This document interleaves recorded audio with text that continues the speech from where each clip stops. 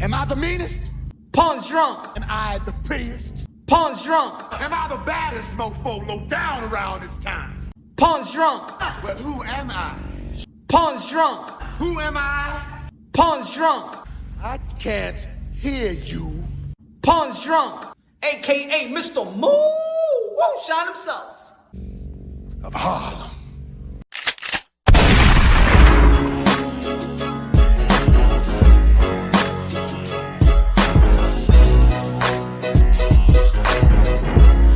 You already know this is Pawn, Drunk, Boxing, a.k.a. Mr. Moonshine himself, a.k.a. El Adobo, a.k.a. El Sazón, a.k.a. El Maldito Borracho.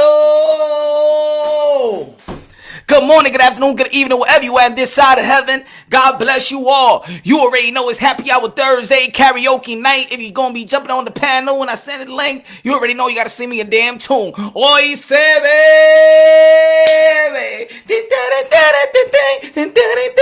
Tengo una bachatita por ahí. Cántame una cosita por ahí, gente. Vamos a beber ahora. Hoy se bebe. Today we drinky.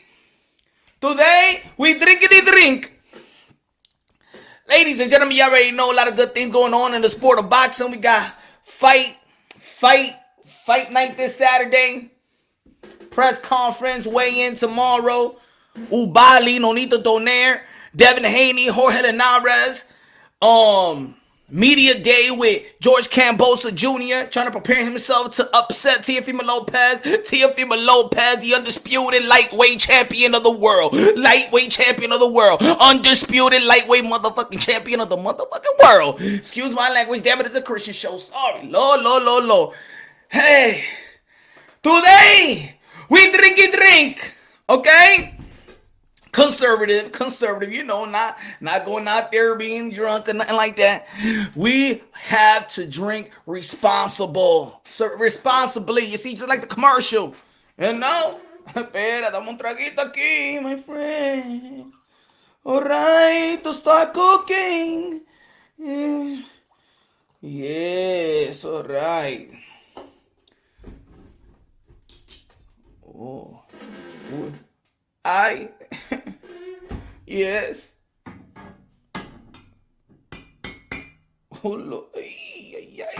Hoy se bebe.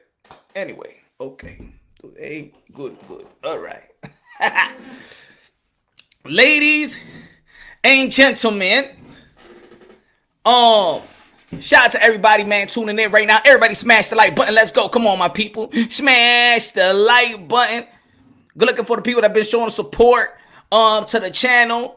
I appreciate it, man. Humbly appreciate it. Hope everybody everybody out there doing well, doing good. Kids is doing great.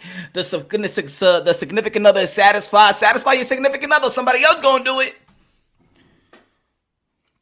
Ladies and gentlemen, is a constant talk when it comes to the Teofimo Lopez situation with belts and the people want to justify certain things.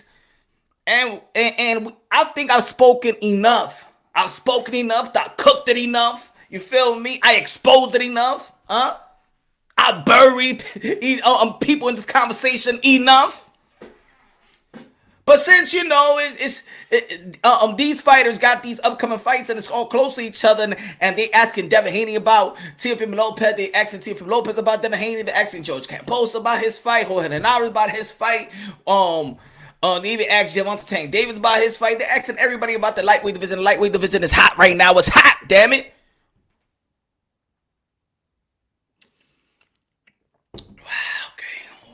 Okay, Punch. We're going to preach today.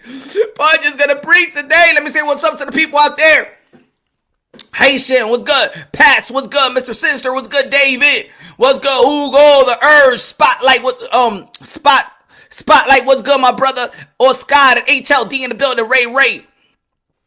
Sipping on that moonshine, yeah. Lord.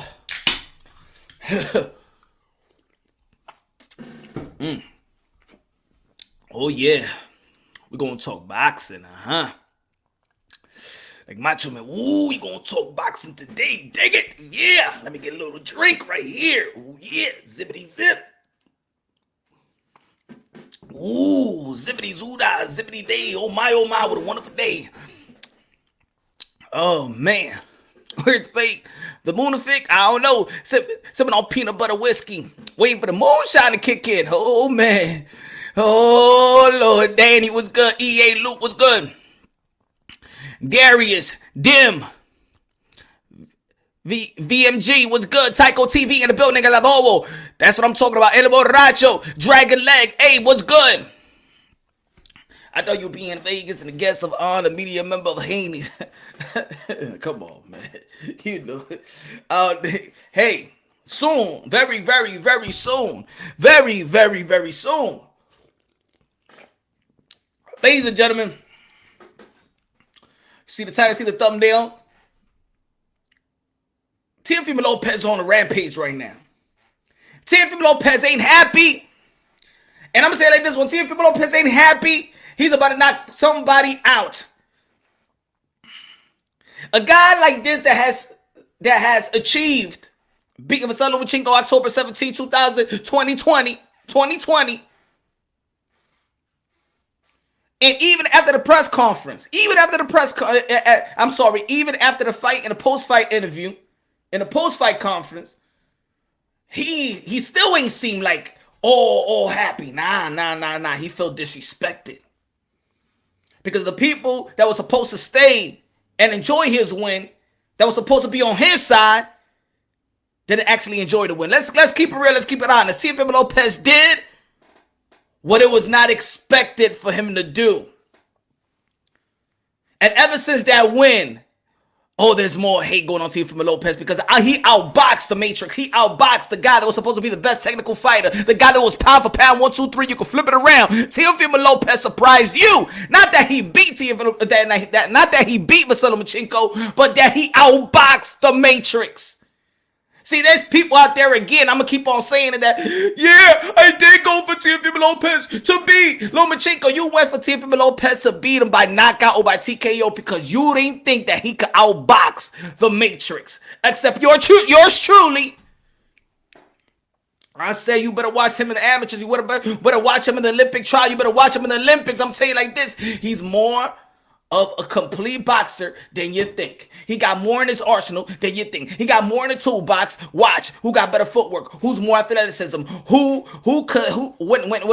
Lomachenko switches and start with the angle, he's gonna move with him simultaneously like he did in that second round when they were in the middle of the ring and Lomachenko moved and when Vasily Lomachenko moved and Teofimo Lopez moved simultaneously like he was right there. Where you going at? I'm right here, baby. Power with the right hand in your belly in the solo plex. Feel that. You ain't gonna throw no punches for 7 rounds, motherfucker.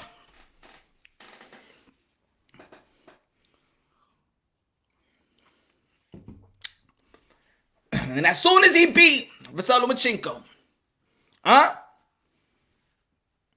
when people bid and shout out to training of the year, Teofimo Lopez Sr. as well, because they thought that even Papachenko could have come with a better game plan. Nah. They did the impossible. And this is why today Teofimo Lopez is on your pound for pound list.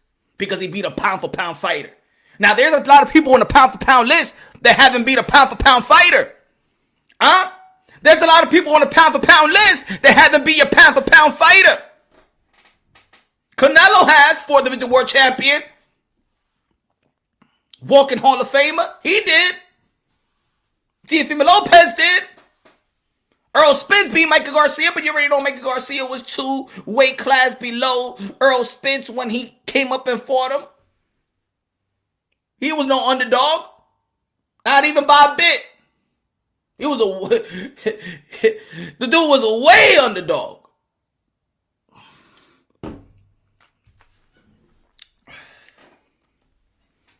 And now, shout out to Rapstar Boxing Niners. What's good, my brother?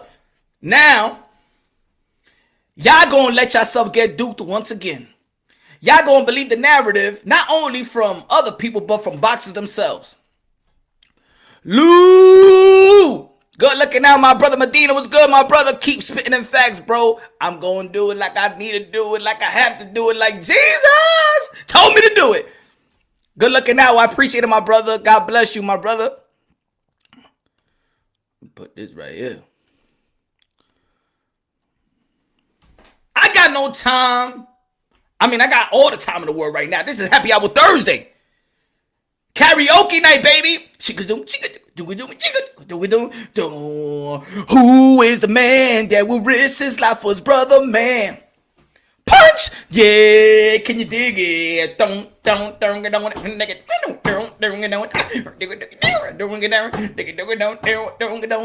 Who the cats are boss about? Who the man awesome man? Punch! Yeah, can you dig it?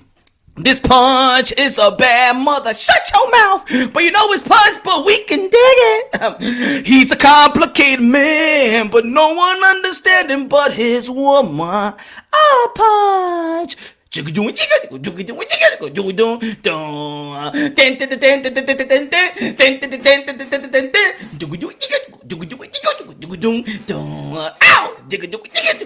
yo, get your shirts right now. Fight plus 5 equals 2 champions. Get your shirt right now, ladies and gentlemen. Get your shirt right now. Oh, man, I'm cooking today. El sazón, el adobo. Coñazo.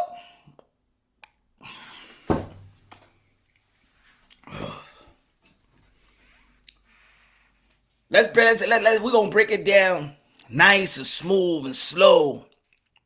He's going to have their bridge. He's going to have his bridge. He's going to have the climax of this cooking. So. The man is still tight today or yesterday. Today ain't yesterday. Shout out to True School Sports with the great interview with Teofimo Lopez.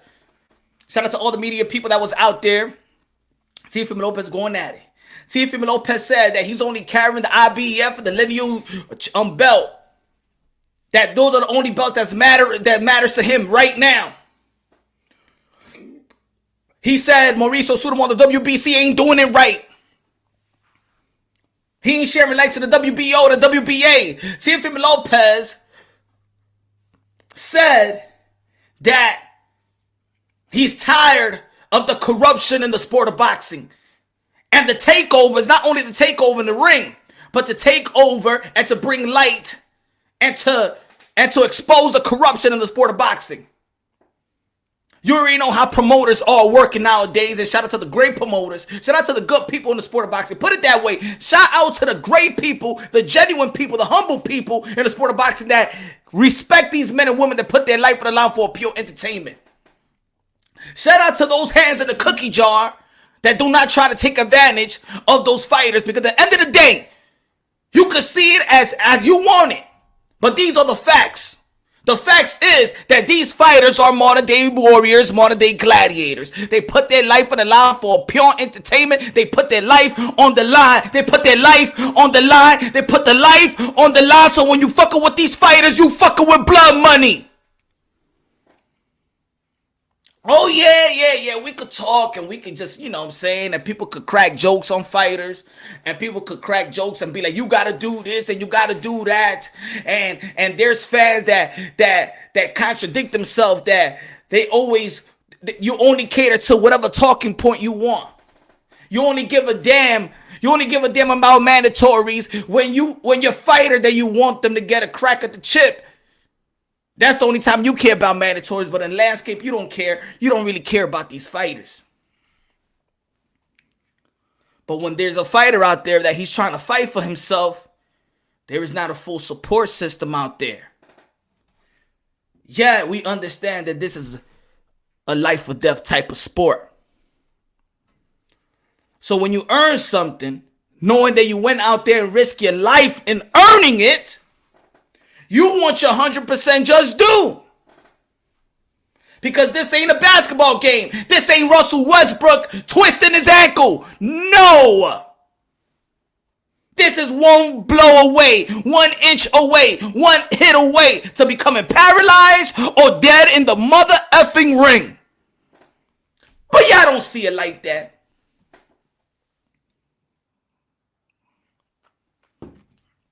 Good morning, Larry. Y'all don't see it like that.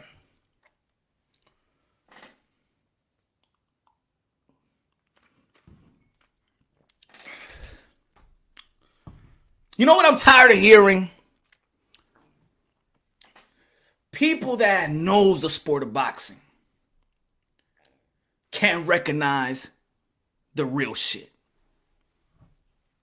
You want to be duped when you want to be duped. You want to turn the other cheek when you want to turn the other cheek. This is what I hear about hardcore boxing fans, because forget the casuals. Forget the casuals. This is what I hear about the hardcore boxing fans.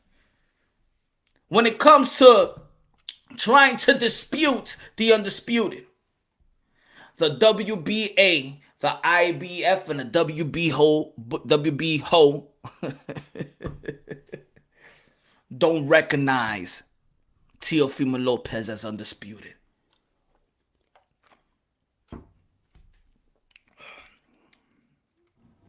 The question is, do you recognize it? Do you recognize who Lomachenko beat?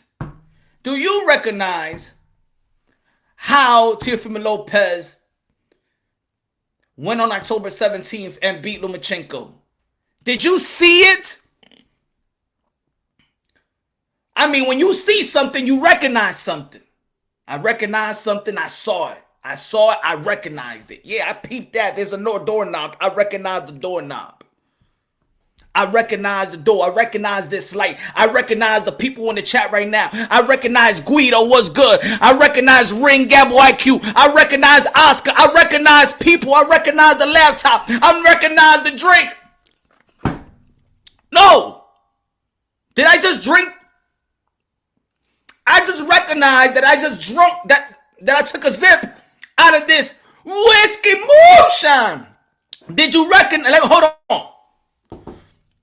Just answer me a question right quick. Easy. It's an easy question for the people right now that's tuning in. What you about to recognize?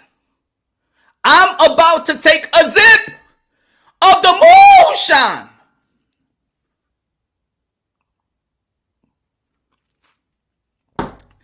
Did you see me? Did you recognize me drinking the drink? Yes or no? We're going to break things down in layman's terms. We're going to break it down kindergarten style. And if you failed kindergarten and you needed to go to summer school to hit the first grade because you failed kindergarten, these are simple questions for simple answers. Spotlight in the building. What's good, Mr. Moonshine? Bring that flavor to your ear. Real boxing talk. Good looking now. Spotlight fight. Thank you, my brother. I appreciate you. He said, let me get a drink. Did you all right. Did y'all recognize me drinking the moonshine? Yes or no? Did y'all recognize me drinking? Tio done more and less. Lou Medina. Tio more and less fights. All the so-called top fighters, 135 yet to get no respect. Latino face a lot of racism and hate, even from our own. Facts. Facto mundo, my friend. Good looking now. I appreciate that. It's facts. It takes it hard because you're actually risking your life. I need my just due. I'm risking my life. This ain't a fucking basketball game. This ain't a free throw and you be like, hey, good shot. No. No. He said the WBO all have Tio as their 135 champion. They don't need to recognize what WBC does. Exactly. Goon. Goon. Exactly. Latinos are all hated in the sport of boxing. Yes. No punch. Haney supporters saying you drinking coffee.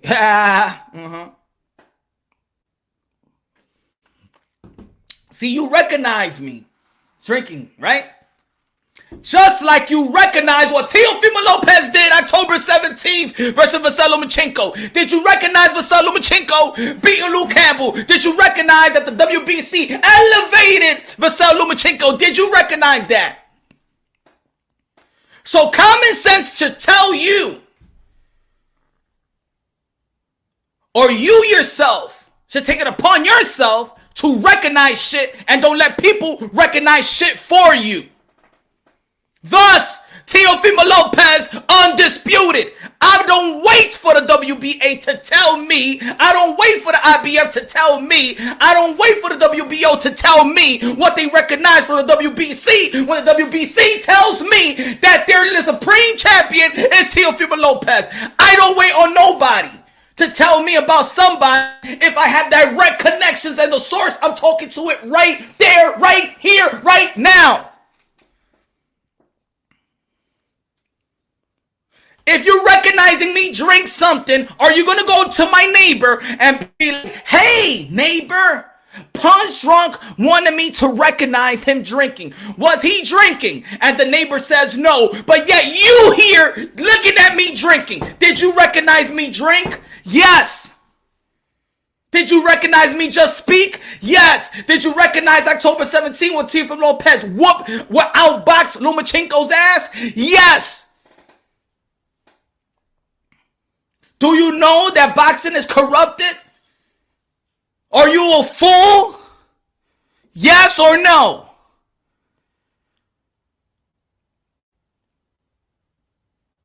So sometimes you got to take it upon yourself, or most of the time, to recognize shit for yourself, to see for what it is.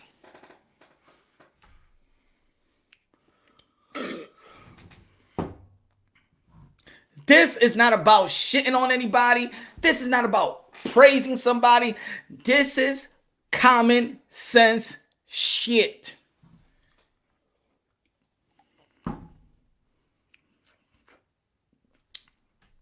This is common sense shit.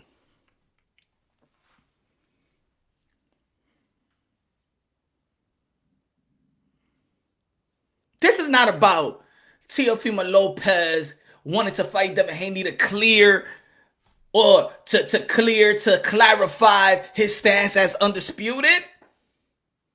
No, it's not.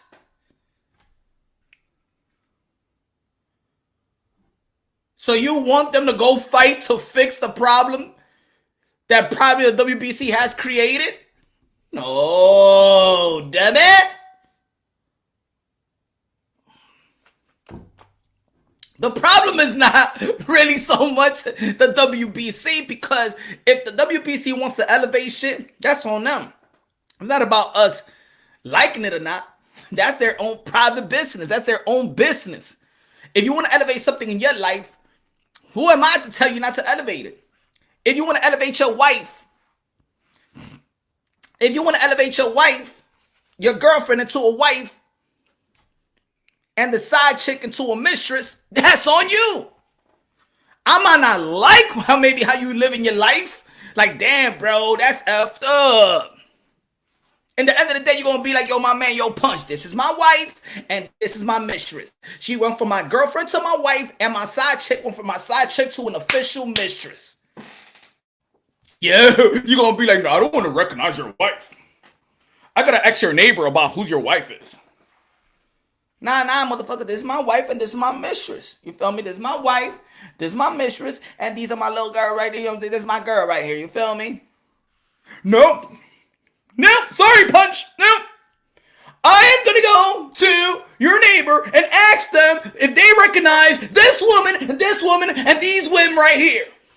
Because if they don't recognize it, I won't recognize your wife. That's the WBC. Teofimo Lopez, the wifey, Devin Haney's the mistress, and the other chicks, you know what I'm saying, side chicks. You feel me? You understand what I'm trying to say? I gotta break it down in layman's terms so you can understand what's going on. Huh? I gotta break it down in layman's terms so you can understand what's going on. Am I gonna go to your house and you be like, yo, Punch, these are my 3 kids. This is John, this is little Billy, He's the oldest one, and the second one, he's such a he's cute, you know. His name is Johnny, and then the little girl, her name is Sally, you know. I mean, no, it's not. No, those are not your kids. What do you mean it's not my kids? No, it's not your kids. I gotta go to your neighbor. I gotta go to this neighbor right here. I gotta go to this neighbor right here. His name is WBO. His name is WIBF, and his name is WBA. And I need to ask them to recognize if these are your real kids. What the fuck? I'm telling you, you in my goddamn house. I'm telling you, these are my kids. Well, now, I don't recognize them. I need to go to your neighbor to recognize your own kids. That's what it is. So when you hear people saying, well, he's not undisputed because the WBA and the IBF and the WBO doesn't recognize the franchise championship, so he's not undisputed. He's not undisputed. Now, when you break it down in layman's terms, how does that sound? Huh? Does it make sense to you now? Does it?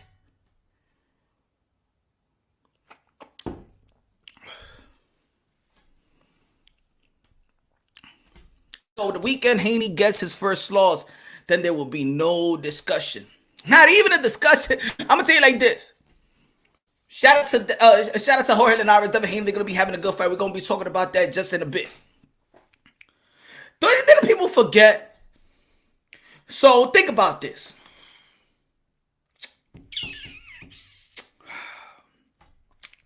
Didn't Devin Haney get stripped from his title because of his shoulder surgery? And then Fortuna and Campbell were supposed to be fighting for that title. Who was champion at that time? Still Vasily Lomachenko. And then he petitioned for the belt back. No, they just didn't give him the belt back. They petitioned for the belt back. They just didn't give him the belt back. They petitioned for the belt back. Meaning writing a letter. Please, can you give me that belt that you gave me? And then the WBC waited for a couple of weeks. Talk to their people. Should we give him the belt back? I mean, the pandemic hit. I mean, we need some sanctioning fees anyway. You feel me? Because, the pandemic fucked up the Fortuna Campbell fight. We need some time. We need some money. All right. We just can't have this. We can't. We need to get this money. This pipeline. We need this money.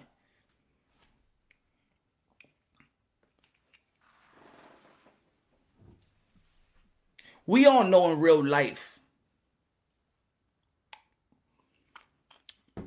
that we want to earn everything. We want to earn everything. We don't want to be given stuff. You know, there's people out there that want to be given stuff. And the people that are giving stuff. Hi, lo, dímelo, sorry. Oh, yo te vi más temprano, mi hermano. Sorry. Hi, lo, dímelo, Mr. Moonshine, en adobo, el sazón, el borracho. Díselo, mi hermano. Hi, lo, ¿cómo está? Haney never sent Lopez a contract. Damn right. Gracias, OG. T.O.'s cherry picking Cambosa. OG Kush. They're not, all right, Now we have comments like this in the sport of boxing. Because I know if you come into a boxing channel, you got to know something about boxing, right? Or you want to know something about boxing. So it's either you want to state your opinion, or you want to learn a thing or two, or you want to talk, you want to have a conversation with other boxing heads. He says, T.O. cherry pick Cambosas. So now, you cherry pick mandatories. Let me ask you a question. Did Kell Brook cherry picked Earl Spence? OG Kush, did Kell Brook cherry picked Earl Spence?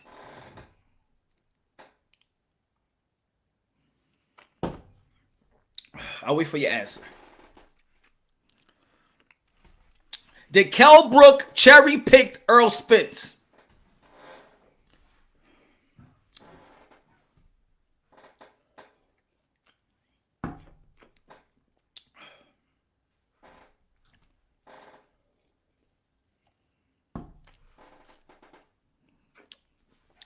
I know. But you know, this is what it is. It's not about the dude not knowing boxing. We just here. We want you to know boxing. You feel me, Kush? We want you to know boxing. You feel me? So now somebody cherry picks his mandatory. Where in boxing have you ever heard somebody cherry picks mandatory? A mandatory is a mandatory. You don't cherry pick mandatory.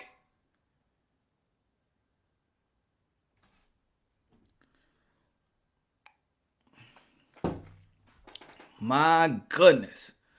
I mean, I'm going to tell you like this. A lot of things in the sport of boxing is kindergarten shit. But people want to make it hard for their own agenda, for their own talking point. You know?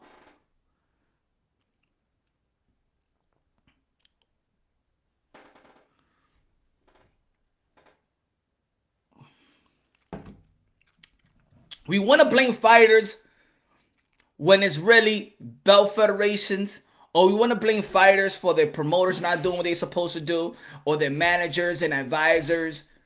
Networks don't have the dates. There's a lot of things too. Networks sometimes don't have the date. Sometimes they're working around networks. Shout out to Black and Brown Boxing. Everybody subscribe to Black and Brown Boxing. He said Devin Haney the next Roy Jones. Okay, all right. I got who I got. All right.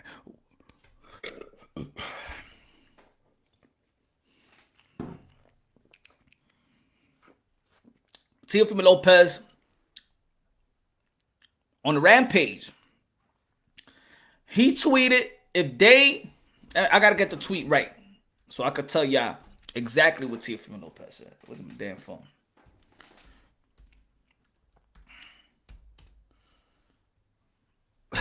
Hugo. Esta vaina, ¿dónde está?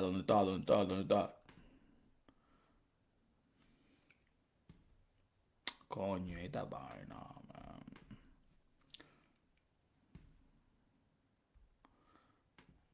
Okay, there you go.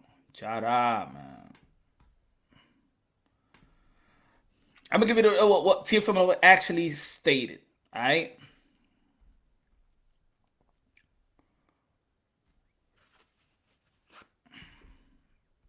Where is that? He goes, Teofimo Lopez states, maybe if you all, WBC, WBA, WBO, IBF, and Ring, would show respect to me as your undisputed world champion, I will show you all the same. Till then, enjoy the show June 19th. He's only rocking the IBF and the Ring, though.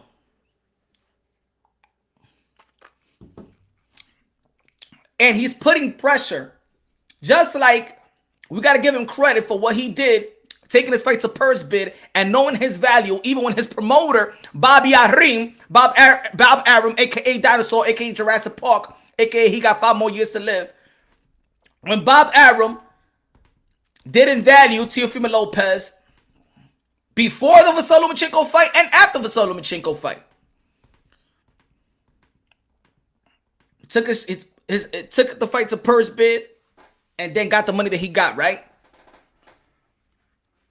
And some people may see it as, you see, Tio, you mad because they not trying to say that you undisputed or recognize you as undisputed. It's not that.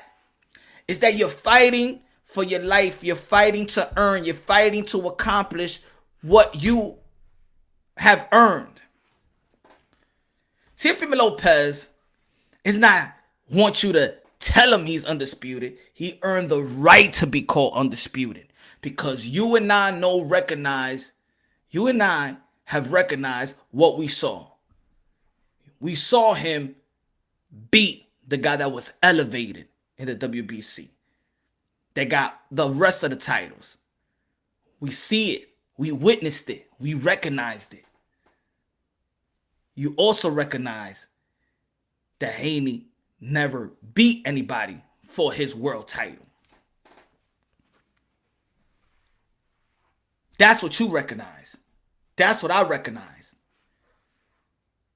Not throwing shades on them. Those are just the facts. And some people be like, yo, you throwing shade. You saying it again. You say, no, those are just the facts, man. Those are just the facts. Those are just the facts. Not bringing nobody down. Those are just the facts.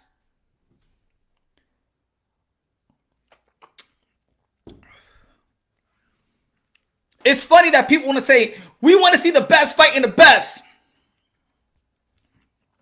It's funny that people want to say, we want to say the best fight in the best. Yet at the same time, tomorrow, well, on Saturday, we're going to see Devin Haney face a top 10 level competition worldwide for the first time of his career. But you said Teo and Haney is the best fight in the best when on May 22nd, he's about to face his first top 10 level of opponent. So how is that your best fight in the best? Just because you know his name, that doesn't mean the best. Just because sometimes you want precision, that doesn't make that you are number one type of caliber of fighter. Because if you understand the way the boxing works, hold on, my fault. Teofimo Lopez, the undisputed champion of the world. Yes, sir. Yes, sir. Yes, sir. Hello. Good looking out. I appreciate that. Jeff in the building. What's good? Stop believing what you hear and actually recognize with your own eyes. Stop it. Recognize it. Stop being a dumb, even if you don't like the dude. Let's be real. Let's be honest here. How is the best fight in the best when Devin Haney is his first time that he's about to face a top 10 world rank fighter? How is that the best? Have you ever never faced nothing close to the best? How is he the best? Because y'all saying, yo, we want to see Teofimo Lopez, Devin Haney, and that's the best fight in the best, and this one is Duncan, and this one is there. We want to see the best fight in the best fight in the best. How can you say another person is the best when he hasn't faced nothing close to a best? How? How? Answer me. Answer me. Is this, oh, I'm trying to discredit nobody? No, I'm speaking facts. You got to understand this business of boxing. You got to understand this sport. If you don't understand this sport, I suggest you start learning it. Promoters pay for fighters to be ranked in certain positions. Because Carlos Ocampo was number one in the IBF to face Earl Spence. You think he was number one caliber of fighter? You think that was the best fight in the best because you in position? No. No. Understand the business. Just like you want to understand the business of every sport.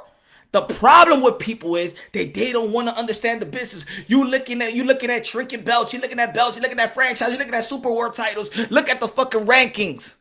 And you're going to see that sometimes a guy that was number 17 and then one fight and then he moves up to the number 2 spot. Don't you think that is a little bit of corruption going on in the sport of boxing? Do you want to go check? Go check your WBC rankings.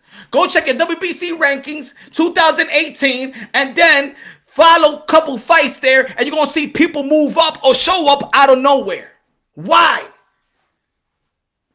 So how you know how you got to recognize shit? You got to recognize it with your eyes. You got to know these fighters. You got to know these fighters.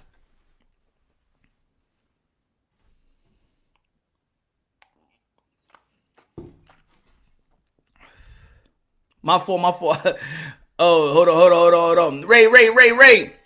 They discrediting Teo and refuse to identify him as undisputed, but quick to claim Devin as the true champion when he hasn't even step in the ring with a top 10. Laughable. Drop the fake belt, Devin. Yo, I've been saying that since day one. Ray, I've been saying this since day one as soon as they elevated. Not because of Devin Haney, but because I know the backlash he was going to get. I know the disrespect that he was going to get.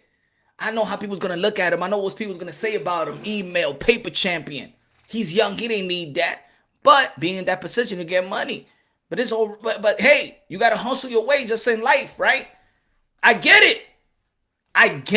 But that doesn't mean I don't know. That doesn't mean that we're dumb. because we get it. It's just like dudes in the hood. Sometimes you gotta survive. Sometimes you gotta be, you gotta push something, man. Sometimes you gotta sling that rock. You feel me? But that doesn't mean but you know and I know you're not a respectable dude. Just because you getting your money like that doesn't mean that you're a respectable dude deep down inside in your heart. You really don't you really don't want to be, you really don't want to, your name don't want to be attached to being a drug dealer.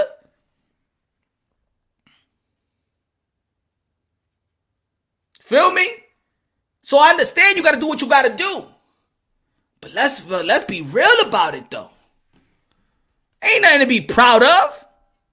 And that's the way I see it, because like I said thousands of times, I said boxing translates like to life itself. Lou, Latino must took OG Kush girl, now he hate us all. Ese tipo un palomo, palomazo. Look at that, Lou. Black and Brown Boxing. Everybody subscribe to Black and Brown Boxing. HLD was good. Rod was good. Haney is the WBC champion, so punch. If T.O. duck Haney, it's okay. Because to Haney, because to you, Haney not the best. To you, Haney is not the best. This is not about me. This is not you. To you, he is not the best. He hasn't proven for me to say he's the best. He hasn't proven to you. He hasn't proven to anybody. This is why going on Saturday Night Fight is his first test. How you gonna say a person is the best, but yet we say this is his first test? Think about it, y'all. We need to stop the contradictions, yo. We need to stop with these fucking talking points. Let's be real. They not giving nothing. They're not giving us money. Ain't nobody giving you and I anything in their pockets for me to talk great about them or anything like that. Ain't nobody giving us no damn money to lie for them. Fan or not. This the real shit. You cannot say you're the best, but then in another talking point, in another sentence, we're saying Jorge Linares is Devin Haney's first test. Crack at a top 10 worldwide level competition. But yeah, we're going to say he's the best. How did he reach the best? We're not even fighting nothing close to the best. Please answer me that question. Anybody that wants to, that want to disagree with me. Tell me if we're going to say, yo, Devin Haney and Teofimo Lopez is the best fighting the best. Now I'll ask you a question. Name me who Devin Haney fought to classify him as one of the best. But then don't talk to me and say that this is his first test. Let's be real. This is not about putting no fighter down. But we need to stop trying to bring the guys that have done shit in boxing down so you can lift your man up, so then you can level the shit out. You can level the playing field. It's not leveled out. It's not leveled out. Go check your top 5. Go check your top 10 ranking right now with lightweights. Go check it right now and let me know how many fighters that Teofimo Lopez fought in the top 10. And let me know how many fighters Devin Haney has fought in the top 10. Let's be real, let's be honest. Just because you in position does not make you. And yeah, HLD, some people don't even got Linares top 10. But we all know boxing, and we recognize that this is his first real test. Santiago wasn't a test. Everybody thought Gamboa was damaged goods, coming with an Achilles, that no professional athlete coming Achilles in less than a year. Dude didn't even want to do an interview. He thought it was his last fight. Haney just gave him a great motivation that he feel like, oh shit, I don't got to retire, man. I don't got to retire now. I thought I was fucked up, but I could take some more.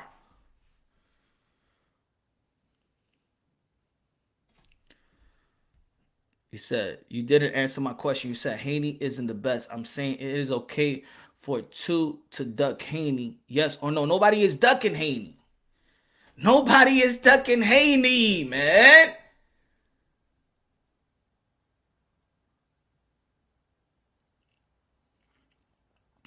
understand the business, man. Hold on, give me 1 second. Hold on, give me 1 second. Pancho, play something for the folks. Anyway, Dennis told me, Dennis let us know. Said it never means me, had a many bone. Wait a minute, what do you mean? What do you mean? Screaming when I'm low. Dennis show man, when it 90 feet.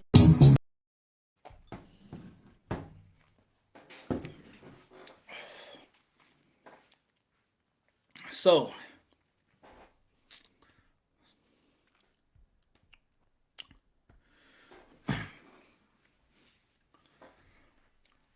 this is not about, I hate that it gets to the type of point, because when we're talking like this, when we're keeping it real, people want to be like, oh, people hating on them. Ain't nobody hating on them. This is just facts, man. It's just facts, man. That's all. Why ain't Haney fighting Ryan the Tank? I don't know.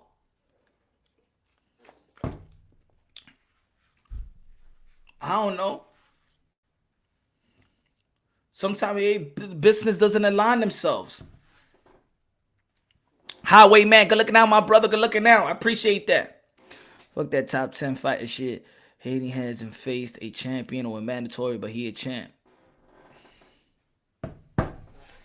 You feel me? Thank you, Tycho TV. See that? You know, Tycho TV, that shit hurts, but it's the truth. That shit hurt, but it's the truth. Punch, this isn't the first time a fighter was just given a belt. Why do you think it hasn't gone well for him? I knew it was not going to go well for him. This is why I didn't want him to be in that position. You feel me? Good looking out, Loop. This is why I know it was going to be bad for him. I know it was going to be bad for him. So now they trying, yo, transcend the sports. Good looking out, but good looking out, Loop Gomez. Appreciate that, my brother.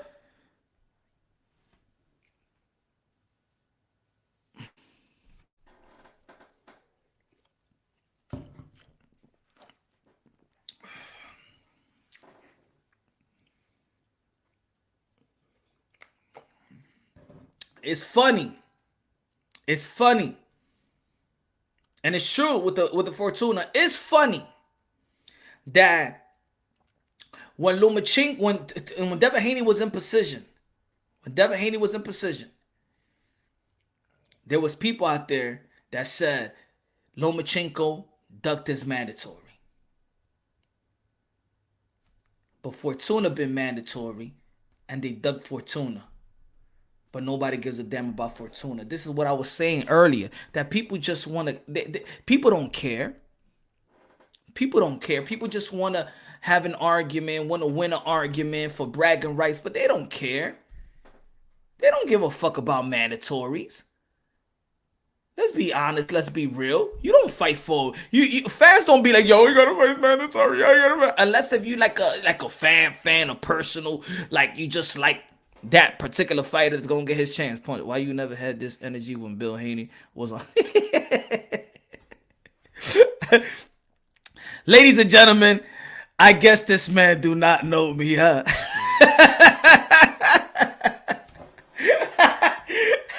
That's the funniest comment. It seems like you need to get to know me a little more often, buddy. There's videos out there.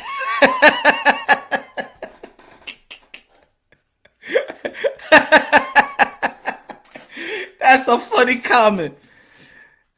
Hey, stay in the chat. Let the people talk to you about that. I mean, the videos are out there, brother.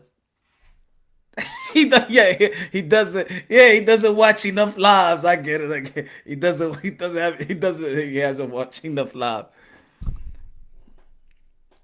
I gotta keep that up there for a minute.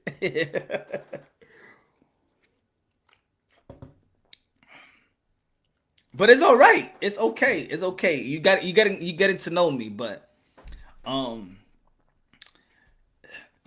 do a little bit more homework, and you probably, that comment right there, you will apologize. You'll be like, yo, shit. How about when you see the video, when you do see the video, leave a comment, be like, yo.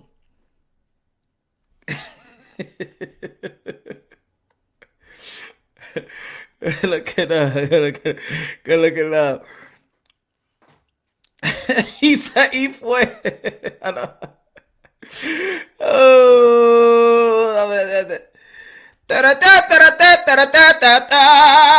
Y fuera. Ese tipo no me conoce.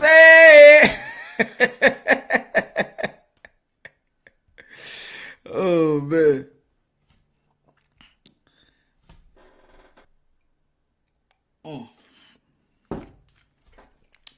All I'm saying is, yo, we gotta be, we gotta be able to recognize the bullshit too. You feel me?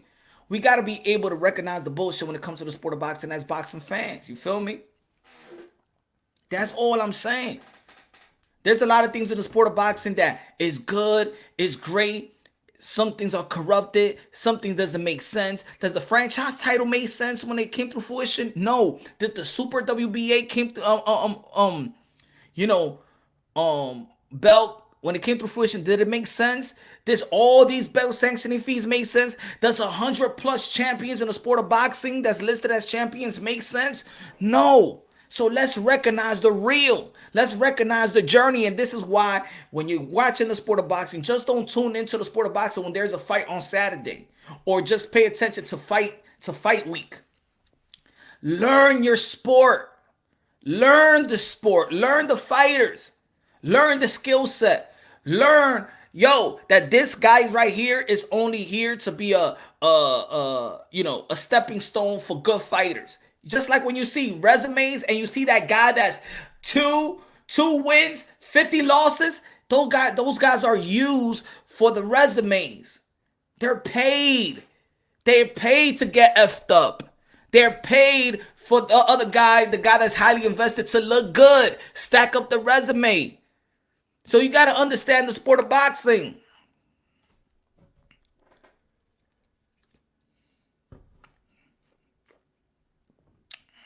You got to understand that a lot of things in the sport of boxing are petition. You got to understand that the sport of boxing, when you blame it on fighters, it's fighters that's ducking me. You got to understand fighters cannot petition for fights. Their promoters petition for fights. And if you're your own promoter, then you can petition for a fight. See, Teofimo Lopez just got his takeover promotion. Hopefully, but he's still signed to a promoter. Maybe he's not licensed promoter yet, where he could make fighting events or sign fighters yet. It's levels to it. Devin Haney is a licensed promoter. He's partnered up with Eddie Hearn. He's not under Eddie Hearn. So if Devin Haney, every fight that Devin Haney got, DHP petitioned for those fights. Those are the difference between a fighter that's his own promoter than anything. WBC Mauricio Sudamon said it to them when he had that dialogue with Bill Haney. You requested a petition for the Santiago fight. You requested a petition for the Gamboa fight. They petitioned for this Jorge Linares fight. Eddie Hearn. Then you want to ask the question, did they petition Lomachenko? Did they petition for the Teofimo Lopez fight? And that's easy to figure out. And once you know that, and once it's out there, because it's out there, they tell you this is not behind closed doors. This is a dialogue between these two men, with the sanctioning body and its manager and the HP themselves. And yes, and people still going out there, well, this guy is stuck in this person, this guy is stuck in this one. No, you petition, you want the fight, you petition for it. Just like you petition for your belt back. Just like people petition to get a fight, and will eliminate a fight. Everybody, all the promoters petition how they get there, man, and they gave the money, man. It's all business.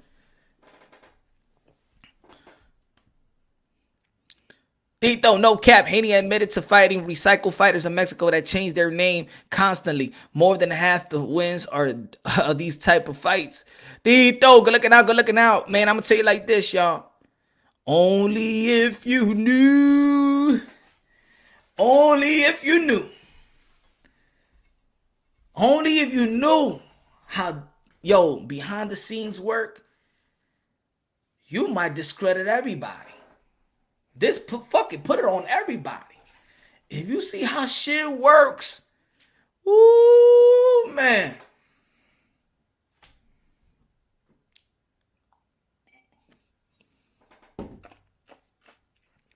The Devin Haney hate is real. Nah, it's not. I don't think. Look, there's people that are gonna hate on other fighters. I don't think that is a Devin Haney hate. It's not a Devin Haney hate. It's not a Devin Haney hate. Well, not coming from me. We just keeping it real, and sometimes the real shit. First time for everything, just signed the contract. Not like that punch. A lot of these heads, too, don't even know you made Bill admit they never sent no contract for $4 million. Facts, Amir. Good looking out. Facts. I mean, it's there. It's like they tell you in your face, this is what I'm here for, I'm here for y'all. I'm here for the sport of boxing. I'm here for the integrity, the morals, and the principles to preserve it just a little bit. Because in the sport of boxing, there is really no principle. There is really no morals. There really is no integrity. So we got to recognize that we, the hardcore boxing fans, the people that actually really love this shit, we got to hold it down. We got to preserve that little bit of principle and morals and integrity in this sport that is called the gangster's playground. This sport is the gangster's playground. It's not overseen by nobody. It's like, boxing is like the hood. The hood with a bunch of drug dealers, a bunch of pimps, and there's no cops around. That's boxing. You understand what I'm trying to say? Boxing is like the hood. The hood of the hood. Huh? With a bunch of drug dealers and a bunch of pimps. Bunch of hustling going on. And no cops. It's the Wild Wild West. Do you understand what boxing is? It's the Wild Wild West. It's a gangster's playground.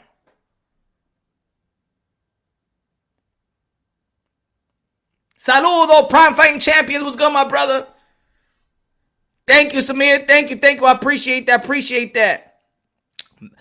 D-Style Boxing in the building. Everybody subscribe to D-Style Boxing. What's good? Coach C. Not hate, just truth and facts. Tell him, Coach C. Exactly. It's not hate. If it was the other way around, it was Devin Haney and Teofimo, I'll be saying the same shit. But there's people that just want to preserve. They like this fighter, so they let a lot of shit go. They let a lot of shit go.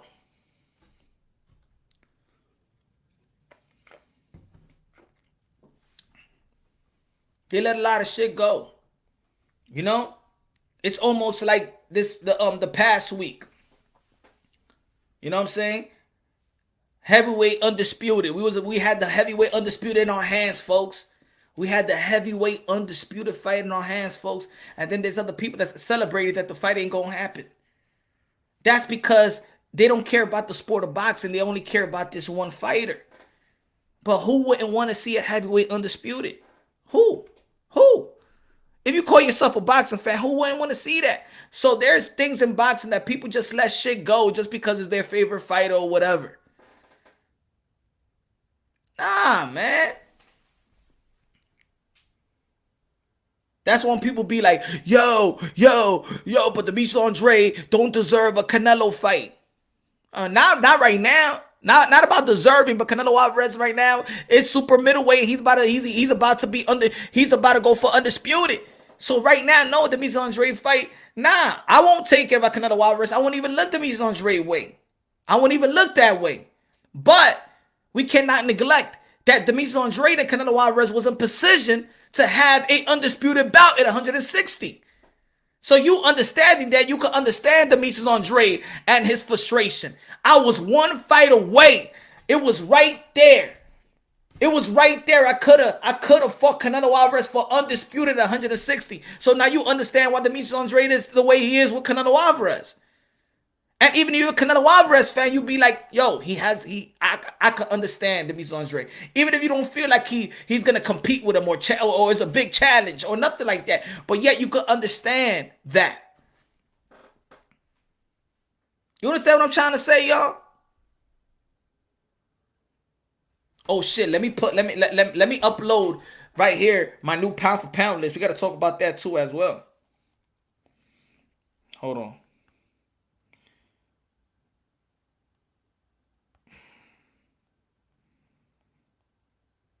People criticizing my pound for pound list, man.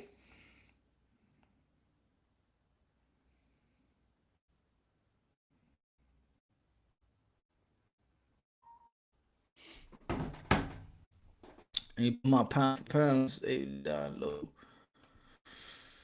All props to Haney if he wins. I'm rooting for him to. You don't rooting for Haney too. I'm rooting for Devin Haney to beat Jorge Linares. I want Devin Haney to win. I got Devin Haney winning 116, 112.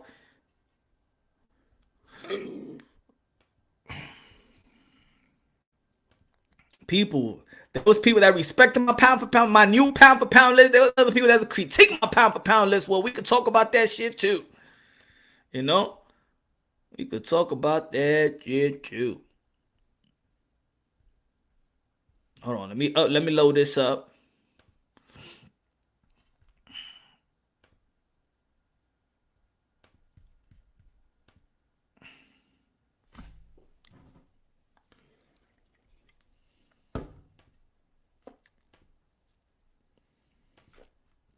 Let me load this picture up right quick. Hold on.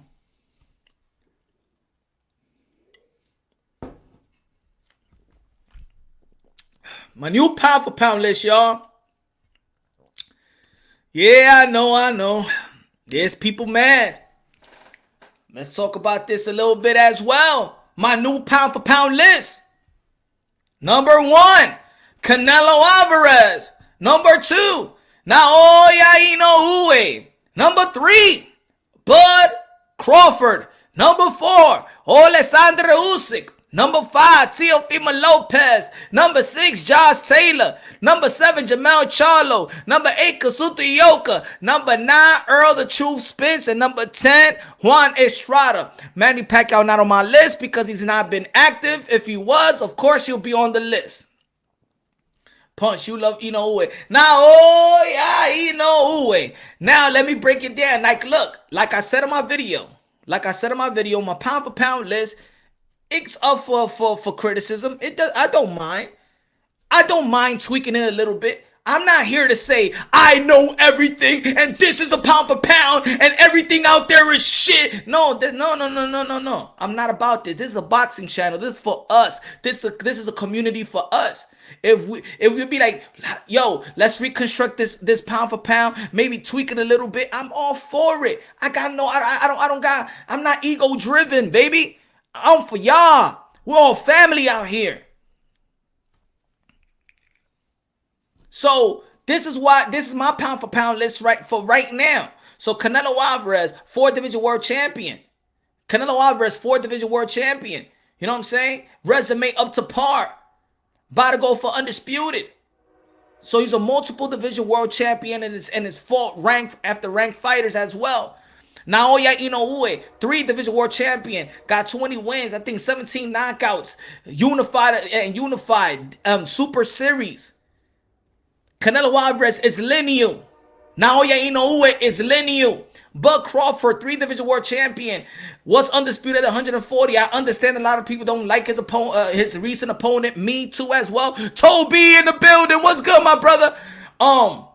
I understand the frustration with Bud Crawford. I am a little bit frustrated with Bud Crawford's level of competition as well. But we cannot erase. He's still taking out the people they put in front of him. You understand what I'm trying to say?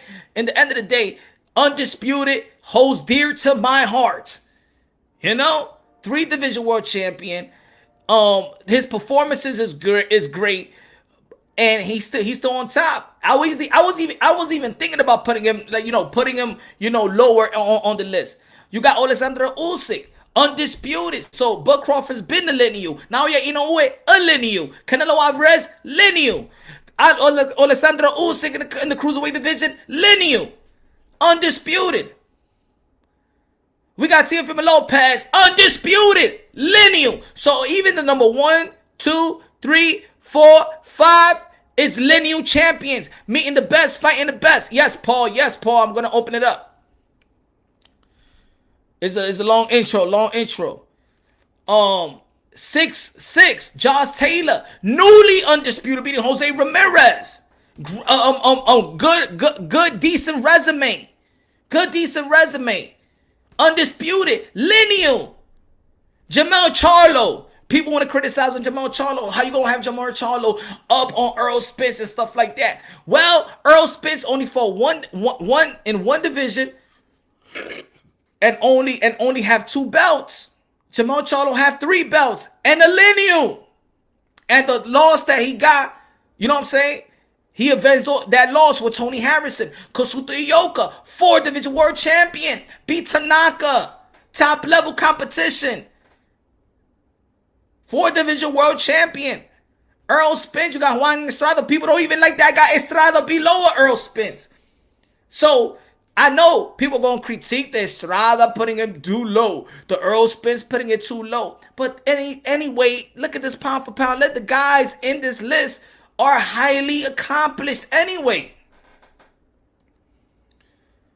Now, Canelo Alvarez beat a pound for pound fighter in Triple G. Teofimo Lopez beat a pound for pound fighter in Lomachenko. Earl Spence beat a pound for pound fighter in Mikey Garcia. The difference between that fight, it wasn't the best fight in the best. And this is why he was not lineal at welterweight. Because it wasn't the best fight in the best, even though that it was a thing. Where Chocolatito at Punch? I like Chocolatito, but the fact is he did lose last to Estrada. I like Chocolatito. If I had number 11, he'll probably be number 11. You could slid him in there. That doesn't mean I'm saying that this is all for all the pound for pound lists and the Bible of all pound for pound lists. You feel me? That's just my opinion. That's just my opinion. It's solid list. I just will swap 3 down.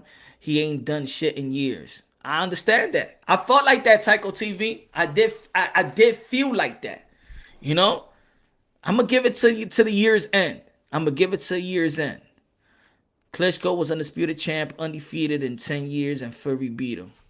Also, I didn't put no heavyweights. If I put heavyweights, yes, Anthony Joshua and Tyson Fury would be on my pound for pound list.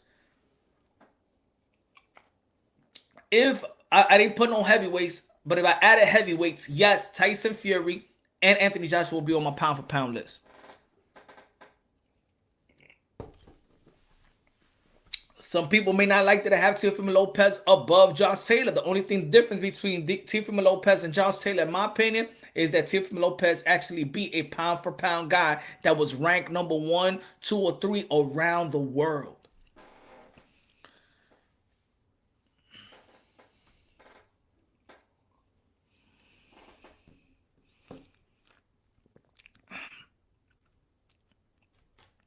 Lewis, yes, Teofimo Lopez, undisputed future of boxing. He's the president of boxing, Lou. He's the president of boxing. So,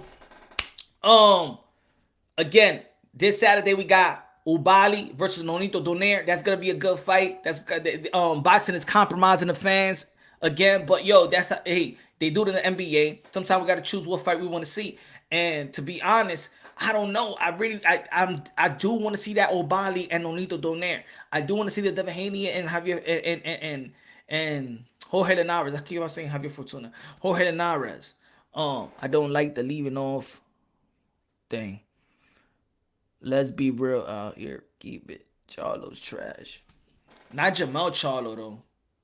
Not Jamel Charlo. Jamel Charlo's one win away to become an undisputed with Brian Castano. That's going to be a good fight. It's not no walk in the park. That's going to be a tough fight.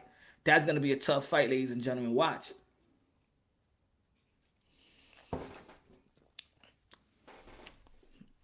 Gonna OD on Cambosa, then Kevin, then Taylor. Good test for Devin Haney.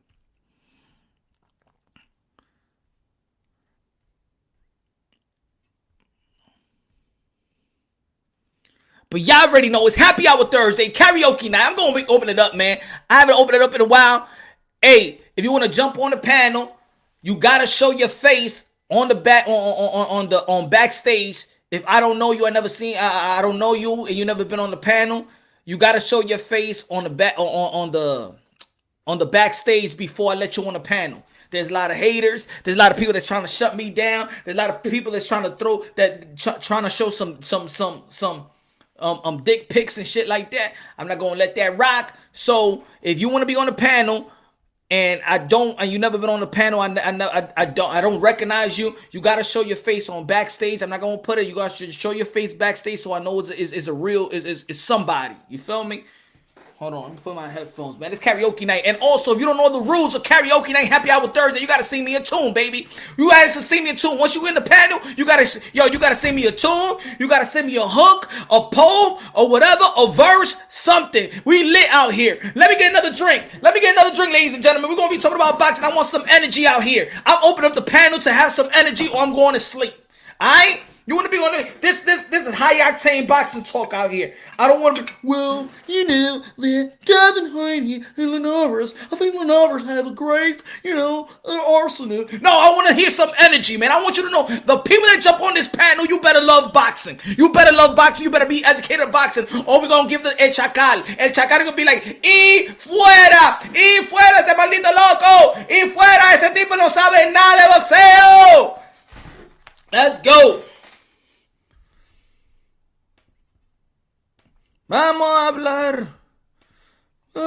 hablar, boxeo. Karaoke night, Happy Hour Thursday, the most dangerous boxing show of them all. Punch Run Boxing, a.k.a. El Adobo, a.k.a. Sazón, a.k.a. El Borracho. Pancho, take it away. Set the tone, Pancho, set the tone. Anyway. Then it's on me. Then it's not a slow. Setting it needs me. And I'm at it bone. What do you mean? Spin me when I'm low. Then it's not a show, man. When it's not a fiend. Pancho! Absolutely clear that Lomachenko is a major force in the sport. And Devin Haney and Abdullayev both requested to the WBC to have their fight as an interim title fight instead of a final elimination. They are very happy to fight for the interim title, knowing that Lomachenko is not going to be fighting for a prolonged period of time. So it made all the sense to approve an interim championship. The champion is not available, and we are not going to abuse the mandatory rule. Hated it. I didn't say don't be mad at me. Don't be mad at me. I'm only reporting the news.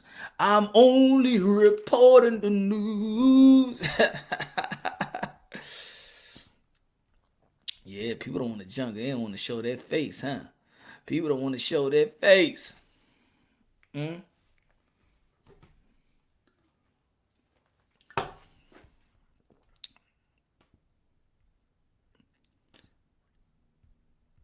Boxing is good, ladies and gentlemen. Boxing is good. A lot of fights coming up. Teofimo Lopez, Cambosos. We got Michael Hunter going to be on the undercard. Crew de Jorn, Queen, one of the queens in the sport of boxing, going to be fighting for Undisputed June 19th. Charlo going to be fighting Montiel. Not liking that fight, but it is what it is. Naoya Inoue going to be performing as well. Michel Rivera, Michel La Salsa Ali Rivera going to be fighting July as well. Man, Elvis Rodriguez lost too. What's happening to my Dominican fighters, y'all? I'm not liking. We have a rep. We lose, man. We chokers, man. We Reggie Miller chokers, man. Chokers out here, son.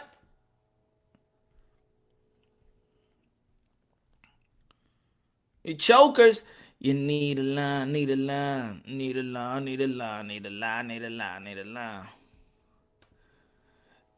Dímelo, Ray. Yo, what's good, bro? What's good, man? Shit, man. Been trying to get on with you for a minute. I know, man. Happy Hour Thursday, you feel me, man? What you got for us, son? What you got for us, son? Man, bro, I'm just trying to get in and talk whatever y'all talking, bro. What you talk to me? So what you feel about the situation? Teofimo Lopez is saying that he's gonna expose the sanctioning bodies. Yeah. What you feel? You like that energy, or you feel like you No, I gotta like be it, bro. careful?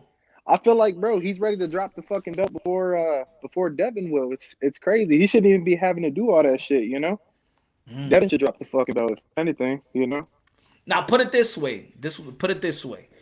Because Teofimo Lopez said that he's gonna make Devin Haney his mandatory. But Yeah. to make that, Devin Haney will have to make a decision. Does he want to keep that belt, that watered down belt, or he's gonna take the opportunity to be a mandatory for Teofimo Lopez Yeah. and go for Undisputed? That's when, and I think this is when Teofimo Lopez is stating that he's gonna expose him, that if he really wants to fight. If you really want to Yeah. fight Teofimo Lopez, you're gonna have to drop that belt and become Teofimo Lopez mandatory. Bro, I feel like he has no choice but to take that fight. Even if he don't want to, he got to take it after all this shit he's been doing. Facts. He got to take Fact. it. If he don't take it, bro, that's it. He's done. Like, everybody's gonna know what he is. And that's what he means about pulling his cards. He's gonna pull you know what he's gonna do? He's gonna pull his card and the WBC's card at the same time. They're gonna have to make a decision. And if they don't make the right decisions, he ain't gonna pay no more sanctioning fee. He's gonna be out. For what? Hey, but wouldn't it be a boss move if Teal just like drops that fucking belt in the trash? Like, fuck this belt. Like, I don't give a fuck. Hey, yo, about the belt. I want him to do that too. I want him to do that shit. Fuck those belts. I don't want him to do all the belts because he earned the WBO. He earned the IBF. He earned all the belts he got. But if you're not going to take care of that WBC, and right now they're not going to do it, that's why I want to see what they're going to do after the Devin Haney fight. Bro, I'll throw that bitch in the trash. Like, right after he's done with Kambosos, throw it in the trash and be like, what's up? Let's get it, Devin. He's like, I'll fight you for your belt. Let's get it. See, that's what I don't think Teofimo Lopez is going to do. Teofimo Lopez going to be like, you want me. You want to be undisputed. You want what I got. I don't want nothing that I don't want nothing that you got. You gotta, I got, they gave me 2 belts. They gave me a Super WBC and they gave me a franchise. So drop that belt that don't mean shit, that nobody even, I mean, it's not that don't mean shit. It just doesn't mean shit to its contemporaries. Yeah. It don't mean nothing. That's why nobody's chasing that belt. Nobody chasing them. So if you want, and this is what I say, I think this is a smart move, in my opinion. If I was Devin Haney, that's me. I'll drop the belt. If I want Teofimo Lopez and I want everything and I want those titles, I would drop the belt. Drop the belt. Let him. I'll be your mandatory. Yeah. And we take that shit to purse bid and make more money than probably what they was gonna give us. We'll compromise everybody else to give us the max dollar. Yeah. It's crazy, bro, because I actually like Devin Haney too, bro. They just fucking, like, they just controlling the narrative right now. And that's what I feel like Teal's pressed on that shit right now. I think so too. You see it? I see it too, bro.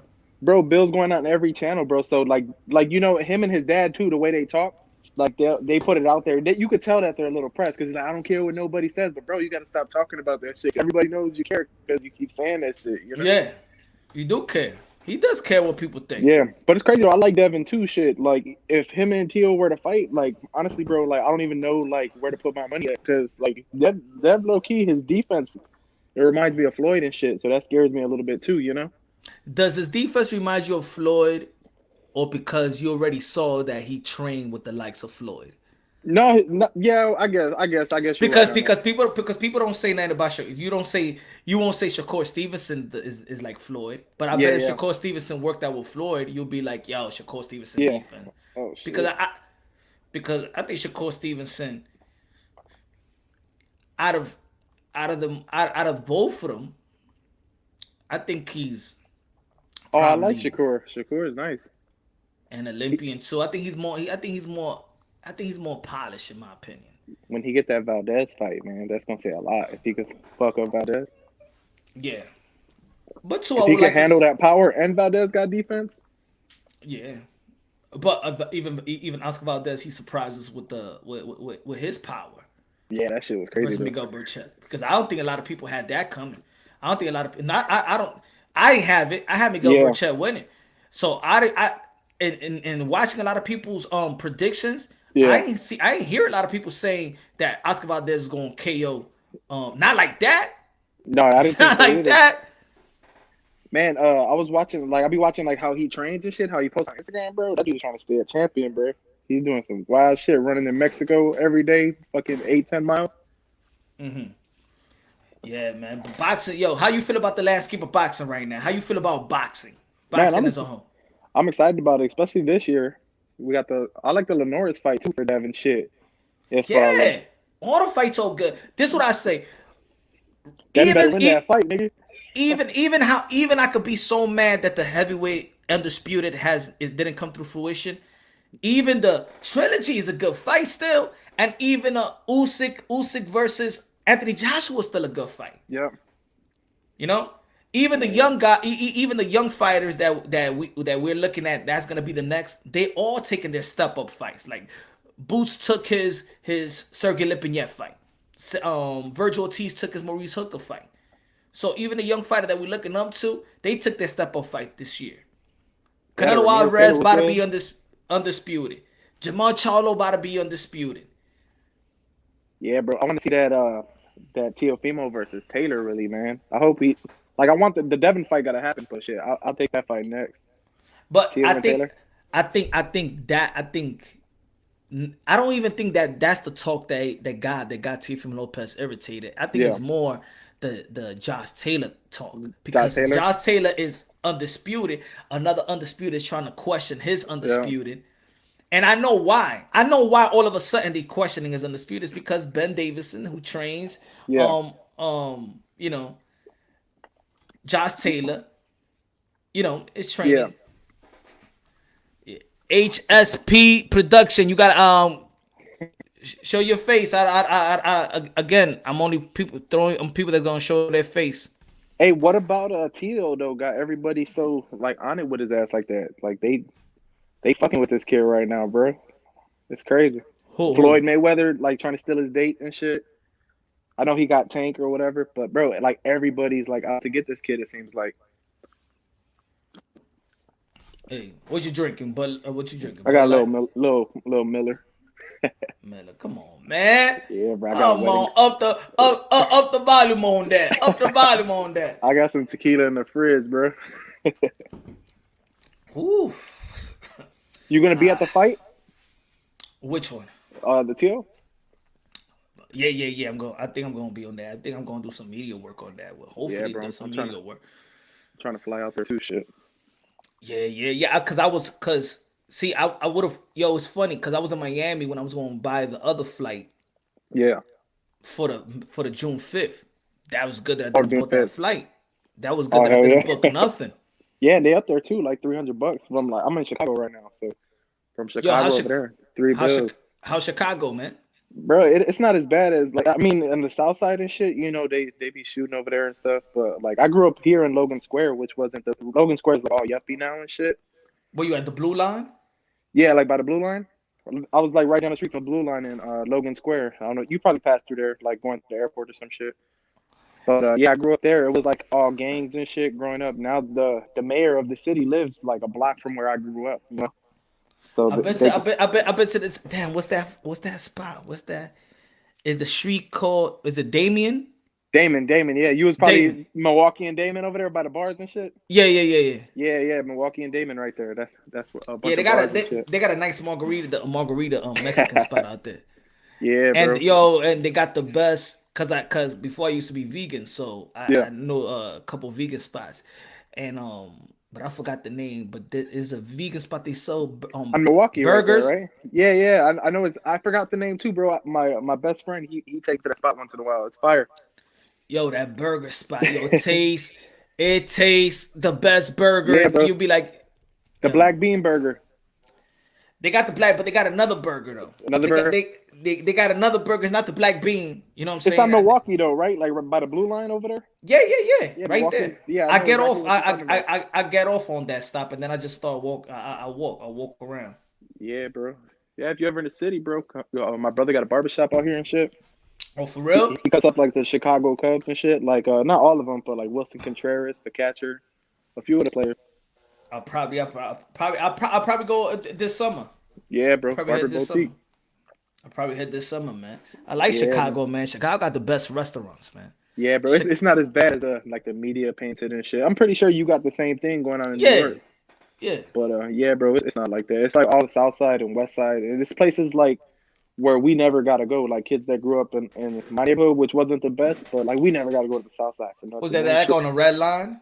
Yeah, like there ain't shit over there for us to go over there, you know. Yeah. The last time I wanted to take, I wanted to go out there to get some food, man. Some Caribbean South side? Spanish food. Oh, Yeah. They got them like them chicken spots and shit. Not on a racist shit, but that's where they fire at. Black and brown boxing in the belt. Yeah, look at that. You see? Get the fuck out. You smart, bro. Fucking dog, bro. That's what I mean, bro. That's why. See, ladies and gentlemen, that's why I don't open panels. That's why I don't open panels, ladies and gentlemen. So now if y'all know why I don't open the panel no more, that's the reason why I don't open the panels. Niggas be wilding out, bro. So thank that guy for the next time I'm not gonna open up the panel. So you good, whoever did that, you good, but I'm not opening up the panel no more. That's the last time. That shit crazy. Panel officially. That nigga made a black and brown box. Just Yeah, man. shit, bro. It's crazy. And then it said authentic. It was you. That's why. So that's You wrong it. for that black and brown. That's crazy, bitch. My dog over here going crazy, bro. Oh yeah. Hey, so you don't think Wilder got no chance in this fight? Wilder got to look. Wilder always got to punch his chance, man. Yeah, I seen him pushing them trees and shit in his video. Who? Deontay Wilder.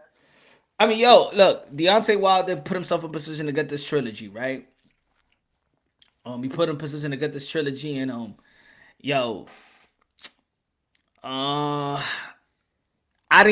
didn't want him to get this fight right away. I feel you. I didn't want him to get this fight right away because I feel like there's a new trainer, has surgery, layoff, and the same guy that beat you badly, you're about to go up against. Yep. So Straight up. I don't think I don't, but I think a lot of people was backing on what Wilder did in the 12th round. I think a lot of people was backing on what he did the first fight too much.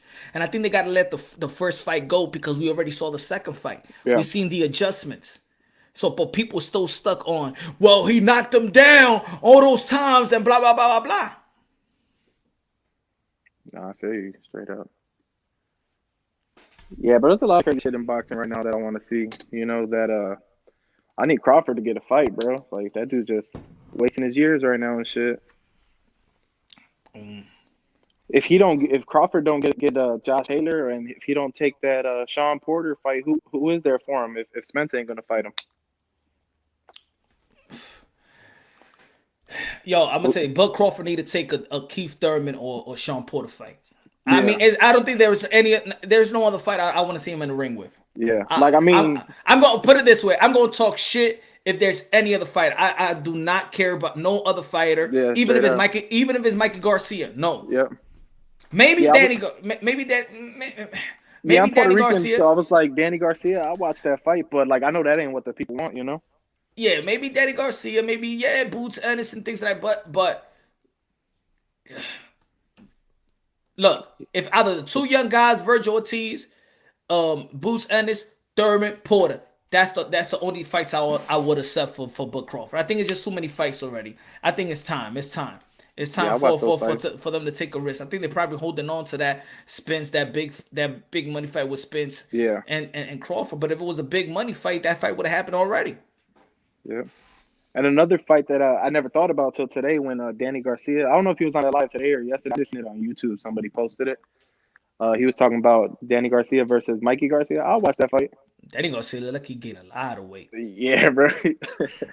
He got a double chin right now. Yeah, bro. That dude, he knows how not to get his ass whooped like badly, you know? He's making it through on fights, even though you be losing. Mm-hmm. But yeah, I like Danny Garcia. I think he just went up too much on the weight. Now I think he got to stay up. But when he was at 140, that's where he was at his best. Yeah. But damn. That's the only fights I would accept. As a fan, I would accept. That's the only fights I would accept. Thurman, and I think it works for him because there's with Keith Thurman, there's no. Well, he only lost to Manny Pacquiao. So he hasn't fought Crawford yet, right, Thurman? Nah. So Yeah, if he fights Keith Thurman and Earl Spence up to this date, before the Manny Pacquiao fight, Keith Thurman Earl Spence just did what Keith Thurman did 3 years ago. So this is why I always say in the welterweight division, nobody is like head and shoulders above anybody. Yeah. Man, and if let's say Pacquiao can beat my bad to cut you off, but let's say Pacquiao can beat Spence, that's only gonna make Thurman's stock go up, you know, because Thurman's gonna be like, I was in that fight too, and I didn't lose bad, you know. Mm-hmm. If Spence like gets his ass whooped somehow, which I don't think that's gonna happen, but you know. Shit. Let me see what else. What we got in sport boxing? We got the lightweight division. We got the 140-pound division. What happens if Josh Taylor let go of all his belts and moves to 147? Even if he goes to 147 and fight Bud Crawford, I don't even think that he needs to let go of all the belts. He don't need to because he's gonna have voluntary belts. Yeah. Oh no. He got that mandatory with Jack Catterall. So would Ramirez have to fight Catterall then? No, Ramirez lost. You mean Josh Taylor would have to fight Catterall now? I'm saying if he left the belts behind and shit, like who would take the belts? That'll be vacant. Then people will be fighting for the vacant belts. So Ramirez and I think this is why Gervonta Tank Davis in a good position by fighting Mario Barrios for that WBA, because if somebody let go of that WBA, if Josh Taylor let go of that WBA, then he gets elevated. You think that? But even that we need to stop. That we need the sport of boxing. See, and this is why a lot of people don't want to follow the sport of boxing too much, because the rules in the WBA used to be that you only become a super WBA if you defend your WBA title 5 times. Yeah. If you make 5 defenses and then they elevate you to the super WBA. Now they just giving the WBA away. Stay with the regular. So even if you beat a super WBA champion, you should just stay with and then just the regular. Leave it as a regular. Then when you make those 5 defenses and you beat those 5 defenses, then they elevate you as super. And this is why a lot of people want to talk about the franchise, but the Super WBA is the same shit. The only thing is that now the other belt federation recognizes that belt, but it's the same shit. It has no mandatories. You're not obligated to do nothing. You can wait 2 years without fighting. Okay. It's the same stuff. Yeah. But because the other belt recognizes, now I can recognize, and this is the contradiction. This is why we got to follow the sport of boxing. You know. So Pacquiao, was he coming in as a champion? Did they give him his belt back? Not yet. But I heard that might happen. I don't know, because remember, we got to see. Well, he was a champion in recess. That's one. Yes. So they could give the belt back if they want. But I think if PBC was PBC is smart, Al Heyman is smart, and he don't know if this is going to be Manny Pacquiao's last fight. So just think about it like this. If Manny Pacquiao, because this is what they got to think smart. If Manny Pacquiao beats Earl the Truth Spence and he retires, what happens to all the belts? True. PBC got no more power in the welterweight division. Not legitimate power no more. Yeah. So by giving the belt to Ugas, right? And let's say Manny Pacquiao wins or lose, you know what I'm saying? If he lose, you know, they still got power with the WBA. They still got power with their belts. But if Manny Pacquiao wins with the WBA, the WBC, and the IBF, and then Manny Pacquiao wins and then retires after that win, then it leaves all the belts, and then everybody gets a chance to crack at it. Yeah. The thing is, the PBC Al Heyman got the welterweight division on lock. Yeah. And if they, and I think that was the move. How about, you could get this Earl Spence fight, but do me a favor, just give the belt to Ugas. Yeah, true. Then we give another championship bout. You know, it's all money, man. It's all money. Yeah, bro. Yeah, that's why I think that Ugas is not going to be stripped from his title. Yeah. And if you go back to the Teofimo situation, people are hating on him because he got the shot at Lomachenko. You know what I'm saying? But you know, if Luke Campbell would have beat Lomachenko, Devin would have had another route to get to the belts. You know what I'm saying? Devin, because of the connection to DAZN. Devin Haney could have gone to the IBF and still be in position. Yeah. And he would have had a shot there too, almost the same shot. I think the Comey belt wouldn't have been involved, but he would have had a shot at he would get a shot at a title eliminated. Yeah, he would have got a shot with Nakatani. Yeah, he would have got a shot at Luke or something too, you know, for those belts. If Luke could have won, but Luke didn't win, so why is Bob Arum gonna let what's it called? Why is he gonna let Teofimo fight Devin or somebody from DAZN when he could just keep the belts with Top Rank, and that's gonna keep the money flowing? It's a business, which people don't understand. Yeah. Facts. What about what else we got? You got the super middleweight division, of course. Not the super middleweight. We got the super welterweight division. Jamal Charlo and Brian Castano. Who you got? Jamal Charlo and Brian Castano? Yeah. I think Charlo. Charlo. Me too. Bro. D Hodge in the building. What's good, D Hodge? Who do you see beating Charlo? Nobody. Nobody? Canelo? Like if they ever which Charlo? Jamel or Jamal? Jamel. Jamel? Well, he's 154. Nah, he can't go. I got Canelo not losing to nobody. I don't got Canelo losing to nobody. To nobody? Like the rest of his career? That's it. I don't see him losing to nobody unless you really put him in a situation where everything is against him. You know what I'm saying? From physical ability, and if he goes to even if he goes to lightweight, to light heavyweight. Yeah. Even if it goes to light heavyweight, I got him beating. I got him beating dudes at light heavyweight too. But man, he's calling his own shots right now. You know what I'm saying? Like he ain't gonna never be at a disadvantage or a weight that he don't want to go to. It don't seem like, you know. So I don't even see that like where he's gonna be at a disadvantage. If he goes to light heavyweight, he probably with Beterbiev and or Bivol. He might be, you know, with size and things like that, but I don't see him losing nobody right now. Now I do see him making multiple adjustments with particular fighters. Yeah. I think Bubo Andre will make him adjust more than what Billy Joe Saunders to me didn't bring really nothing to the table like that. But I do believe that Demetrius Andre awkwardness and size, and I think and you know the way he throws his punches and angles and his footwork and defense, I think he brings way more to the table for Canelo Alvarez to adjust. But I still got Canelo Alvarez on that. But I think that Charlo for me, he's more like cut and paste. He got the 1-2. He got the got the hook. He throws the uppercut sometimes. But I think he's more predictable than Demetrius Andre. I got Demetrius Andre beating Jamal Charlo. You got him beating Charlo.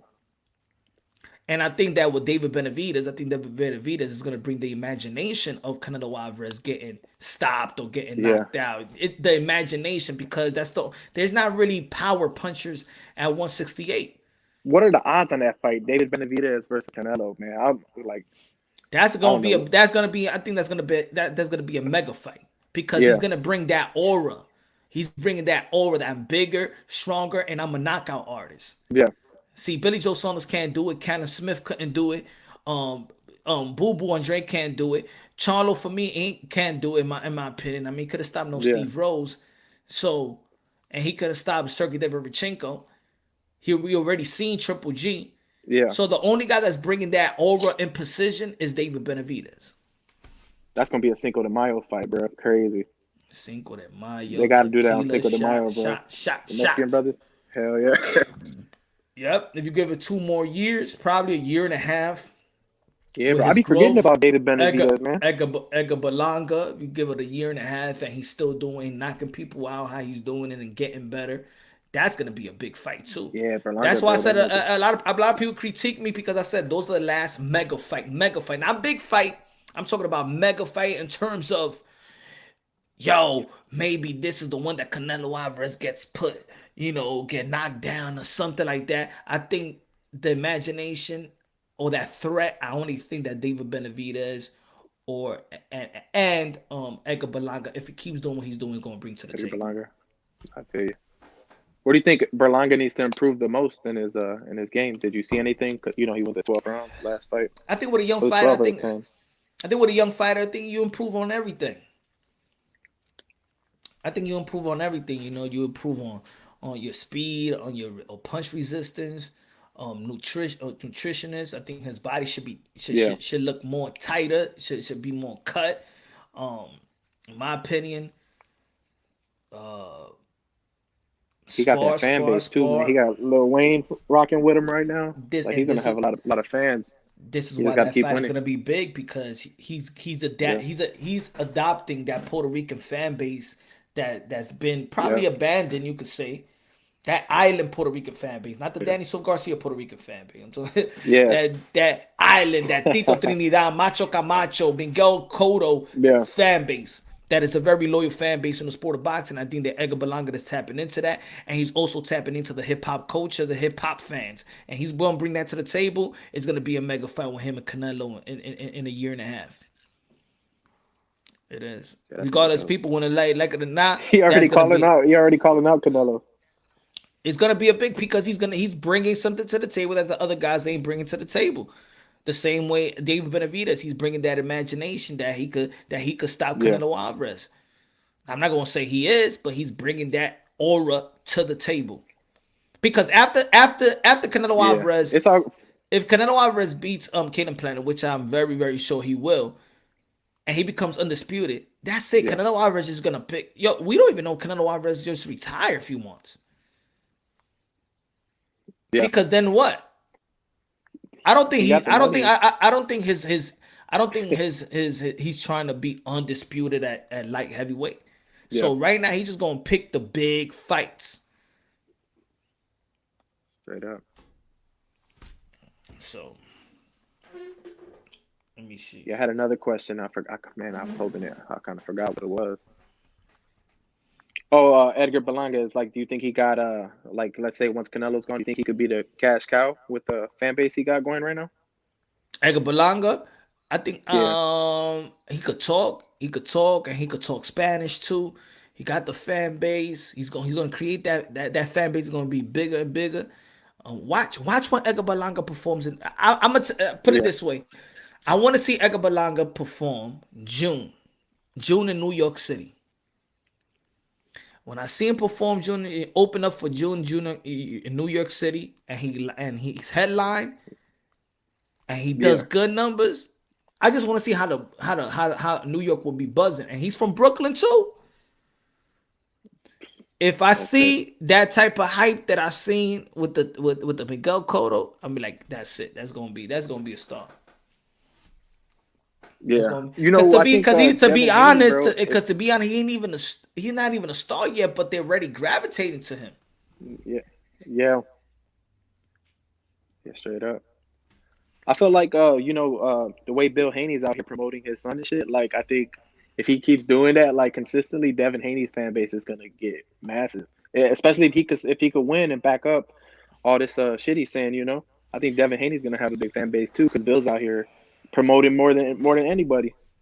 I think he's doing a great. I think Bill Haney's doing a great job at being very transparent in these type of platforms, in the YouTube circuit, social media. He's doing a great job for his son. That's the way that you got to do it. That's the way that you should do it.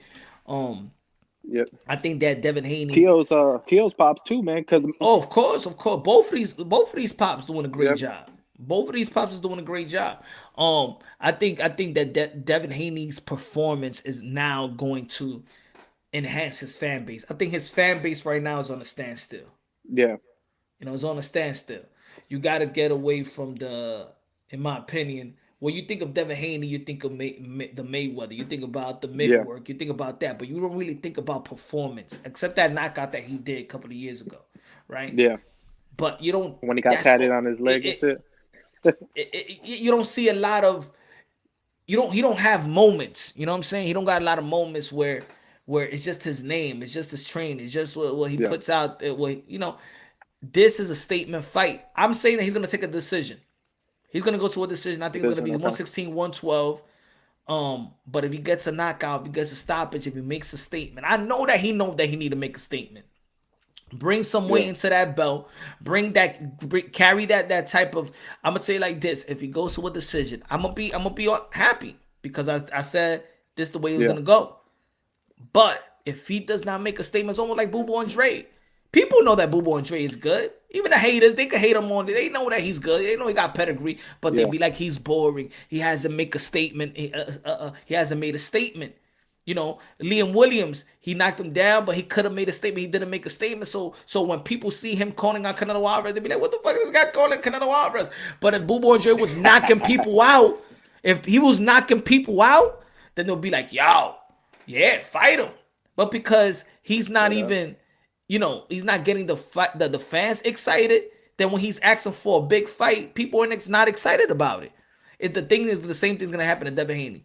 Devin Haney, if he does not make a statement, a win is a win. But it's not if you win, but it's how you win at this point of time right now. Especially when people's trying to gauge his performance with a Gervonta Davis going to go in the side of the ring with Mario Barrios, with Teofimo Lopez, and a couple of weeks after his fight. People are going to gauge performances. If he do not make a statement versus Linares, people going to be like, man, Teofimo Lopez going to be looking at Gervonta Davis. Let me get this fight. That's big. That's a bigger fight right now. Yeah, I hope he does perform because I do want that Devin and Teo fight, man. I think Teofimo's going to bring out like some real character in him, like in the press conference and all that shit. Because Devin, he just smiles and shit. I think they're not even promoting this. They out there, but they're not promoting this fight. To be honest, they out there, but they're not promoting. They're not getting me excited. To be honest, like if I was a fan, nobody know that this fight is really going to go through. Is this the type of fight that is this the type of fight that you'd be like, I'm gonna subscribe to the zone? Nah, bro. Think about it. Yeah, you feel me? I mean, I might, even though if I wasn't subscribed, I might still just like for the hell of it because I love boxing, But even the even the Teofimo Lopez and the Kambosos fight, is that the fight that you'd be like, I'm gonna pay-per-view? Maybe not. Yeah, it don't even excite me more than like it. Like I was more excited for the Taylor and Ramirez fight, obviously, and that fight was free. That was free, and they barely promoted that too. Yep. See, with the Teofimo Lopez. Yeah, what do you think about Taylor? He was saying it wasn't getting. Oh, my bad, bro. Oh yeah, he was saying he wasn't getting props in the UK. He said Yeah, something. it wasn't He said something. They got Mayweather. They picked up Mayweather fight with Logan Paul, but they really wasn't even trying to pick up his fight. It's true, man. At this time in boxing, man, that Mayweather shit is whack. Now, there's a time and play. I'm not hating on it, but I'm just saying, right now, what boxing is exciting, man. Right now, boxing is exciting. Right, it could be number one. This is why I wanted that heavyweight, because it was for boxing. That heavyweight bout was needed. Straight up. That would have been a good fight, man. We're gonna get it at the end of the year, probably. Nah, I don't even think so. To be honest, you don't think so? Mm-mm. Yeah, I think Fury was probably gonna take that fight, man. No, I think Anthony Joshua was gonna take that fight. Really? Yeah, I don't think Fury. Fury just got me hyped, man. What he did to Deontay Wilder, bro. I mean, they got people hyped. How about if Deontay Wilder throws the monkey wrench and he wins? Do you think it's gonna be undisputed? I mean, they couldn't come with that fight with Anthony Joshua and Deontay Wilder. Oh, I wanted to see Andy Ruiz fight Wilder. I even think that Andy Ruiz deserve You think he Andy can get a Ruiz shot? deserve. Yeah, I think Andy Ruiz deserve a trilogy too.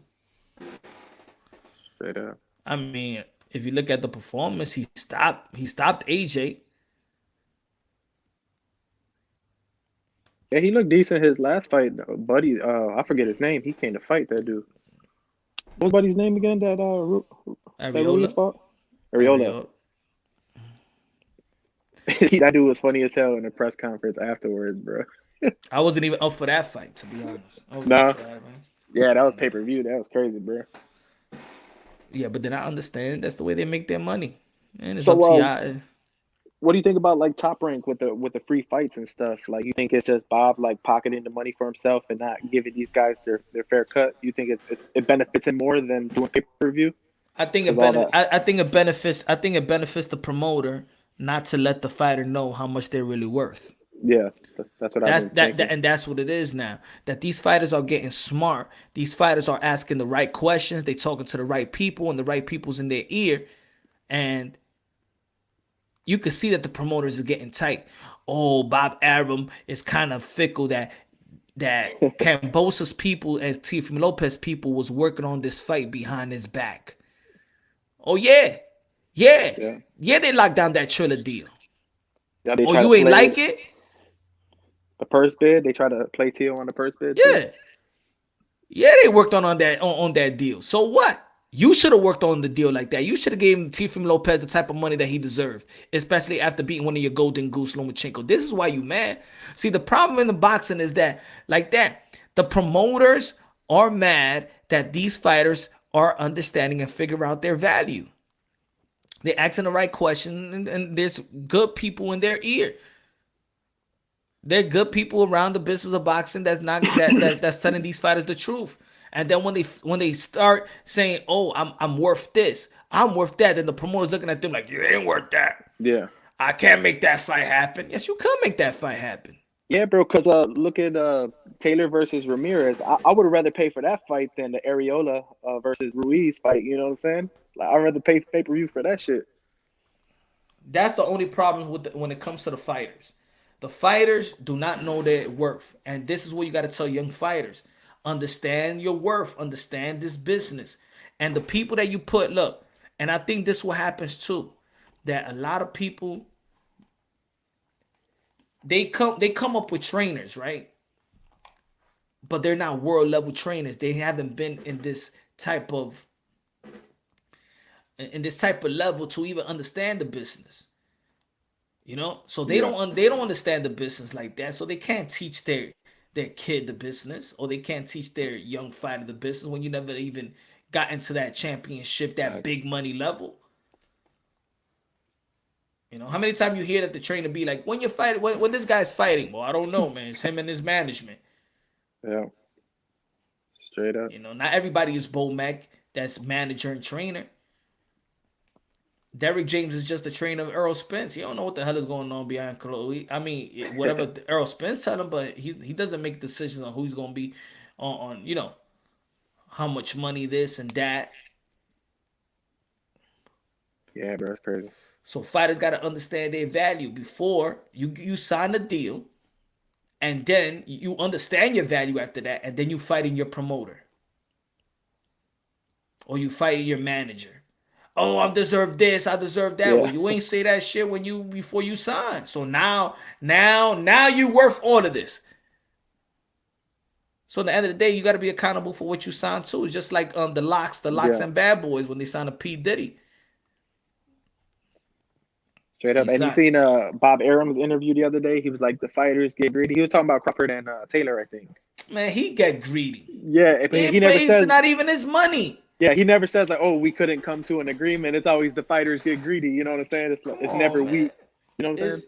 It's dumb. Their worst nightmares is when fighters find out how much they're worth. Bruh, and that's the embarrassing part. That's the embarrassing part. When they figure out that you made this much money off me. How much? And you just gave me this. They worst nightmares when the YouTube community goes on strike against these motherfuckers, bro. Shut they shit down for a month to see where boxing's at after that. That's what I said that's what I said the other day. Straight up, I said bro. everybody shut down. Let YouTube shut and independent media shut down talking about boxing for a whole month. It's crazy, bro. It ain't out there nowhere. Even Max Kellerman, that's it. Even promoters is duping the people. Yeah. Since they don't gotta do the work. See, you don't see them pay for banners more. You don't see them pay for banners no more. You don't see them pay for commercials anymore. You know what I do that? They leave it up to us. We're doing the work for them. Bro, that's why y'all be at the fights, the YouTube community. They invite y'all True School Sports and stuff, bro, because they know y'all doing the work. Yeah, man. G Funky Boxing in the building. What's good, G Funky? Everybody subscribe to G Funky Boxing. What's good? Órale, way. Yo, but that's what it is. We are doing the promote. Major Key Boxing in the building. What's good? Everybody subscribe to Major Key Boxing. We're doing the job. We're doing the job for them. So now they're not spending money on promotion. Now they don't want to let their fighters know how much money they really got. Rapstar Boxing Knowledge. Everybody subscribe to Rapstar Boxing Knowledge. Rapstar, my guy, what up? You got your foot on our keys neck still, bro? And Akaka TV. Akaka TV don't want this work, man. That's hilarious, bro. Akaka TV is a fraud. He's a munific. Man, dude. Yes, because they got people out here pushing the narratives too, bro. It's wild. Yeah. I mean, the promoters. They ain't spending money on the fighter. They not spending money on promotion. They're not even out there promoting. We're doing all the work for them. We're doing all the work. And they feel like they do an interview. They feel like they're giving you money. Like if they're doing all this, man. Please, man. It's crazy, bro. They got these YouTubers out here and fighters pocket and shit, bro. Like, honestly, the fans don't really care about none of that stuff, dude. We just want to see the best fights happen. Because fans really do not follow the sport. Yeah. You know, boxing is not see, before fans was following the sport because their favorite fighter was fighting, you know, at least every 3 months, something like that. But now, let's say for example, you became a fan of okay, look at Manny Pacquiao. We know Manny Pacquiao got a whole lot of fans. But that doesn't mean half of Manny Pacquiao fans really love boxing and follow. They're just going to follow for Manny Pacquiao. So Manny Pacquiao not fighting for 2 years, that means a whole lot of people not watching boxing. That Manny Pacquiao's about to fight again. But I could see it because I could see it in let's say in the algorithm. You could see it in your analytics. You could see that if you're doing a video about a person that's not fighting, your views are lower. But once they talking about it, he announces something, then the views are going up. So it means that in boxing, a lot of fans, they step away when their favorite fighters step away. Yep. So now their favorite fighter's about to fight again, and now they playing catch up. Who's that? Who's this? Who's the opponent? Who's champion? Who's what? Nah. My buddy that said, what's it called? Tio was ducking for Cambosis. Oh, yeah, man. Like, he ain't in here no more, bro. like, really, after Nakatani called me and Lomachenko, you want to call that guy a ducker? Bro. Yeah, like bro. It's crazy.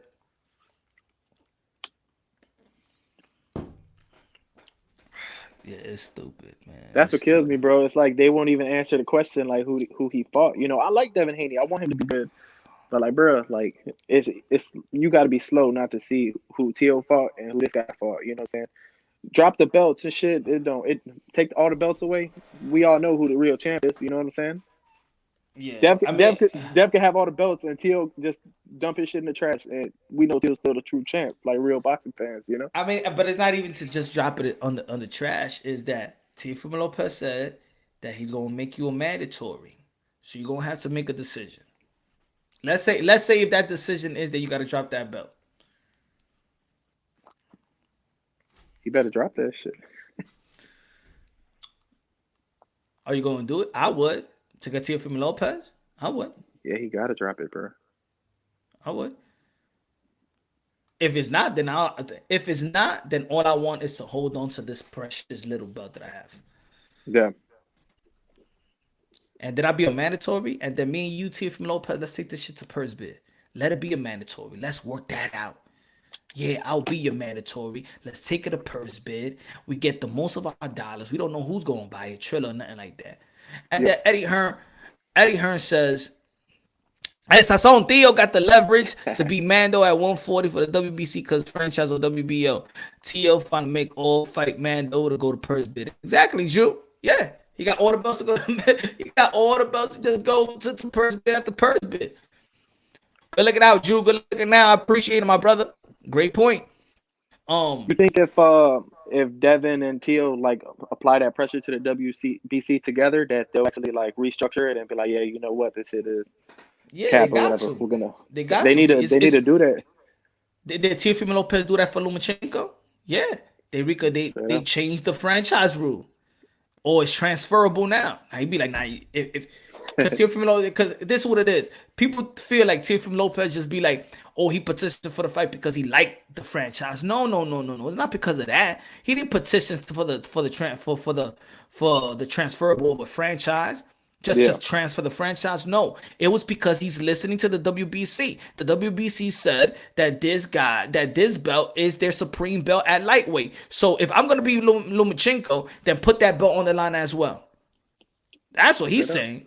If Mauricio, so this is the supreme belt. So put that belt on the line. And the rules was changed, made it transferable, made him an actual belt, made it as an actual title.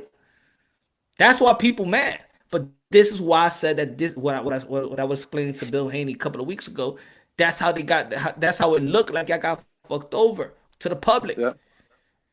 Yeah. And people don't understand. Not fucked over money. Not fucked over for the money. Yeah. But the status, the principle, the way the people should look at a champion. They downplayed y'all. Straight up. It was People don't nobody that did understand. that.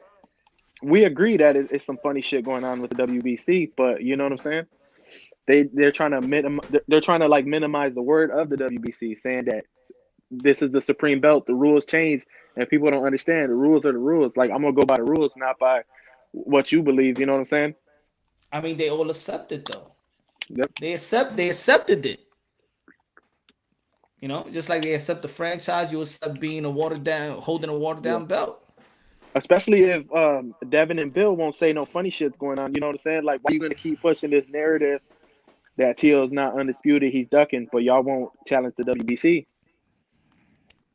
Yeah, man. Top rank fighter have to raise the guarantee of Teal, or all the fights gonna go to purse bid.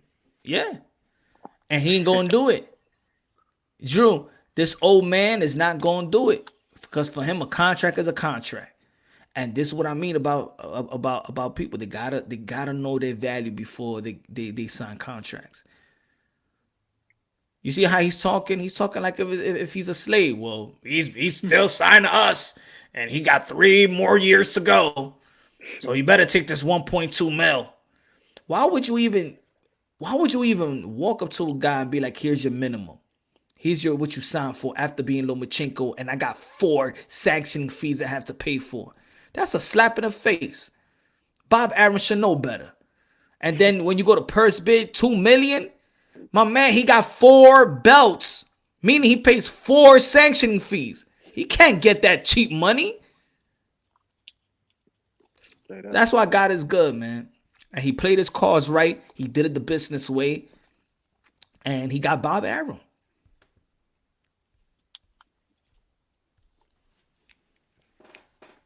You show how cheap you was. Matter of fact, first you show that there was more money in the pot because you bid 1 million more than when you were supposed to give Teofimo. So you had that. Where that 1 mil came from? If you said that you had no money for this fight, where that 1 mil came from? This is when the purse bid exposes people. This is why I like purse bids. And not everybody wins purse bids, but I'm just saying, this is how you expose the purse bid. How you expose the purse bid? The zone. Oh, we really want Teofimo Lopez in the zone. Well, it doesn't seem like you really wanted him with your $3 million purse bid. You probably didn't want him. Why you didn't go over the 6 mil? You know, Tio can't win in this situation though, right? Because they're going to be in his pockets after the fights, and he didn't do 2 million pay-per-views, like his pop said and shit, bro. That's gonna be the next day on YouTube, bro. Aki TV and shit. But this is why when guys want to drop the belts, see, Teofimo Lopez is letting the people know. Oh, y'all wanna IBF, WBO. He is putting it on them too. IBF, WBO, WBA. Y'all don't want to recognize me as champion? Huh? As undisputed? I mean, y'all don't want to recognize me? I'm gonna drop y'all belts. I ain't gonna pay no sanctioning fees for this. I don't need it. Matter of fact, I don't need to pay all these sanctioning fees when I got these 1.2. My own promoter's giving me 1.2 million. I can't afford it. And this is why I understand. And when you understand how much this guy got to pay, how much the respect level, you got to pay for these belts. And he said it. He said Mauricio Sulaiman is doing it wrong. He said he gotta fix shit up. Well, he gotta fix it up. Shit, if him and Josh Taylor end up with 8 belts. The only thing I worry about his statements, Juju said Aaron don't like when fighters have leverage. Exactly. This is why he don't like Bud right now, because he knows he needs to get Bud that 4.4 million. And people be like, oh, he's gonna wait until his contract ends. No, that's not the way it works, ladies and gentlemen. You just can't put somebody on a shelf like that, because on that contract, it also says how many fights you're supposed to give your fighter. You understand what I'm saying? Some people think you could just put a fighter on the shelf. No, on that same contracts, depending on the contract, but on that same contract it says how many fights you're supposed to give your fighter. But Crawford is not injured. So you're going to have to, almost like on Beyond a Reasonable Doubt, that you try to get him the best fight that he can. You just can't go a year not giving him a fight because you don't want to give him a fight. You don't want to pay him. There's a contract there. And they know, Bob Arum knows that he needs to pay for his next fight. He needs to pay 4.4 million.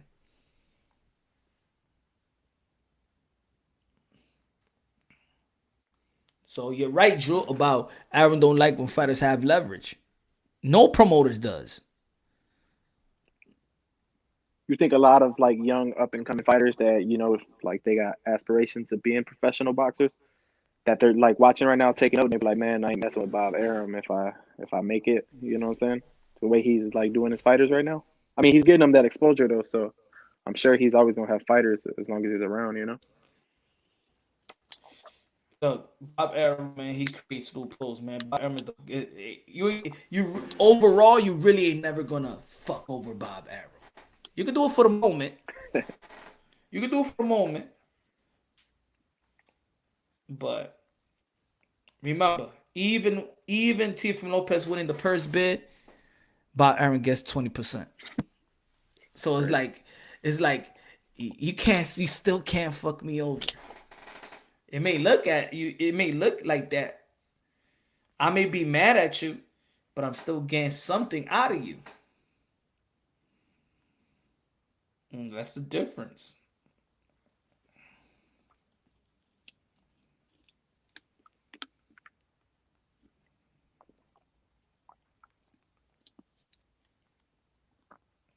Hold on.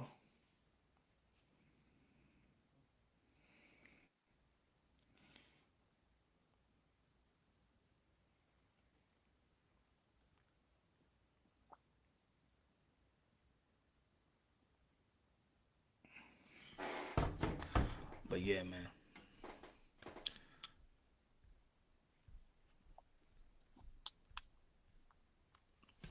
What else in the sport of boxing, y'all? What else?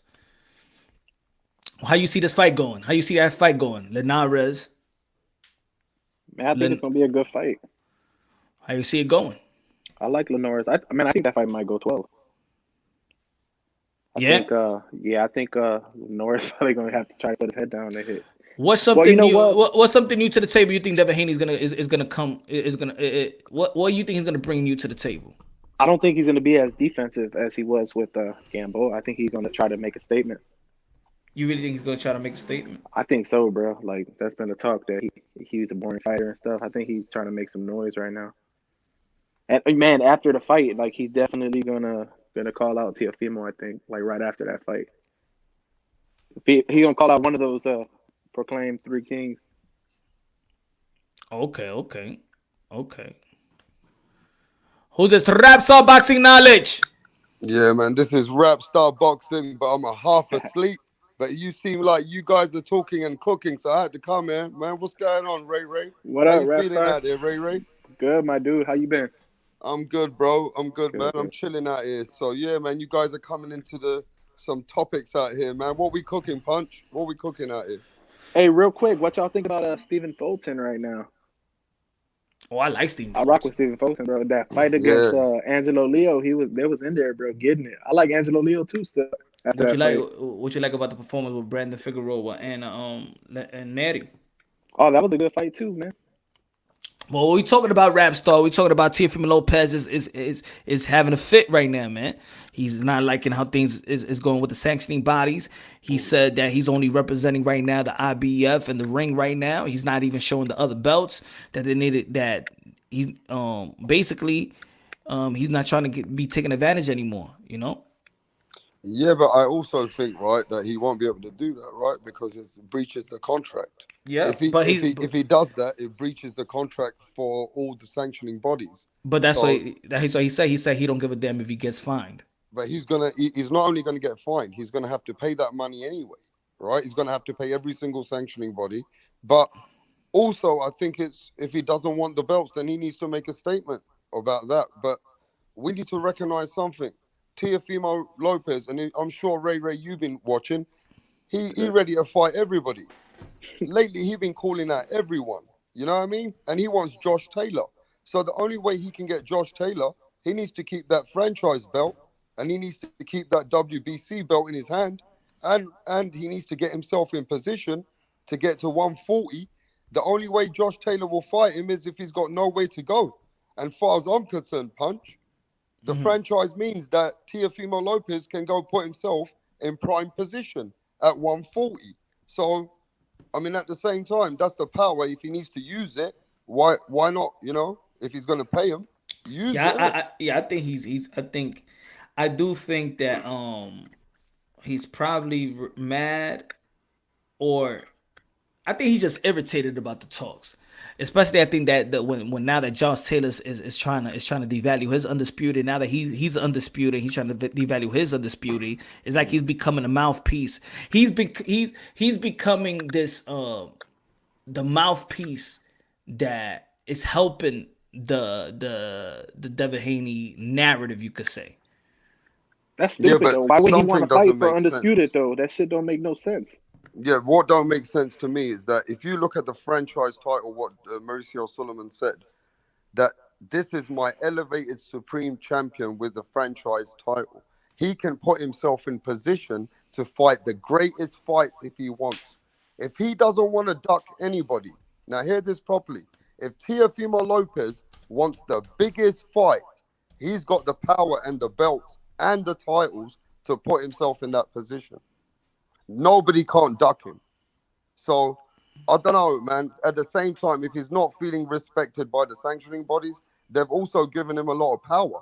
They've given Teofimo Lopez a lot of power in the boxing world today. Yeah. He's the most powerful guy with the franchise belt, bro. He can make the biggest fights in the world, and nobody can stop him. Yeah, it just sounds like, Josh Taylor don't want to. But I think even with those positions, it's something that's still irritating Teofimo Lopez. So what is that? Even though that we know that he's in that position, if we know it, he knows it. Why is he still irritated? What's making him irritated? I think what's making him irritated that he wants all the sanctioning bodies and everybody to say this is the undisputed guy. And how can you make that? But I mean, they're not gonna do it. They're not gonna do it. Well, they don't have to. But the WBO they tweeted it. But I'm just saying they're not. For me, they don't have to do it, in my opinion. That's what I mean. They don't have to do it, in my opinion. For what? And this is what I was saying earlier in my intro. Everybody knows what we saw. Everybody knows what we saw. It's not nothing that we didn't see. Yeah, but I don't see why Teo should be complaining, bro. He got a Cambosis mandatory fight, right? He put himself in that position. He's got a franchise title, right? So he's got the power. He's making moves. Now he's got to make big moves. So he just got, if he wants to make the big moves and he don't want to duck any smoke, then I get what you're saying, that maybe the Haneys have been pissing him off, saying that he's not a real undisputed. Some of the boxing fans, they don't think because how people don't understand the belts. But come on, man, Teofimo Lopez knows that most boxing world knows he's undisputed, bro. So, you know what I mean? I just think at the end of the day, Teo's trying to play the sanctioning bodies to say, if you want my money, start putting me out there and say I am the man, like I'm your undisputed champion. But, you know, I mean, at the end of the day, the other sanctioning bodies don't want to make it be known because the franchise is implemented anew to their transition to their title as a new business to their title. So the other sanctioning bodies haven't seen the franchise for more than a year and a half, 2 years at the moment. So it's new, isn't it? Yeah. Well, I tell you what, him speaking up is pretty much telling us that that he wants to smoke with Devin. Because if he wasn't saying nothing, now he's making a dispute. You know what I'm saying? So he's saying, "I'll take the smoke with Devin." That's why he's speaking up and going against the WBC right now. So I kind of commend him for that. Yeah, but he's also saying that he's not going after Devin Haney because to clarify any undisputed. He said he's under undisputed. He's just gonna go after Devin Haney because he wants to end his career. Yeah, no, I feel you on that. And he knows that the next fight, Josh Taylor is gonna be fighting Jack Catterall, so he's not gonna get that fight anyway. Yeah, I just think at the end of the day, it's a bit weird because you got the guy who's giving you the title, and the Lomachenko fight has been announced as when Teofimo fought Lomachenko, it was announced as undisputed all over the world, right? And then even the sanctioning bodies, only the WBO and the WBC, WBC announced it as an undisputed fight. Now, what is going on there then? How come the professionals, some of the organizations are saying it's undisputed and some of them are not saying nothing? So you get what I'm saying? And that's what it is to me. It's like, why they don't want to recognize it? Well, because then I recognize it. Why they don't want to I recognize it. Could they be watering down the belt if they speak up on it? Like they better not saying nothing. Because if they speak up and say, "Oh, Teal's the supreme," and Devin's not, he's second in line. They watering down the belt just by talking. Even if WBC tomorrow says we're elevating the silver belt as our supreme belt, even if I hate it, that's their company. It's who they elevate. It's what they do in their own household. I don't gotta like it, but I got to acknowledge it. I gotta recognize it. But what I don't like is they put the Mayweather in they're similar positions. They just didn't announce it as franchise. They announced it as super titles. They put Mayweather in a super title. Yeah. They put, that's where the super title came from Mayweather. So even you look at the other titles, there's a WBA super title and then there's a WBA regular champion. Yeah. So Devin Haney is the WBC regular champion and Teofimo Lopez is the supreme champion. Yeah, we know that. But do you really think, let me ask you this though, do you really think he's not going to do that? You think he's not going to put the sanctioning bodies, he's not going to hold the belts up? You think he's going to do that? He hasn't done it. But do you think what he's saying that he's going to do, you think he's going to carry it out? He hasn't done it. That's my point. Remember, look at the press conference with him and Cambosa. He only had one belt. So he's not bringing all the belts out now. That's what he said. He said he don't care. He gets fined. Okay, so he just wants to make a statement. He's making a statement, but at the same time, and he's saying that the takeover is just not in the ring. Basically, he's trying to take over the boxing. He's trying to expose what's going on in boxing, which is all good. That's what we need in boxing. We need the fighter to do it. You know?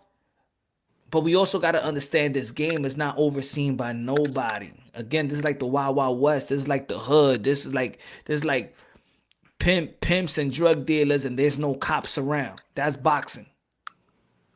So answer me this: how do you think they're going to promote this fight with Kambosos and Teo? Is it going to be promoted as the undisputed? Of course, it's already promoted as undisputed. It's already promoted as undisputed. It's already an undisputed fight. So he just trying to make a statement to say that he wants a bit more love from the sanctioning bodies. Basically, right? He just wants a bit more support from the sanctioning bodies who give him the belts. Yeah. Well, the WBC supports their own belts. Now it's down to the WBA and the IBF. So, why the WBC recognizes everybody else and nobody wants to recognize the WBC? Why we won't question that? Right? I mean, we question why the other belt federation don't want to recognize the WBC, but the WBC is recognizing everybody else. yeah, but you know, the last time I checked, I remember that anybody can say what they want. But if you're a true hardcore boxing fan, every boxer down to a fan, to media, to a boxer himself, has always recognized the WBC.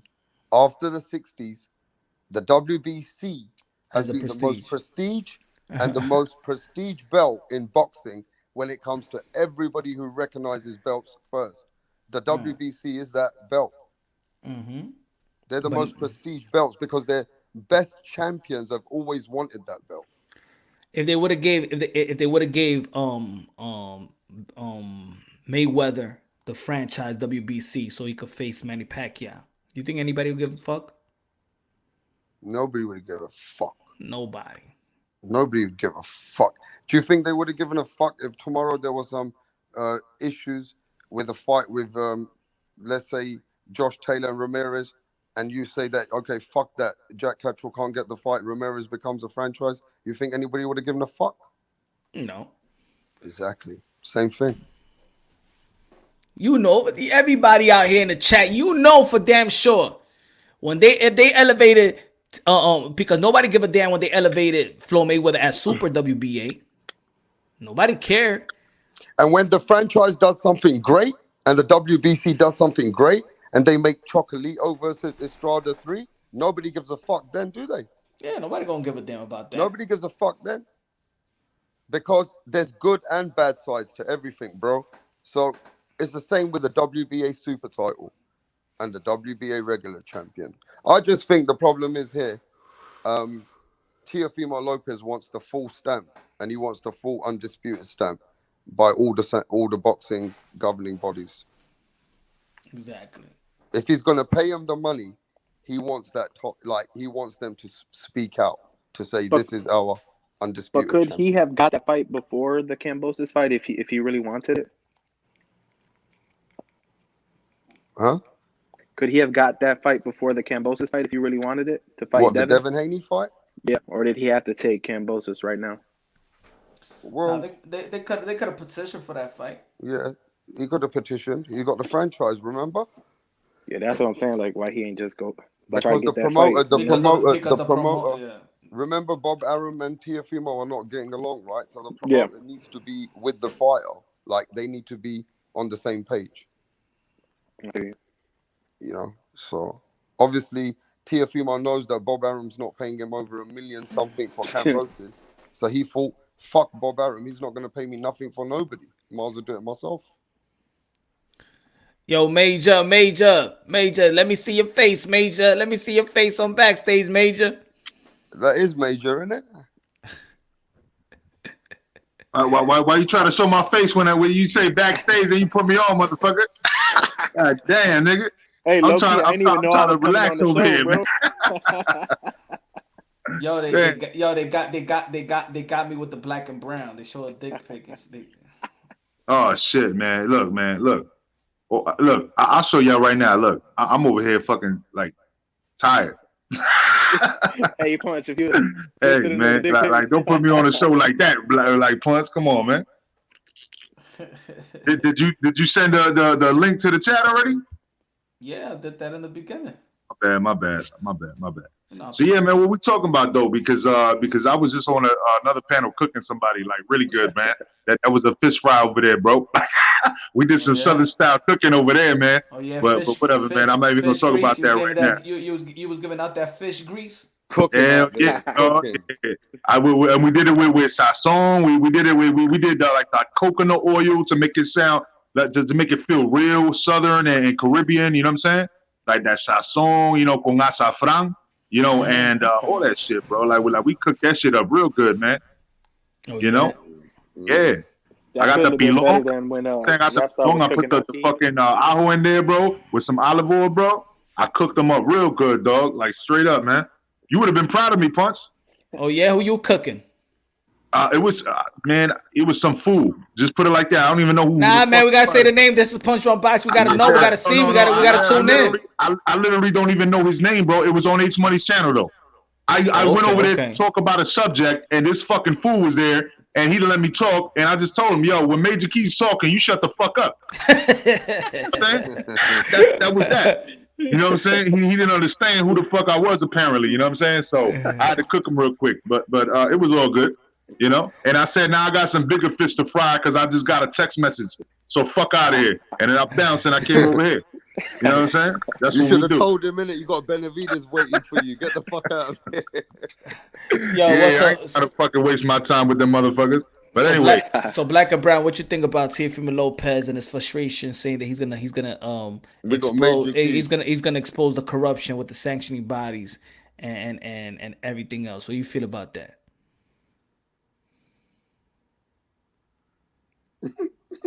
and who said that? Who said that, by the way? Teofimo. Oh, he said it yesterday. So you asked Rapstar the question, right? Yeah. I'm asking you now. Okay. Oh, yo.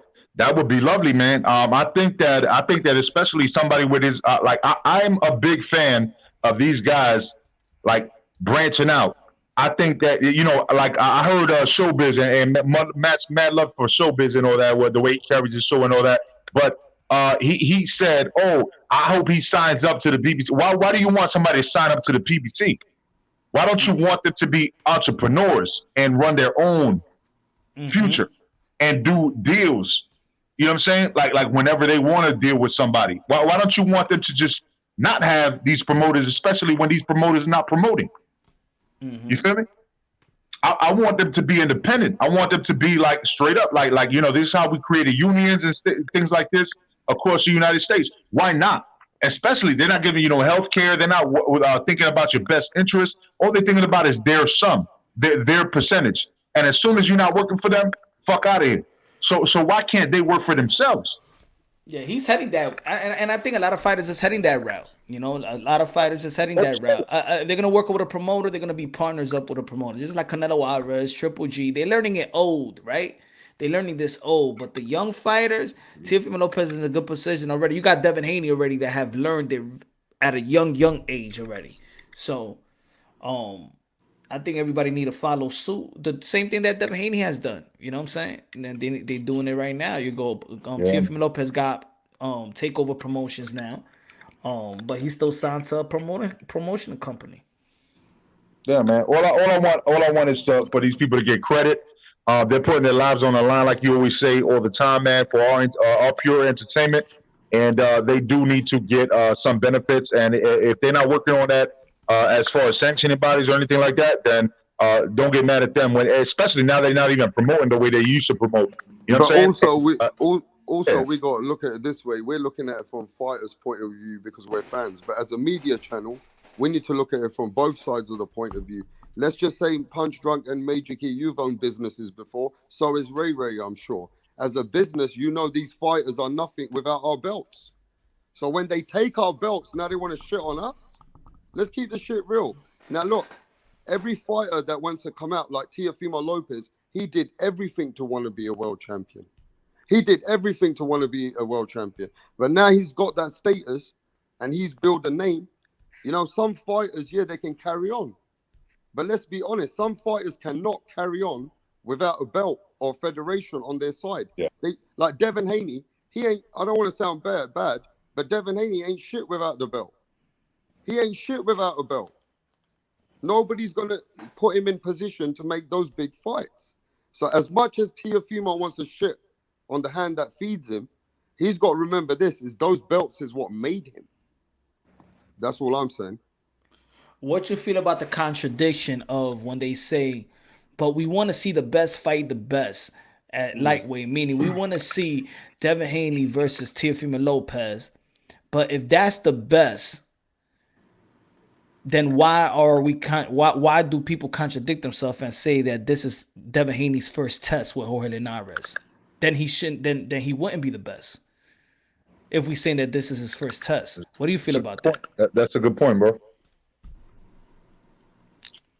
Bro, they quick to say he's not undisputed, but they're claiming Devin as a champion when he didn't fight nobody, bro.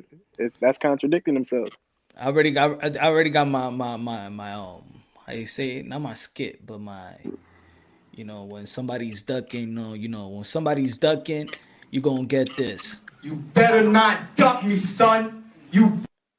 When somebody get flamed, you gonna get this. About end of discussion. Debate is over. You will write a formal apology. I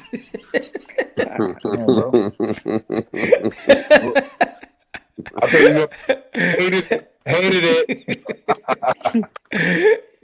Yeah, that's the new one. That's the new one, man. When I'm debating somebody, this is what you gonna get. TV, this is what you gonna get. About end of discussion. Debate is over. You will write a formal apology. Man.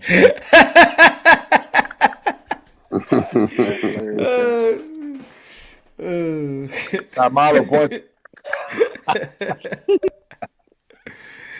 Oh man. So look, I know you guys haven't mentioned his name, but I don't know why we're not mentioning him. His fight is on the next couple of days. So our boy Devin Haney, how's Linares looking? Linares looks very confident. Linares is looking confident, bro. Why are we not speaking about this fight with Devin Haney and Linares, bro? Yo, ring. Can you show your face? There's a lot of trolls, man. They be showing some dick pics, man. So you were backstage. Let me see if that's you. Who, Ray? No, ring. Oh, I thought you were Ray, bro. I was like, shit, I thought my face was on this bitch.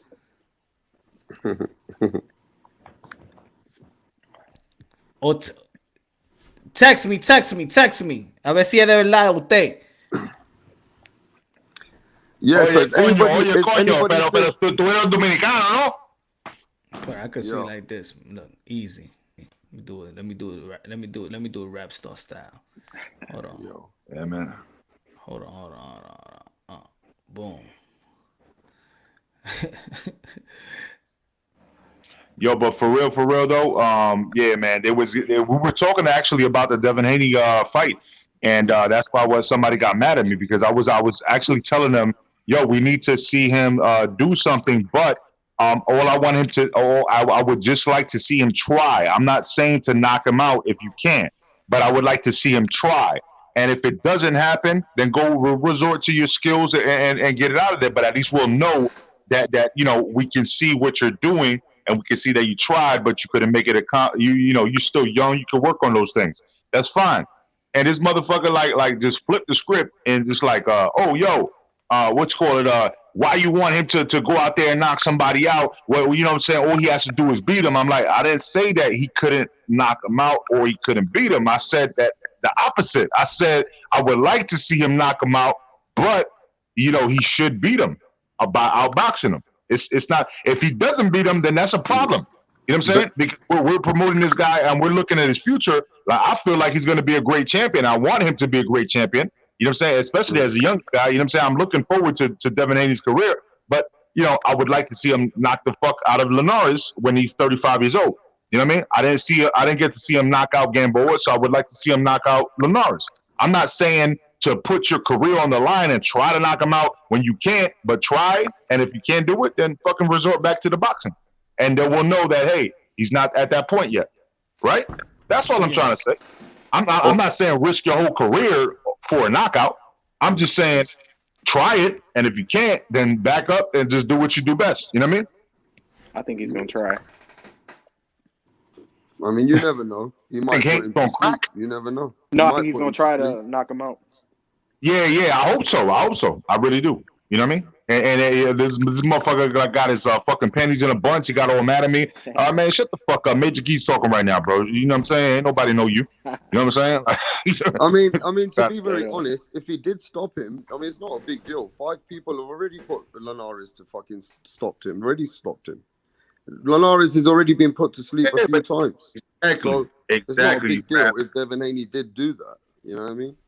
Exactly, Rap. That's what I'm trying to see. Like, if other people already stopped him, at least Haney should try to. That's what I'm trying to say. He should try to. Why would you want to last 12 rounds with a 35-year-old when and you're trying to bang your name into the fucking lightweight division like you the fucking boss, right? Yep. Which I want him to bring his name in like that. But if you can't even bang this dude out that's been knocked out before, like, people are going to have the same questions that they had with Gamboa. That's what I'm trying to say. That's all it is. I'm not hating on Haney. I actually want him to knock him out. I'm just saying try it at least. You know what I'm saying? If you can't do it, then okay, resort back to your boxing skills and just fulfill the 12 rounds. All right, cool. You know what I'm saying? People will still have questions, but at least you're not getting knocked out or falling victim to Linares' hard punch. That's fine. Yeah, I'm gonna say that. I'm gonna say this live. For nobody who thinks a certain way. I'm not sending no more links. Email. You can email me. I send you the link anytime I go live. There will be no more open panel. Me sending the links and putting under the chat. Just letting everybody know live. That's what's up, man. Well, I appreciate you sending me the link. Yeah. Yes, sir. Yeah. Appreciate it, bro. So can I ask you this? Hey, Major Key. I know up? this is not somebody not really saying this, but does anybody think there could be an upset? Does anybody think that this old Linares can actually do something with Devin Haney? Yeah, I'm pretty sure people think that there can be an upset. Don't get me wrong, but Haney should beat him though. Haney should beat him, but I don't think that Haney's gonna knock him out, and that's why I want to see that test. You see what I'm saying? Because Haney can outbox him for 12 rounds. Don't get me wrong, but Linares is also not a fucking fool. He has been up with some of the best names. You know what I'm saying? And so I can see Linares. Who's he beat at 135? Kevin Mitchell, Anthony Crawler. No, I'm saying he's been in fights though. He's been in fights with a lot of greats. I'm not saying that he's beat a lot of people. What I'm saying let's is keep it real though. At lightweight, I mean, if you want to dice it down at lightweight, Linares has not got really the greatest resume at lightweight, bro. Yeah, that's true. But who's knocked him out, right? And you looking at those people that knocked him out, and then that they have look at their resumes. And the fact of the matter is that Haney right now, as a young man, can put his name on that list. If he doesn't want to do that, if you just want to outbox him, then people are going to have questions because how do these people that don't have those names, which adds to your question, right? That don't have those popular names, right? How did they knock him out? And Devin Haney, that we look at as a superior boxer, how can he knock him out? You know what I'm saying? He's not knocking him out. But all these other guys knocked him out. That's what I'm trying to say. People want to see him knock him out. Now, so of course, is it fair to say, right, if hardcore fans and channels want, because we've seen channels saying that Haney should be knocking Linares out. If it doesn't happen, you think people are going to get, they're going to get fucking disappointed in him. What do you think? Yeah, they're gonna call it boring, just like after the Gamboa fight. You think so, Ray? Should he really emphasize and really making a statement? Now, of course, it's boxing. You never know. You could go out there with the intentions of knocking your opponent out, stopping, and it doesn't come. But we know boxing, and we know when somebody is sitting on their punches, trying to get the guy out, trying to knock somebody out. Trying to stop somebody. We could see could see throughout the fight how this guy's trying to go about this fight. So you think that he needs to make a statement, or do you or really do you just think that he could just outbox Linares? Because I'm saying he's gonna outbox Linares, and yeah, it's gonna be a win. But to me, just feeling the pulse in boxing, he would need to make a statement.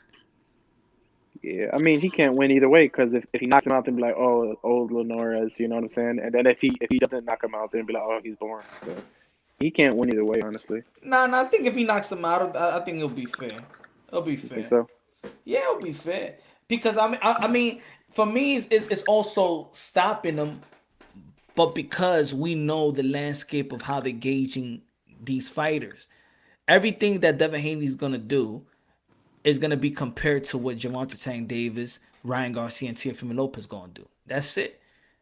That's just the way this era is gonna go. Just like when we look at Boots, now when we look at Boots, now every time we'll talk about Boots, somebody will be like Virgil. If we talk about Virgil, then it's Boots. You know what I'm saying? It's becoming not, names attached to other names. Just like why you think that we were looking at Manny Pacquiao fights, but we're looking at Mayweather fights, and now even if you hated Mayweather or if you hated Manny Pacquiao, you looking at each other's fight because they know that they're gonna fight soon. So you're paying attention to them now. Now you're saying, well, when this guy beat Floyd Mayweather beat Ricky Hatton, but look how the way that Manny Pacquiao beat Ricky Hatton. Look how he beat Cotto, but look how this guy beat Cotto. Now it's that talk. So Devin Haney, we got a good performance outboxing Lomachenko. You had Gervonta Tank Davis with a highlight reel and knocking out Leo Santa Cruz, and then you got him cruising going with Gamboa. That ain't good. That ain't sit good with a lot of people. So now it's gonna happen again. Mario Barrios is gonna be fighting. Teofimo Lopez is gonna be fighting within the same months, weeks, and Devin Haney gonna be fighting this Saturday. So everything's gonna be gauged that way. So do you think that he needs to make that statement? Just like when when Tank fought Gamboa. Tank, how many times Tank put him down that fight, and then they're comparing Devin's fight to that, So that's why Tank got all the hype right now. I mean, to be fair with everybody, right? I mean, Devin Haney, he's going to be compared to all those guys which are knocking people out. And, we're in the era of boxing is that who brings the excitement to the table?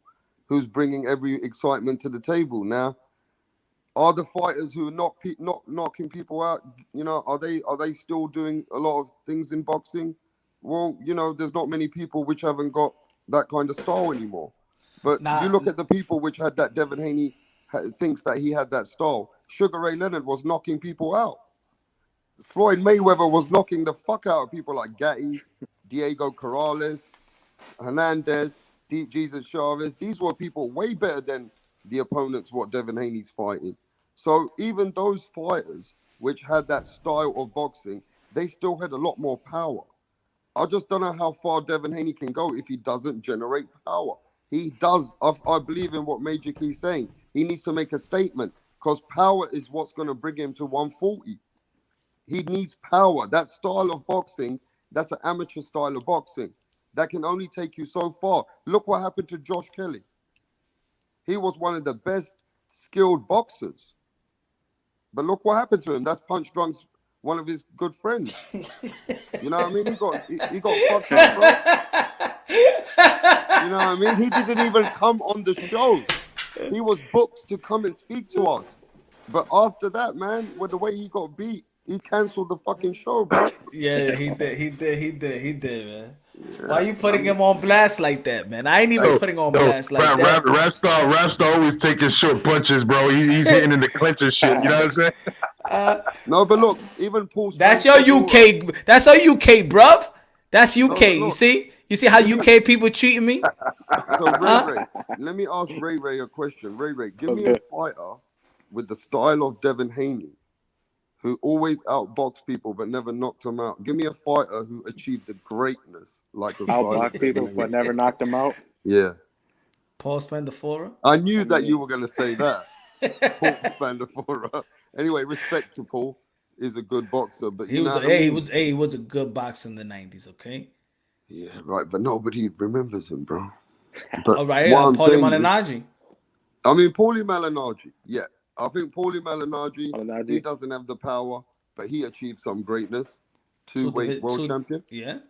But Amir Khan had pop. Amir Khan had pop a little bit better. Like he was knocking Madonna down a little. I don't know. Amir Khan didn't have much power, but Amir Khan was a way more exciting fighter, and he fought some great fighters, and he beat great fighters. Amir Khan, you can say what you want, bro, but he beat great fighters. He beat Collazo. He beat So Madonna. is Devin Haney the next Amir Khan?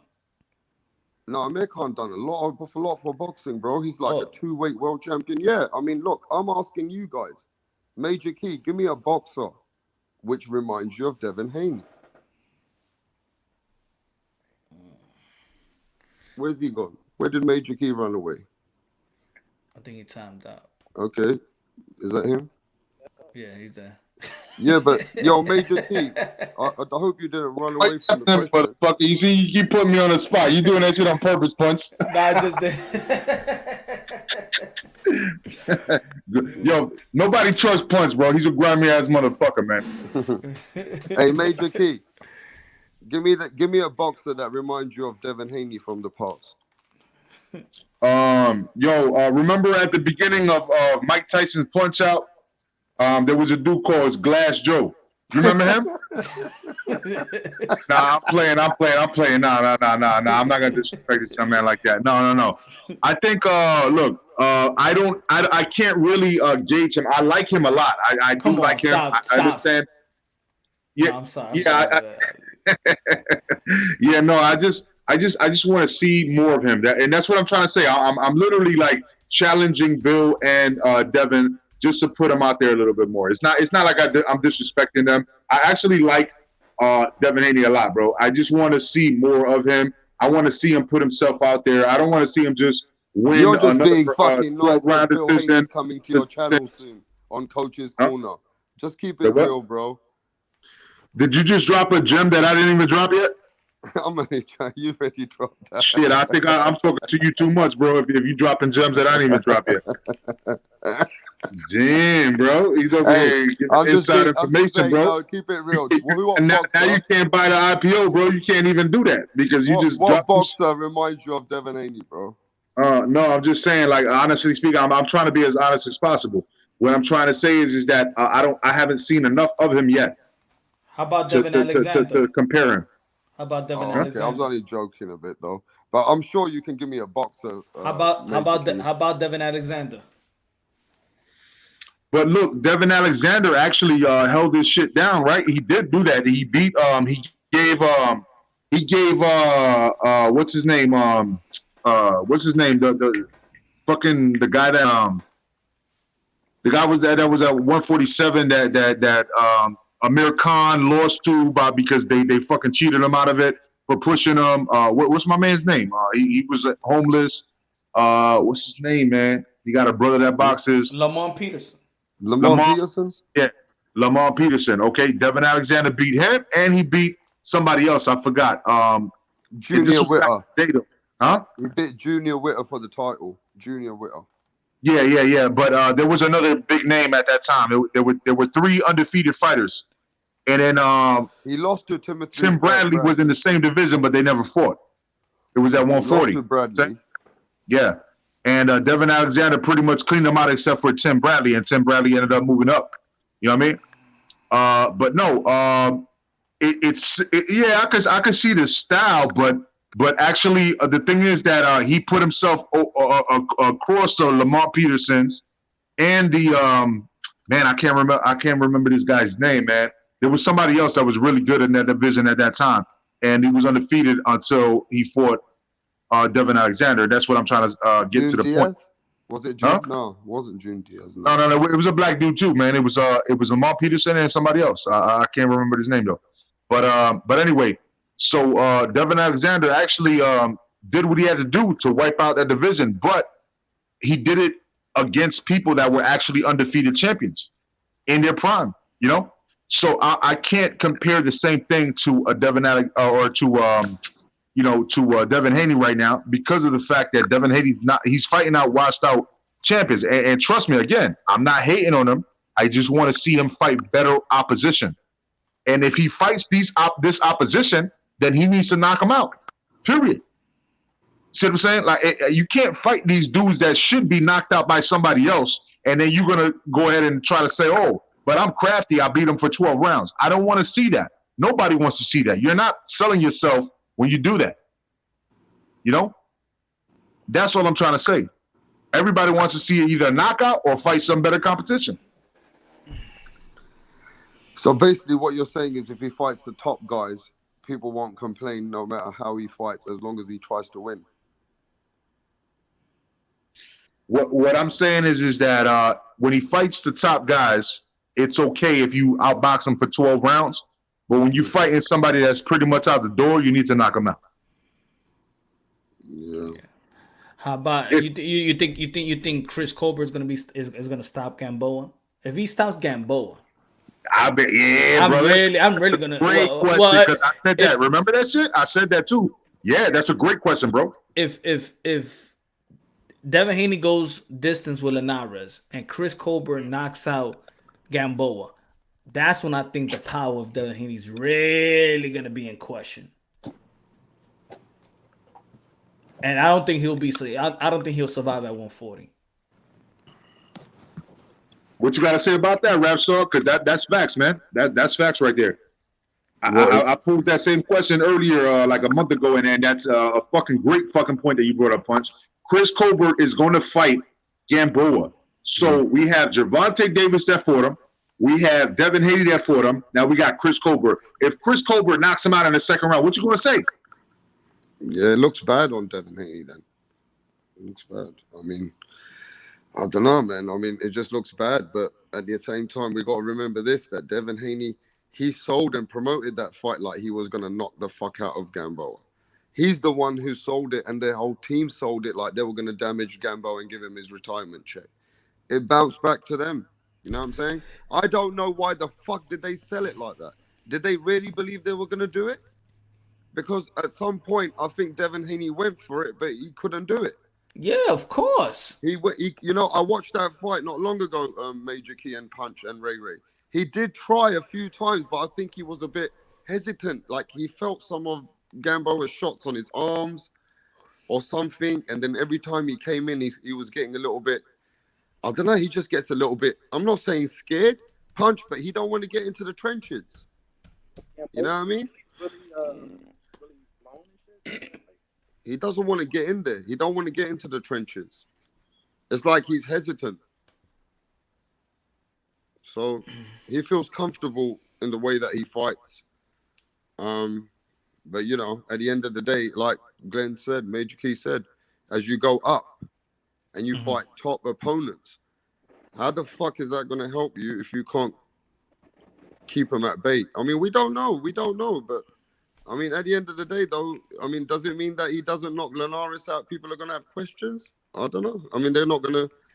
They've always got questions at the moment. So let's see. But you see Eddie Hearn with Eddie Hearn. See, even when he made the statement of, he said that we're going to make a big offer to Teofimo Lopez to fight Devin Haney, right? It's an offer that he can't resist, something like that. And that's I don't believe it. I think that's a lie. Right. You see, and this is what I mean. Like, when people don't, it's like people, because people was talking about that. I don't know who's they put it out. They put it out there on Twitter, and people's commenting on it.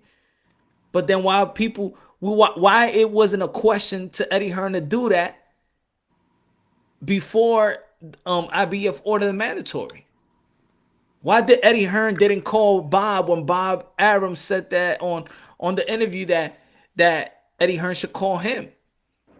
So now all of a sudden, not because you have a fight, now you saying that you're gonna make a deal, you're gonna make an offer to Teofimo Lopez just to use his name to promote this fight. See, this is the thing that I be seeing. It's the shit that I be seeing that people don't want to see. Do you think that if Teofimo Lopez negotiations happen like that, is that why he's going against the belts? That he's thinking if he can get a massive fight and Eddie Hearn's willing to pay for it, then he doesn't want to pay all those sanctioning fees? They're gonna have to pay, they're gonna have to pay Teofimo Lopez. All his fights, they're gonna have to pay him. They already said that he's not fighting. He said he don't mind even not fighting He's gonna fight pay-per-view. He's gonna fight for money. He's gonna fight for. I mean, not for money, but he's gonna fight for his fair share, and people need to respect that. If Josh Taylor says I'm not gonna fight nobody for less than 4 or 5 mil or 4 mil, I gotta respect that because he gotta pay sanctioning fees. He gotta pay 4 sanctioning fees. Yeah, I don't know in your country. Now, of course, he's gonna take this to purse bid. Josh Taylor, if he don't get the money that he wants, and Bob Arum is a cheapskate, he's gonna take that a purse bid. He's gonna take it a purse bid. I want to say a couple things. First and foremost, Ray, is that your normal name? Because I don't think I've ever chopped it up with you, brother. Yeah, it's great, bro. Oh, that okay. That's what's up, man. Well, welcome, bro. You know what I'm saying? Secondly, when it comes to this conversation, right? As far as what's going on with Bob Arum, this goes back to the conversation of what he's not. Listen, man, even if he wanted to compare, but I got a problem with Triller right now. Can you tell me where to buy tickets for the Teofimo fight? Oh, I got it. Yeah, it's already got it because I'm literally like 3 hours from two and a half the way I drive from Miami. I'll send you the link. Right, but StubHub is not selling it. Ticketmaster is not selling it. Like I'm literally dead ass. And I went to Triller, I downloaded the app, and I can't find it there neither. And I'm literally trying to buy tickets. I was posting the link on Instagram today. It was up there. I talked to BT earlier. BT doesn't even know where to buy it. Nah, yeah, I got the link. So somebody told me that BT had the interview with Teo. You could just go to the stadium. They already got it on the stadium on the Luna Park. What is it? Luna Park Stadium on the website. They already got on the Luna Park Stadium. Okay. They already got. All right, because on StubHub and Ticketmaster and all that shit, like you can't actually get the tickets, bro. I've been trying for like a couple weeks now. I literally can. I literally will buy those shits, but and it's okay. I know we're talking. I know we've been talking about Teo, right? And I'm not saying he ain't the star of the event, yeah? But Luna, what about what Kambosos said? Kambosos said, right? Listen to this. I'm going to put him in a fucking body bag. He doesn't know what the fuck he's talking about. You see it? Yeah. Okay. What's that right there? Which one? StubHub. That's StubHub. That's StubHub. Okay. They just threw that shit out of, I guess, because I've been on there, bro. All right, brother. Yo, I'm gonna look that shit up in a minute after we get off, man.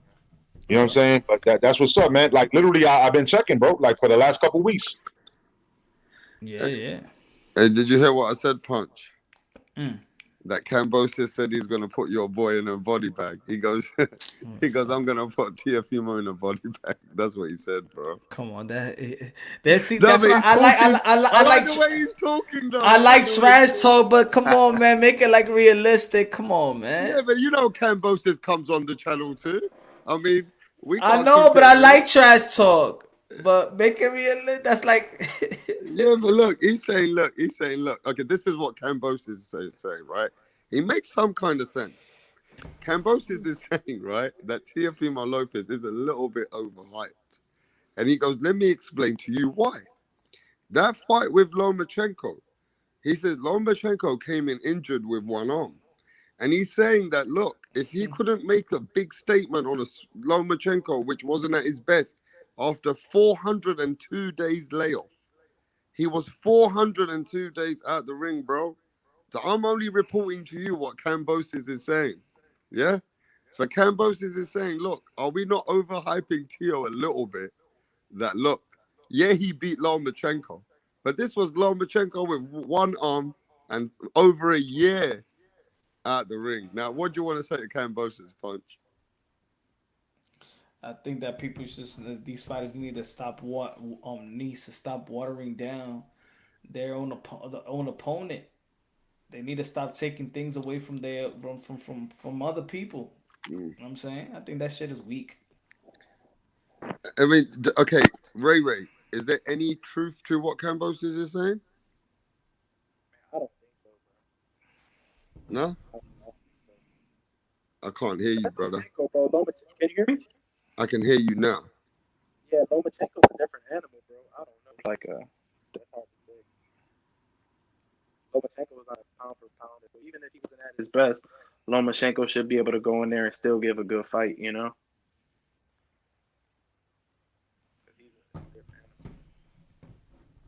Yo, your audio is bad, bro. Hey, hey, Major Key, can you hear me, bro? Yeah, I mean, I wouldn't like to hear you, but I do hear you. You love hearing me. you love hearing me. I know that. But listen, bro. Does Brother, any was keep it real. your question is that there's any truth about the shoulder and all that? No, No, because man. look, Cambosis is saying, right? A Major Key. Cambosis said on all the channels that Lomachenko was 400 over days out the ring. He goes, just listen. And he's going, one of his That's arms regular was in fucked, boxing. right? One of his arms was fucked. He's going, come on, man.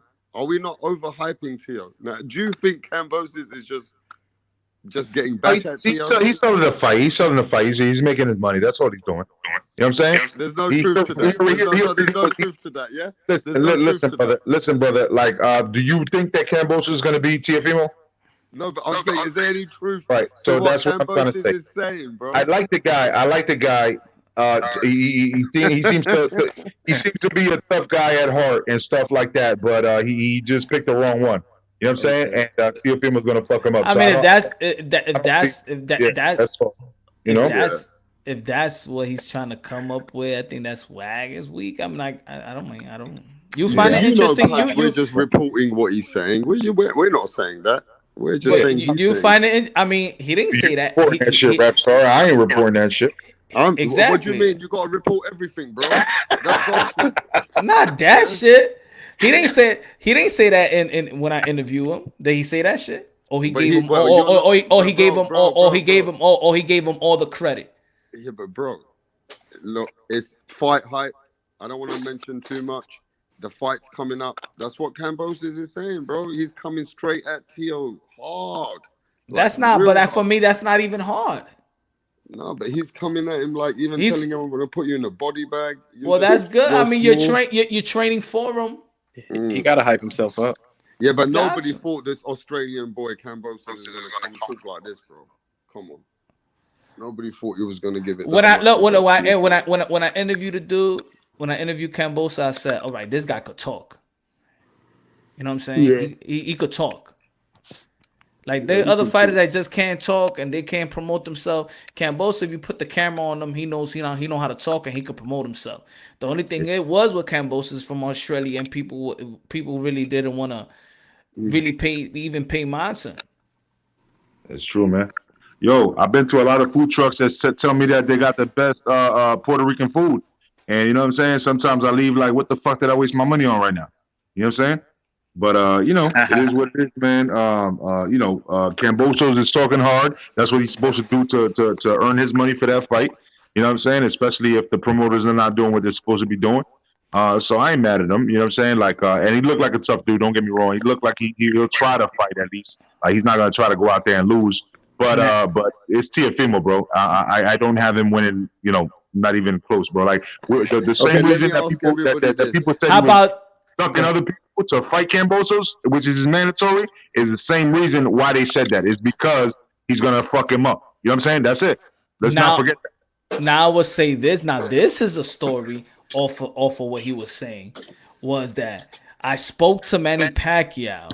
I just recently spoke to Manny Pacquiao. He said that if he does what he does to me in the gym, that you're gonna beat Teofimo Lopez. Now that's something to cover. That quote is something to cover. Yeah. What you feel about that statement, Rapstar? I mean, to be very honest with you, I don't know that Cambosis has got that kind of gear. For what I've seen, he's won those fights against Mickey Bay and Lee Selby, but he didn't look totally dominant against those. I mean, those guys are B- fighters if you want to talk about top level.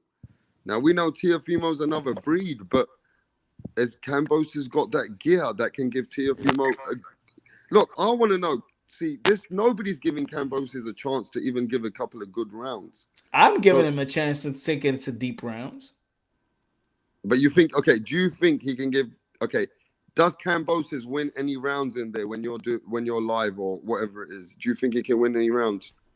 Do you think he's going to win any rounds? He could. He can win some rounds in there, yeah. He could win probably one. Now you're being a bit. No, So- I mean, you could still go a whole fucking a decision. I seen scorecards go 120, 108. I seen fights like that. I seen fights go. How many judges gave Cotto? They gave one judge gave Cotto 1 round versus Mayweather. Yeah, that was bullshit, bro. I straight up, I'm still mad to that shit to this day, bro. That's why he was crying in that locker room. And that's why he left the ring and didn't give an interview.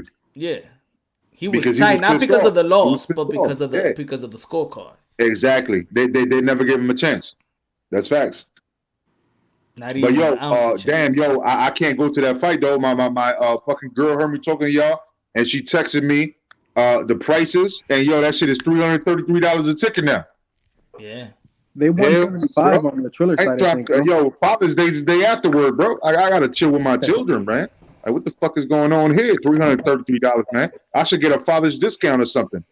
Yo, talk to Junior. Let me know what's going on with that. Shit. Shit. I could be in Miami, but not for that. I'll go down there to do some other shit with the kids. You know what I'm saying? Not for that.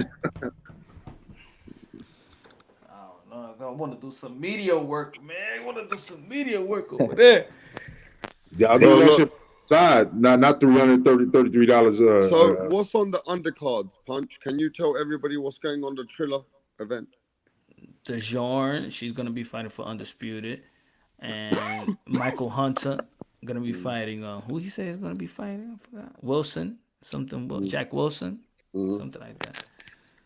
Now I could pay like 8 motherfuckers in Miami outside of the arena like $10 a piece and get like 4 undercards for free. I You know think what I'm I think it's also the performances. If J Lo's gonna be there, if Man, I could pay a don't wanna see crackhead like Jennifer 10. Lopez. I could pay a I don't give a crackhead fuck $5 and he'll start Jennifer rapping for Lopez. everybody. I heard something like Meek Mills may be performing as But well. you know what? When you guys keep saying Jennifer Lopez and Tio Senior keep saying Jennifer Lopez, man, I don't give a fuck about Jennifer Lopez before a fight, bro. Yeah, but you're not worried about. But remember, Triller's also is event as well. I mean, they So, do not. okay. It's as an entertainment. They bring in. It's not just boxing. They bring in those two entities together. But I'd rather watch Meek Mills or Snoop Dogg or get even fucking. You told me the other day that your favorite rapper Drake. was Tekashi 6ix9ine. Get me Drake, man. Get me Drake. Get me somebody like that, man. I don't give a fuck about J-Lo, bro.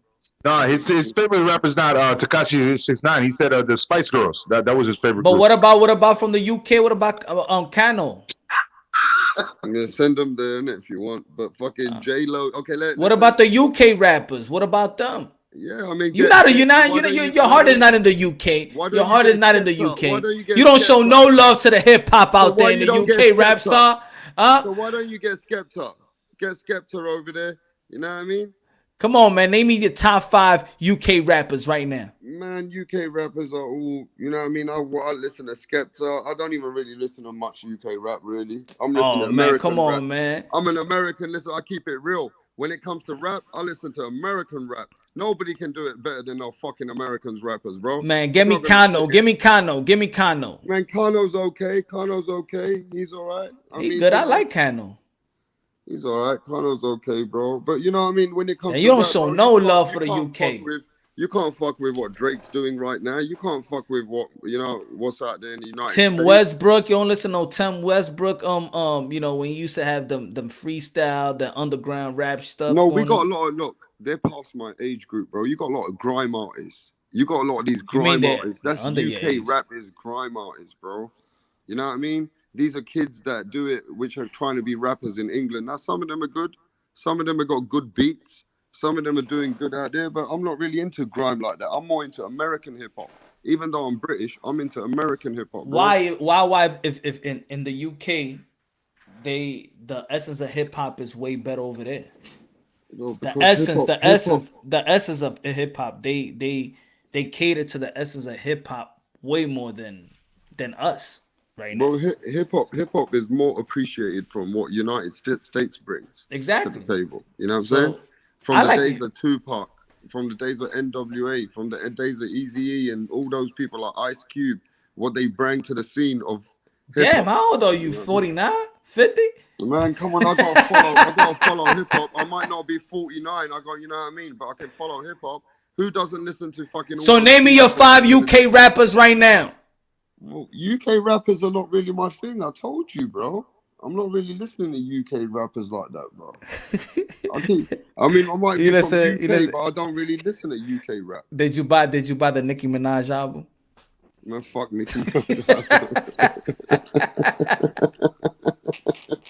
I ain't follow no Nicki Minaj album right now. I mean, to be honest, Nicki Minaj was my girl, but Cardi B just took over.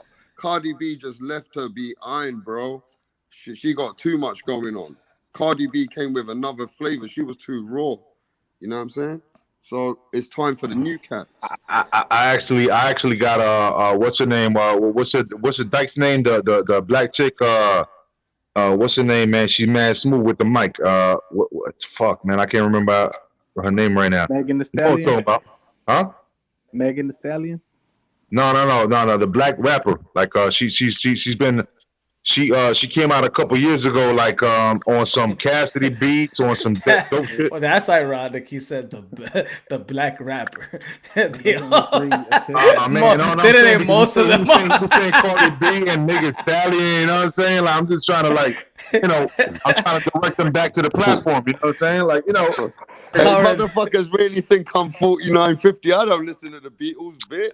Yo, man, what's the name, man? What's the name? HOD. No, wait, HOD, shut the fuck up, bro. What are you talking about, HOD? I'm not into that kind of music. I'm not into that. He sound like my folks. Yo, Yo, shout out to Giovanni. Listen, to be honest though, they talking about Young and May. They're Young and May. That's what I was talking about, bro. Young Ma. Yeah, Young Ma can fuck about Young and May. Young Ma can go. She probably cook you rap star if you try to battle her, bro. Hey, listen, I don't really like that Young Ma. That Young Ma's trying to be a guy. Saying I wouldn't battle Young and May at my age, man. I'll just leave her alone. I stay in my lane, leave her in her lane, bro. That's it. I'll tell you who I like. Let me tell you who I like. There's a little kid coming out of, I think it's Atlanta, Georgia. Little baby, is that his name? Little What's baby? up, Punch? What you saying, Punch? Nah, I said, hey. he said somebody that I like is a little boy.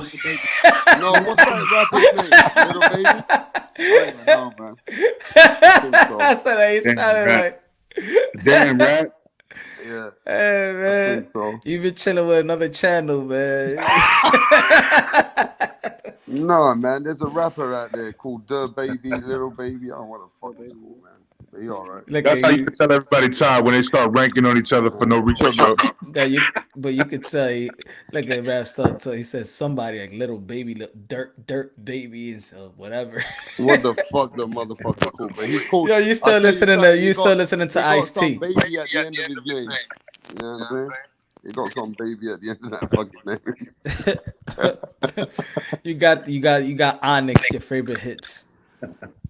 Man, somebody says Rapstar used to listen to Duran Duran. Who the fuck is Duran Duran, bro? The fuck? You know what I mean? You got me listening to some funky music out there, yeah, in England. Raquel. You listen to Raquel. I used to like Rihanna. I don't know what the fuck happened to her. She don't play no music anymore. She was good though. I like Rihanna more. How about Adele, man? How about Adele? She from the UK. Yeah, Adele's got one beautiful voice. I like her when beautiful voice. I like her when she was fat better. Well, you like fat chicks. Nah, I like her. I like her when she was fat better. Now she too skinny. She look weird now. Now you guys want to know about UK rap? Listen to Stormzy. If you want to hear someone, Stormzy. You just Googled it right now. I ain't Google nothing, man. He's been around for years. Top UK rappers. He has a rapper book out. You know what I'm saying? I already know about it. He told me about that shit yesterday. He just bought a new book. Okay. Yo, rap star, but I heard that you love gospel rap. What the fuck is that, Punch?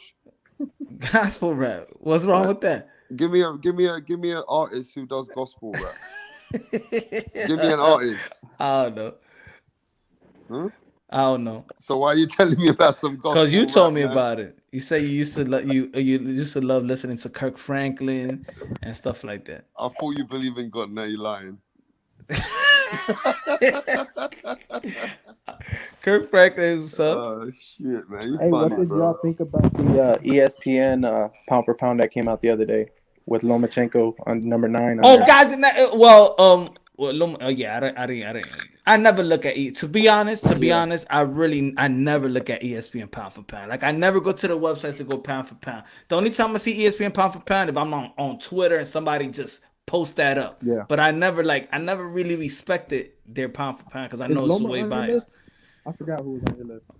Yeah, I My look list at is it right for here. Let reference. me know I what look y'all at think it about my for list. I look at it. Right here. I don't look at it statistically, man. Alvarez, Quay, Bud Crawford, Alexander Usyk, Teofimo, Taylor, Charlo. Well, I'm already stopping the list right now. There's controversy on this list already. You want Josh Taylor above This list Teofimo? is biased. This is an American fucking fan base list. How? I'm not happy with How it. would you say that? Time out. Look, Because- Canelo Alvarez. because I Look, wanna wait, know- no, it's not. You're a liar. wanna Canelo know- Alvarez is not American. Naoya is not American. Usyk not American. Josh Taylor not American. Ioka Okay, not I'm American. And asking you Estrada not where- I'm American. asking you where you went wrong. With the Teofimo Lopez, why is he ahead of Josh Taylor? Because he beat a pound for pound fighter in Lomachenko. What do you mean? He beat a pound for pound fight in Lomachenko, but also Josh Taylor has fought great fighters himself. Let's not forget what Josh Yeah, Taylor but did you with, ex. Let's but not you- forget how Josh Taylor came up and what challenges he's took with O'Hara Davis. When O'Hara Davis was unbeaten champion, he knocked him out. Then he beat that guy Vasquez. Then he beat Ivan Branchik. Then he beat Victor Postol. Then he beat Ramirez. Let's not forget he won the whole fucking tournament. Let's not even forget that he beat Regis Prograis. I think right now we got a debate. There's a reason that you've only given Teofimo Lopez because of Lomachenko's win to be ahead of. But this is the real undisputed people are saying. Now what? But that's what I'm saying. That I give you my answer. Why? Because he beat a pound for pound that was regarded 1, 2, 3. You could flip it around in the world. He beat a pound for pound fighter, and he beat a back-to-back champ. He beat 2 champions back-to-back. He beat Nakatani. All these guys are top 10 level fighters. Did he beat any unbeaten guys? Nakatani. That's the only guy, but the other 2 were beaten, right? Which were champions. Yeah, I'm But just. the- But I'm. Josh Taylor's beaten. Who a pound for pound Josh fighter he beat? Taylor- Guys, give me a Taylor's couple minutes. beaten I'm gonna step 3 away. Unbeaten guys, bro. What 3 pound for pound fighter he unbeaten beat? top Guys. What Let's pound for not pound forget fighter? that, bro. What pound for pound fighter he beat? Well, you can go into pound for pound, but the unbeaten fighters Josh Taylor challenged. All right, so if there's a pound for pound list, Josh Taylor beat. so there's a pound for pound list. Or you go so I just think Josh Taylor deserves to be ahead of Teofimo. That's what I think. that's fair. I think so. I'm not arguing that. I'm just telling you why I have Teofimo Lopez. If Josh Taylor would have beat the pound for pound guy. See, this is why I wanted to have I have Ramirez. Ramirez was number 9 in some people's list, Punch. He was 10 on mine. So I don't know. But why I only, you're saying pound for pound, but I because only had him Ramirez there. is a pound for pound I only fighter, had bro. him there. I only had him there because of this fight. But that wasn't like that. I just had him there. But this is right here, bit my pound for pound. This is official right here, son. Teofimo Lopez beat Lomachenko. That was regarded pound for pound number 1 in a lot of people's lists around the world. Right or wrong? I mean, a lot of people in the chat, at least being fair, they're saying that you can switch it either way. Yeah. I mean, you gotta be honest. Josh Taylor deserves that position as well, bro. That and that's all good. That's all good. You know can flip what I it mean? around. No, You but can I flip it just think around. that's all. Go ahead. So I that got a was question it. for You're Rap gonna come over here and you telling me that I'm biased, but you know the only reason you talking about Josh Taylor out of everybody's this is because he's from the UK. No, I just No. You started. You said No, punch your no, bias, no, but the no. only person you looked at the No, list no, to debate was Josh Taylor. You biased mother no. for you. You got it wrong there, bro. Hey, let me It's ask not a that rap way. star question real quick. Yeah, my brother. So, who would you rather see Josh Taylor fight next? I know he's not going to fight either one of them next, but would you rather see him fight Bud Crawford or Teofimo Lopez? Either one of them, because they're both fucking big. Either one. fights. Which one's the Either bigger one, fight, bro? I mean, to be honest, if he challenges himself against Crawford, that's a mega fight for Josh Taylor. But About I end actually of think discussion. that- Debate is over. You will write a formal apology. opportunity to beat Teofimo Lopez, yeah, and I think he can outbox Teofimo Lopez. I think the same thing that Regis Progress bring, all that aggression, he's been used to it. Josh Taylor's fought a lot of different styles of fighting, and I want to win my money against Teofimo Senior, but I do believe that Josh Taylor is better off fighting Teo than Crawford. You biased, motherfucker. No, I'm not. I'm keeping it real, bro. Hey, listen, I like Teofimo Lopez too. He's one of my favorite fighters. Hey, but Teal said he ain't going over there to fight no Josh Taylor, bro. And his pop said they were gonna beat him over there. Yeah, well then that's why I want to see if they can come to England and try and beat the pound for pound guy, because Josh Taylor is obviously used to fighting people like Teo. As far as I'm concerned. So look, I did say Canelo Alvarez and Teofimo Lopez and Earl Spence are the only people that beat in pound for pound fighters. Canelo Alvarez beat Triple G, Teofimo Lopez beat Lomachenko, Earl Spence beat Mikey Garcia at that time. The only difference between Earl Spence is that the Mikey Garcia was 135 pound for pound fighter. Mm-hmm. Now there's people that's I don't know about that. Okay. Now let me. Alexander Usyk beat Bradis. Bradis was pound for pound at that time. I don't know. Not on a lot of people's list, no. I mean, Bradis was the top guy, and Alexander. But he was and what pound for? Find me a list right now that Bradis was in. Find me any list where Bradis was in. I'm sure at that time, I'm sure he was on Bradis Max Kellerman, number 10 or number 9 somewhere. I saw that once myself. So but anyway, people saying that Alexander Usyk achieved greatness, bro. He cleaned up. Oh, of course. Earl Spence, people say there's some people that was on the comments saying that I have him too low. What do you feel about Earl Spence being number 9 on my list? Yeah, I don't agree with that. Where should we have him? Who should we take out? Closer to Bud. I don't agree. I think Errol Spence should be at least number 7 or 8. All right. So 6. Okay. So Jamal. So he have achieved more than Jamal Charlo. So we're gonna. Man, Jamal Charlo's fucking opposition's been weaker than Errol Spence. Yeah, Jamal Charlo's got better on paper, but his opposition been weaker than Errol Spence. Let's keep the shit real, bro. Why? Yes, it has. Rosario. Are you saying? Are you saying that because? Man, Tony Harrison, Rosario, Errol Spence will knock them the fuck out at 150. Are you saying that because he had in the what's division, you know their names more? Go ahead. Bro. You know their names more. Bro, the man lost against Tony Harrison. That should take some points down. Tony Harrison was one of the top guys at 154, and then he beat. Man, he got okay. Do you know what? I found a fighter, Ray. Major Key. I found Devin Haney. Tony Harrison fights like Devin Haney. Tony Harrison? Yeah, I found him. It's Tony Harrison there, bro. I found him, man. Because now you want to talk about Tony Harrison. Then he needs to know. Oh, all right, so you feel like that Earl Spence should be above Jamal Charlo. Jamal Charlo's about to fight for Undisputed. Yeah. But like I said, see, this is what I say to people. As much as we know Earl Spence, as much as he got two titles, bro. Hold on. You know that Earl Spence is the least accomplished one out of the list. Okay, let me tell you this right now about accomplishments. Yes or no? Yes or no? No. He's not the least accomplished. All right, go ahead. Do you know where you're wrong, brother? Let me tell you where Punch Drunk's wrong today. You have to give points to a man who goes to another country, right? Leaves his comfort zone and goes and takes a title from another man in another country. So why you don't have to give respect to that man? Jamal Charlo has never done that. To win a title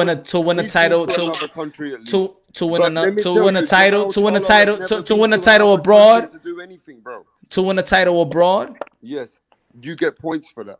So do you give Demetrius Andrade on props for winning a title in Man, Germany? Demetrius Andrade fought some Luke fucking whatever. Do you give him props for winning a title in Germany? Yes or no? I give him props. No, you never gave him no props for winning a title in Germany. But, You freaking liar. but look who he fought. Look who he fought, bro. Look, what I'm saying is Errol Spence at that time fought the guy, which was the guy with the title who beat Sean Porter in his own country. And at that time, that was Come on. Everybody does that, was man. 7 years before Terence Crawford fought the man. Yo, The man everybody was in his does. prime. That was the narrative they pushed for Earl. But, bro, Everybody that's not does that easy to shit. do. Okay, let me ask you a That's question. not easy. You know boxing. You know boxing. What bud. you mean that's not easy to do? Come on. What you mean that's not easy to That's do? not easy to do. What Errol Spence achieved abroad should give him points against Jamel Charlo. Because Jamel Charlo's never traveled out of his country, bro. Errol Spence had to do it the hard way, bro. So many. All I'm So saying is Errol many. had So to- let me ask you. and So your many. boy Keith So Thurman- Manny your Pacquiao boy is Keith better. Thurman ducked him. At that time, Keith Thurman ducked him. Remember that? No, Keith Thurman never ducked no damn. Yes, Earl he did. Spence. Errol Spence, he ducked him. No, he bro. didn't. When? He What made year? everything hard for Errol Spence. When? What Okay, time? I'll Go tell ahead. you when. Let me tell everybody when. I'm not Go just going ahead. to Tell me the you. I'm gonna exact. tell the whole Tell me fucking exact. boxing Yeah, go ahead. the whole fucking boxing world. When every time Errol Spence called Keith Thurman out on every single opportunity, Keith Thurman blocked his opportunity to fight him in the same. When? fucking No, time. you only Listen, saying calling listen, out when he bro. called anybody Listen, called that. When Al Heyman told Errol Spence that Keith Thurman ain't gonna fight you, he don't want that smoke. When? Because when he told You never him- heard Al Heyman talk? Listen, bro. when You're Keith lying, Thurman you're said it lying. himself, Keith Thurman ducked him on interviews himself. You can You're see Keith lying, Thurman's you're face. lying, He you're didn't want lying. None of that smoke. You're He don't want lying. None of that smoke. You're- Now, when? all of a sudden, let me When? say this. Find The me a only date. reason Keith Thurman didn't give him that fight. That's why he had to travel to England to go and get that belt, because he wouldn't give him an opportunity to fight him. For what? Because what you mean for what? He was Errol ranked Spence number was in 15 position. overall, bro. He He's was not in ranked. position. He was not ranked in the WBA. But bro, the man was. I mean, no. We're having a debate now. You gonna answer facts. Okay. Was Earl Spence ranked in the WBA? You say he was in position to get a title fight. But bro, he was in the same camp every time he was calling him out. Was he? Mayweather told everybody that. It doesn't matter. You're just saying what everybody. You're just saying. He said this. He said that. He said this. Saw it yourself. Earl Spence. What Was happened Earl? on the ESPN interview? What Was Earl Spence happened when he saw ranked in the him face to face? WBA? What Yes or happened? no? Was Earl Spence ranked in the WBA? Yes or no? It doesn't matter. The fight could have been made. No, it cannot be The made. fight Earl can't be Spence is made. It was in nobody the at that same point, bro. It was He's in the same nobody. motherfucking camp. He is nobody, bro. He's nobody around that time. Bro, what was Keith Thurman when fucking Mayweather? Earl became Spence. What was Keith Thurman when Mayweather became a super champion? WBA number one. WBA number He one. was nobody. WBA number He was one. nobody. at one WBA time. number one. WBA number one. He was in position to be a mandatory. Bro, he gave everybody. No, else. no, but don't go back. he Don't didn't go. want no smoke. Yo, When it Rap came Star, to him, he when pulled out. what He what didn't what want was that Earl smoke. Spence rank? What was Earl Spence rank?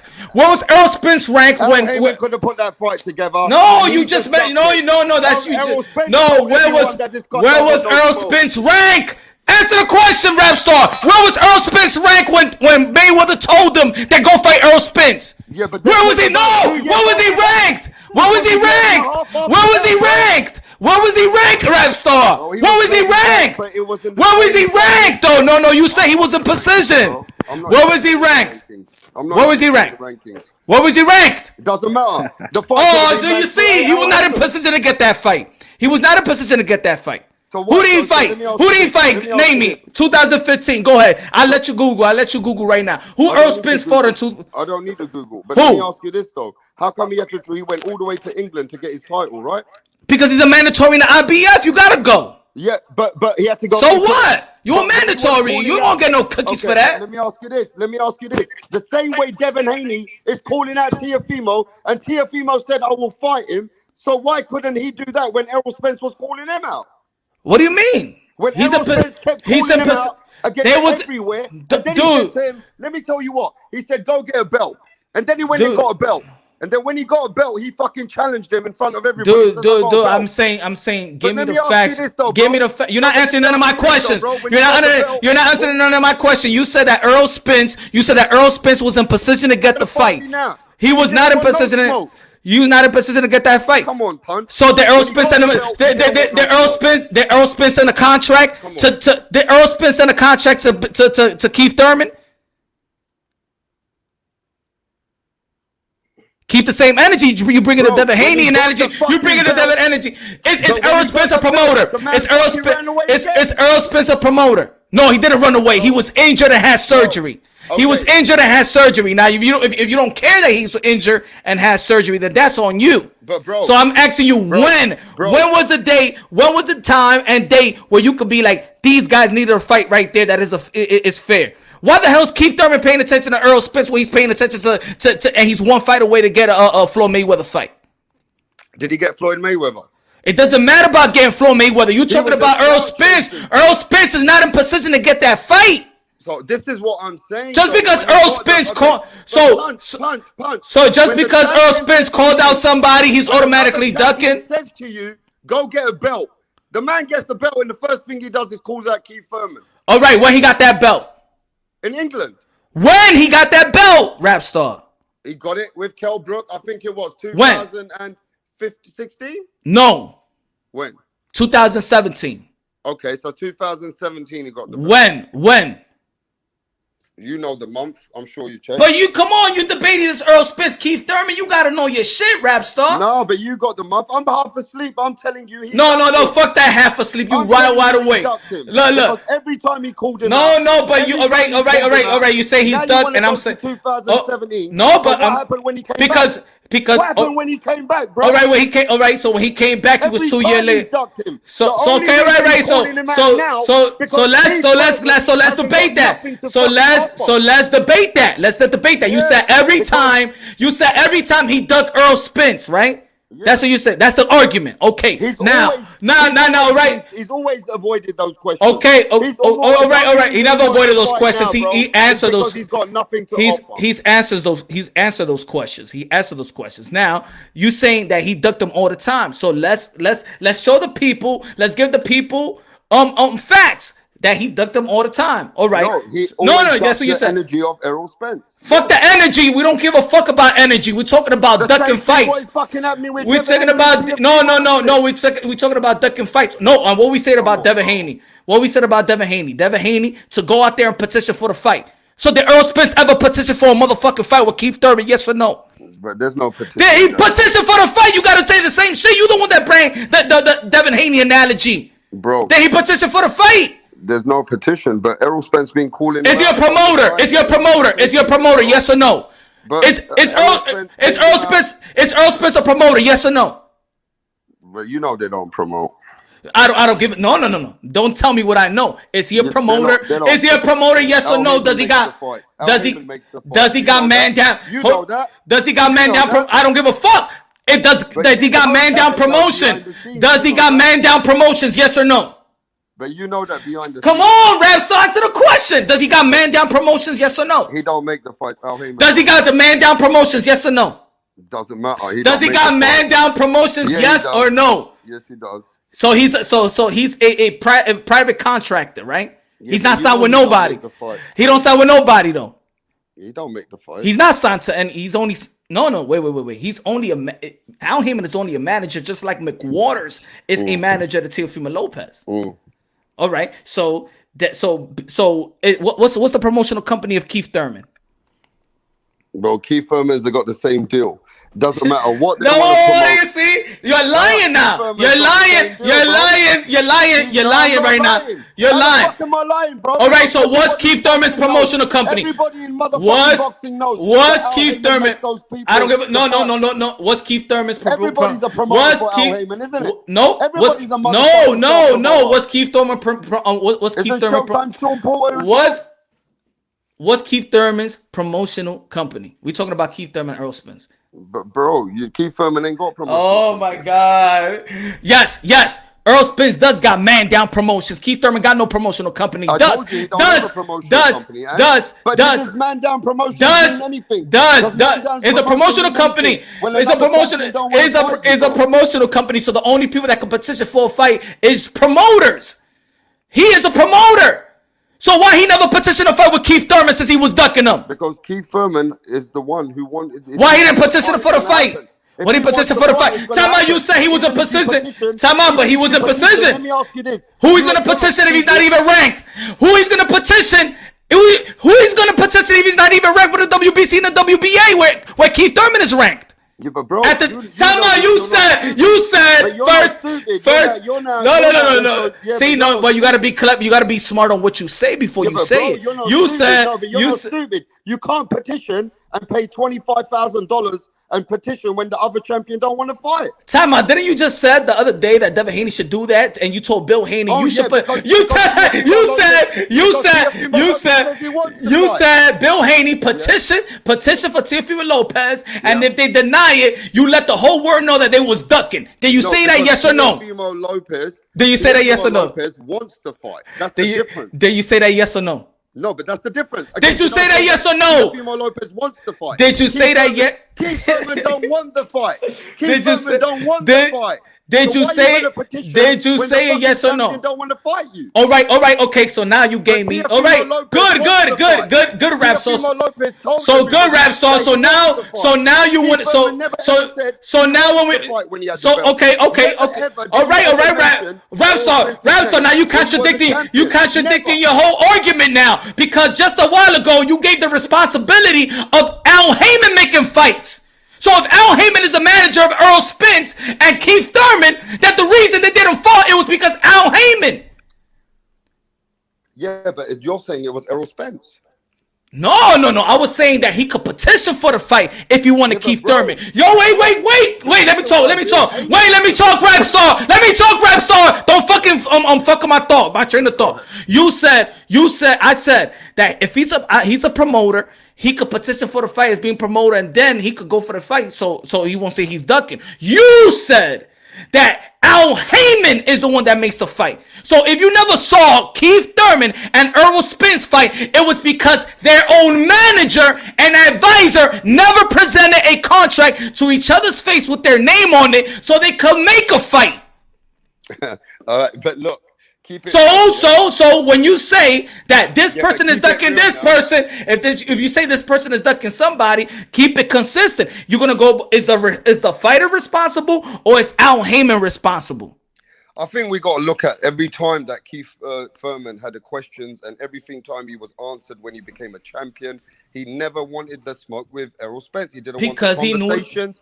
He didn't want to bring the conversations to the table. He never, ever, his body language never was entertaining none of the Errol Spence situation. Why? Even when he became a champion, he avoided all questions with that situation. Now, the other thing I'm going to say this to you. The reason why Rapstar said to Bill Haney that you need to petition is because Teofimo Lopez Sr. openly said that they have got no power with Bob Arum. So if you're going to try and break me down why I said that, is because Bob Arum hasn't already showed everybody that he got no time for Teofimo Lopez. He's not going to pay for that kind of fight. And if he's not going to pay them and he's underpricing them, so Bill Haney needs to petition because Teofimo Sr. said that they got no power through Bob Arum.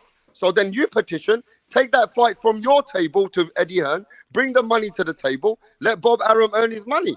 So that's the reason why I said petition, because of the situation that Teofimo Lopez is with Bob Arum at the moment. It's a whole different subject. Errol Spence shouldn't be petitioning when he knows that Keith Thurman doesn't want the fight. Who said that? Wasting money. He'd be wasting fucking money, bro. Who said that? But who said that? Who said that? Who said that? Time out. During the Erickson Lubin press conference, the Erickson Lubin and Jamel Charlo, that was both having the press conference with Showtime, right? Keith Thurman said this.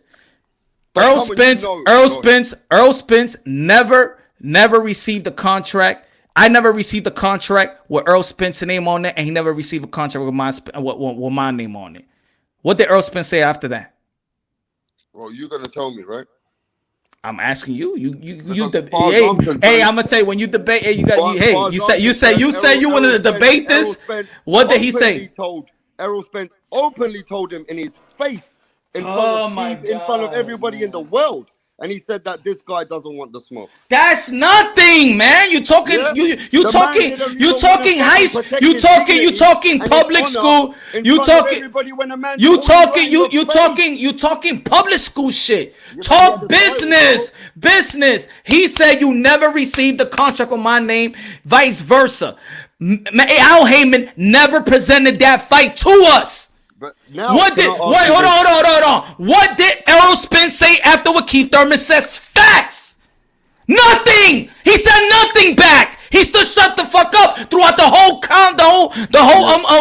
press conference. You know why? Because he hit him with facts, just like the way that Keith Thurman hit Crawford and pulled this thing, his card when he said, "Oh, I want to fight Keith Thurman." Keith Thurman sent the contract. He sent 2 contracts to Buck Crawford. Well, I do think that No. This what. Let me tell you. Let me tell you what happened. This what it is. This what it is. If you're gonna be in a YTBC, you gonna fall for a fucking narrative. That was a fucking narrative that Errol Spence was ducking Keith Thurman. Keith Thurman was ducking. That Keith Thurman was ducking Errol Spence. That's a narrative. He won his title. He won his title on March. He unified with Danny Swift Garcia. He got injured and did surgery in May. The 2 months after, that's when Errol Spence beat Kell Brook. So around that time that he was out for almost 2 years, he couldn't duck Errol Spence because he was injured. He was out for 2 years. He came back. So for the get back with Josecito Lopez, when he came back, Errol Spence had the contract with Mikey Garcia. Remember when they was in Fox? They had that conference and everybody was in each other's face. Remember? So by the time Keith Thurman even came back, he already had a contract to fight Mikey Garcia. Yeah, but I also you can say. Oh no. So when did he duck him? When did he duck him? I'm saying you can tell me those dates, right? But every time that he was there and Errol Spence was calling him out face to face, why was he showing that he wasn't interested? You know why? Why his body language never ever wanted to. You know why? Or give the young lion an opportunity. You know why? They're fucking young lion. They're 1 year apart. They're 1 year apart, bro. Yeah. Not a fucking young lion. He's fucking 32. He's fucking 31. But he was coming out, wasn't he? Errol was coming out, right? Okay. But you know, look, you say that he he's didn't still duck getting. him. You say that he didn't duck him, right? But at the same time, the man told him go get a title, and he did that. Okay. But then when he got the title, he was out. That's what I'm saying. When he got the title, Errol Spence got his title on May versus Kell Brook. After Keith Thurman unified with Danny Garcia. By that time, Keith Thurman was out with surgery, elbow surgery. Do you understand? So I'm telling you, when did he duck him? When was the time that he ducked Errol Spence? When did he have the chance to duck Earl? When he came back from his 2 years out? Or you think Al Heyman is gonna put that fight with Errol Spence and Keith Thurman? No. If people want to call that a duck, you want that a duck, or you want that he picked Manny Pacquiao or and didn't fight Errol Spence. You want to call that a duck? But let me ask you this: the fight got called for, and if everybody's remembers how fights get made, it's sometimes an opponent which was a common interest opponent to both of them, which was Vivian Bundu. When Vivian Bundu went all rounds with Keith Thurman, Leonard Bundu, then Leonard Bundu, I think that was his name, right? Yeah. So that guy, when he went all 12 rounds with Keith, and then when Errol fought him, Errol knocked him and ended his career. And that's where everybody was on Keith Thurman for that fight. Now, regardless if you're going to say that Keith Thurman had obligations and Keith Thurman had to fight because for his WBA, so he was only interested in who was ranked in that situation, then we can agree with that but at the same time, if he wanted the fight, bro, the fight was in-house with Al Heyman. And you say, Errol Spence was nobody around that time. That's what I'm saying. You're talking about, he was nobody really around that time. Okay, but these people are still looking at each other. And let me tell you why you knew he was somebody. No, you gotta be you around that time in the rankings, he was compared. You gotta look at where Keith Thurman is looking at. You got to think that he's still climbing the ladder himself. He's looking at Floyd. He's looking at 2016, he fought Sean Porter. He's not looking at no Earl Spence, bro. Yeah, but he's that also. So how's he ducking the Earl Spence? Because at the end of the day, why would anybody even start a narrative where like that? Names came from, and I told you how this all started with Bundu, right? And everybody was calling that. And then when Mayweather, everybody knew that Errol Spence troubled Mayweather. That came out. Then Mayweather himself, early days, said, this is the guy who's going to beat Keith. It was just too vocal. Why? It was just so vocal for Why? so long. Oh, this is the reason why people picked up. If you wasn't following the Olympics, this is the reason why people picked up on Earl Spence. Yeah. Because Mayweather sure did like. People went at Keith Thurman because Floyd Mayweather say, if you don't fight him, you got to fight him first. And then if you beat him, then you could fight me. And Keith Thurman says, all right, give me 10 million. Says you're the money guy, money man. Give me 10 million. Yeah, but like I said, again. So now because this guy says, oh, fight him, that's the duck. Earl Spence around that time was nothing but a sparring partner to Floyd Mayweather. Yeah, but he came up after knocking out Bundu, bro. I'll tell you that. Okay, and Bundu. And that was when. So what? That's when everybody said in boxing. That's not everybody, man. That's the YTBC, bro. That's like right. That's like right. Even when people deal with it right now. Oh shit, this thing is going on, people. And I know that everybody was in Keith Thurman's ear about Errol Spence so much. You know it, and I know it.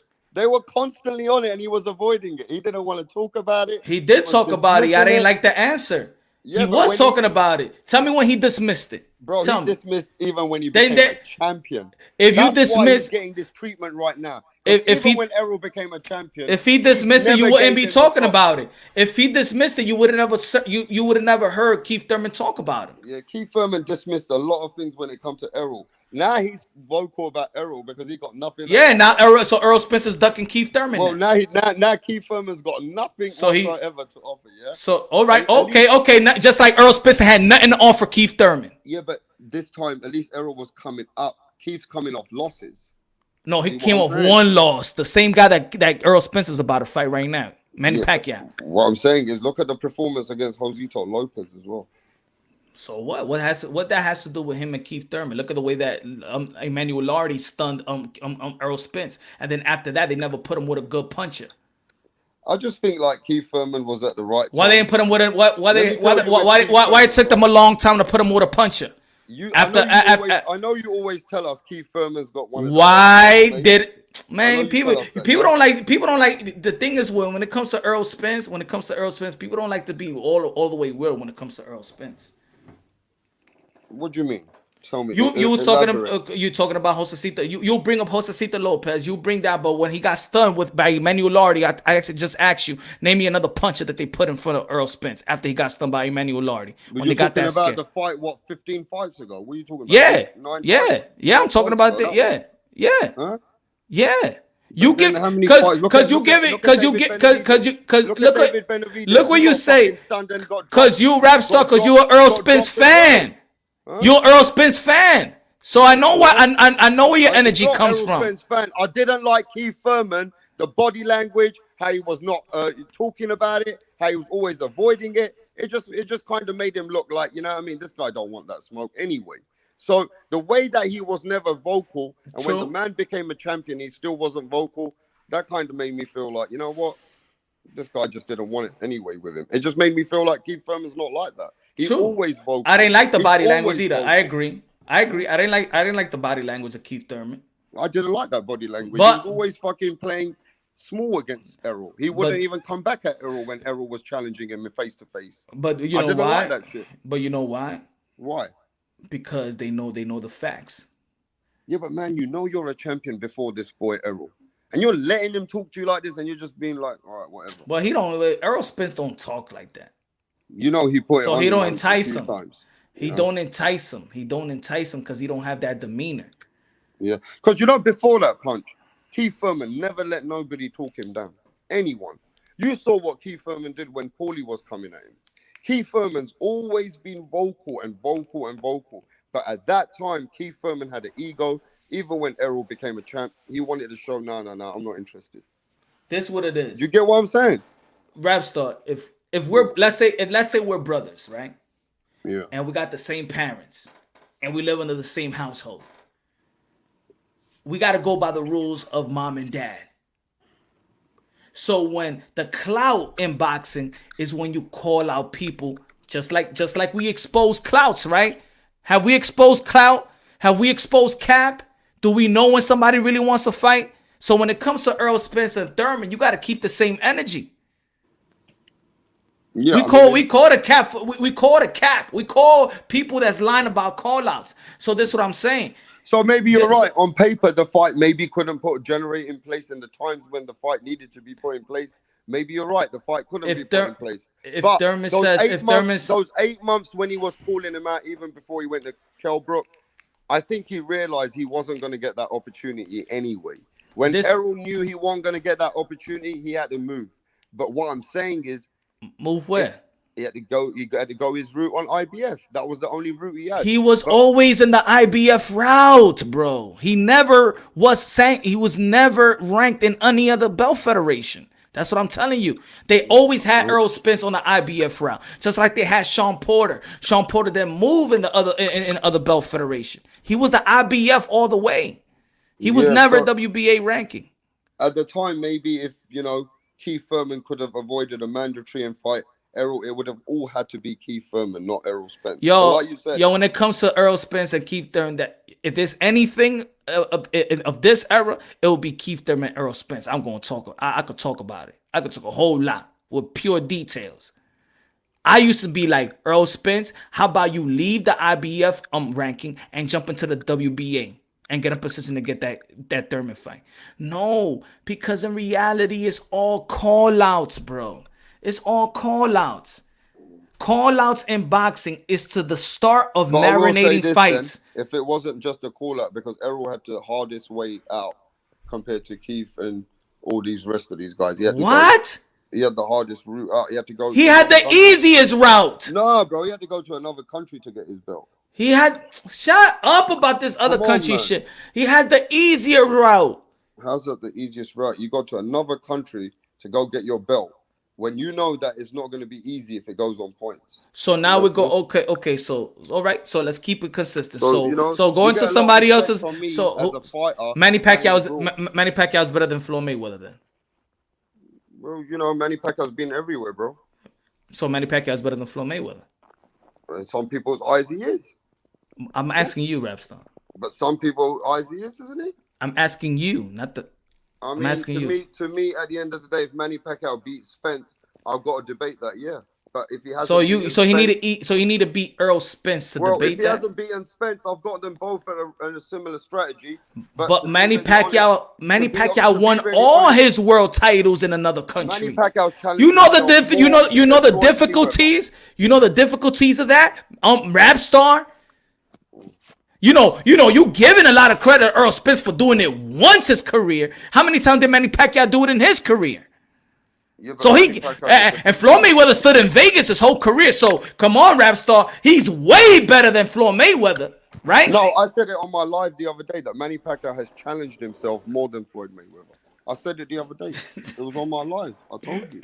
Well, but Manny Pacquiao won all his titles in another country. So he got to be way better than Floyd. All the difficulties and circumstances of being home away from home. And Floyd Mayweather stood in Vegas his whole career, basically. Yeah, but at the end of the day, Punch, Manny Pacquiao's challenged himself and he's come from a different world and he's had to be in America because that's where the mecca of boxing is. It's still outside of his country. His country. I hear you. So hey, how many hours is away from the Philippines to America? How many hours is that? It must be multiple. 20? Like 20? Sure. Ooh, that's a long way to go. For sure. But you get a lot of respect for that, Punch, for sure. Manny Pacquiao challenged himself way more than Floyd Mayweather, and that's a fact. Major key. Séñame la cara. That's a fact. No, but you know what, Punch? You might be right on some of the dates and where people couldn't make the fight or generate the fight because Errol Spence wasn't much to offer. Well, that's like everything then. Any boxer who wants to be something hasn't got much to offer when the fight needs to be placed. That's what we're always going to say then, isn't it? Yeah? That's how you're always going to say he ain't got much to offer because he ain't got a belt at the time. So anytime the fight comes, and when he did get the belt, Keith Thurman still had the same energy, bro. That's what I'm saying.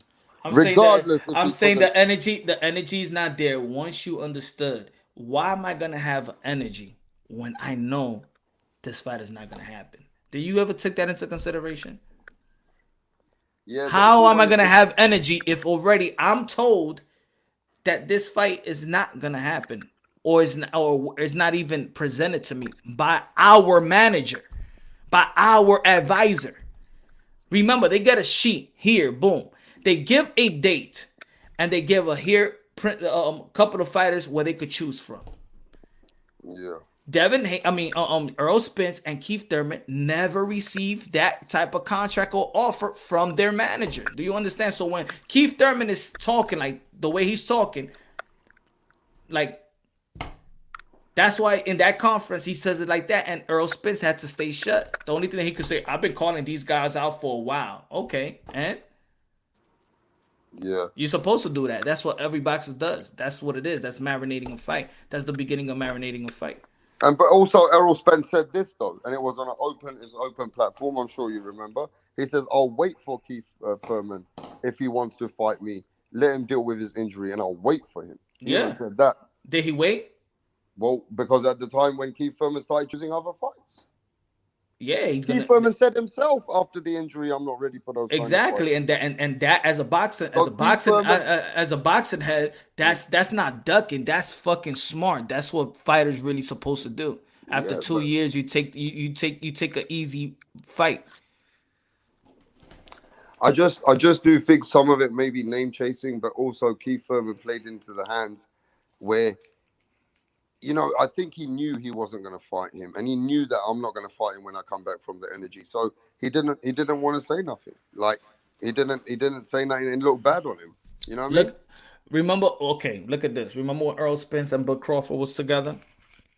Yeah. And Bud Crawford says, "So what's the plan?" What did Earl Spence say? He said, "You got a fucking promoter in it." No, he said he's gonna fight Porter. He said no. He said to Bob. He said, "What's Al?" I said, "What's Al?" He said he gave him Al Heyman's plan. Fight Porter. I'm gonna fight Porter. The winner of and then the winner of Manny Pacquiao and Keith Thurman. And he also said, and then hold on, and then Bud Crawford said, "Oh, I'm not in the plans," and he's like, "Nah." Well, he also said to Bob Arum, "You got to deal with my guy." And you said to Bob Arum, "It seems like you don't deal with Al Heyman then. Go deal with him." He told him that too. He goes, "After my fights, go deal with Al Heyman." Mm-hmm. So, you know, and then Bob said, "Well, you know what I mean? At the end of the day, you're going to, like, something was said." And he said to Bob, "You're supposed to say that for your boy. But you need to go and speak to Al Heyman." So you say that Errol Spence is the promoter. But why did he openly say to the world that you got to go speak to Al Heyman? So who makes the last decisions? Who makes the last decisions? Al Heyman makes all decisions. But that's what that's why I told you earlier when I'm talking about promoters promoting. Then you bring Al Heyman. I said exactly. The fight never was made because Al Heyman didn't make the fight. These guys don't make that's what I mean. People like to blame fighters when they want to blame fighters. They want to blame managers when they want to blame managers. Nah, when it comes to PBC, Al Heyman is the guy that, you know, help match the fight. Now they got their respect. Now, Sean Porter got his father as his manager.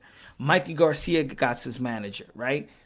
But when it comes to Earl Spence and Keith Thurman, Al Heyman is manager and advisor. He's both. The easiest fight to be made could have been Earl Spence and Thurman, but remember, that was the biggest fight for PBC. They was gonna milk that. Yeah. So when Keith Thurman is saying his plans out, you got to think about it. That's Al Heyman's plans. Keith Thurman is the one that's gonna be talking and saying shit that is like probably behind the closed doors, but people are not gonna want to listen to it because fans just want to listen. They think that this is public school shit. Meet me at 3 o'clock. Yo, he ducking him. He ain't meet him at 3 o'clock. He don't want to fight. They think that boxing works like that. Boxing don't work like that. Yeah. I mean, personally speaking, bro, I think Keith Thurman's best days, he was at the right time at the right place. You saw what Manny Pacquiao did with Keith Thurman. Did he Even duck though him? Keith Thurman came back later on, and I think Keith Thurman is very clever, just like you are, Punch. He knew Errol Spence was the toughest guy. He already knew it. He's very clever. That's why you see the tough fights he had with Sean Porter and Danny Garcia. He knew that Errol Spence is a guy who would beat those guys too. So he had.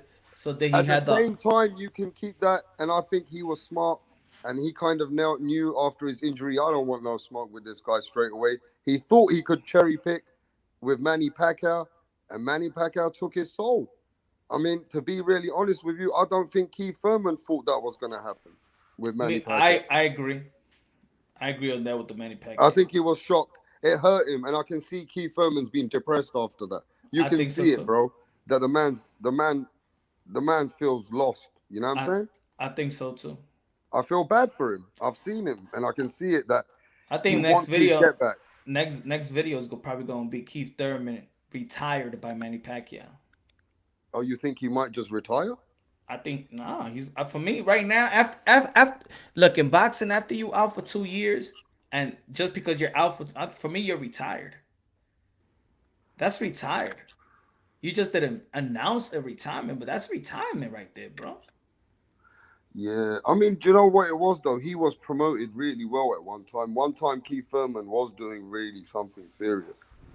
It's just, I don't know, man. When he stepped up that one time, that power wasn't there anymore, bro.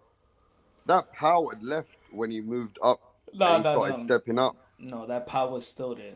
But it wasn't as destructive. He had to start boxing more because he was taking punishment as well now. The difference, you know what I mean? The difference between when you don't see somebody getting out, Keith Thurman is not your fastest puncher. So he's hitting you, is landing, but you're seeing those punches. So it hurts.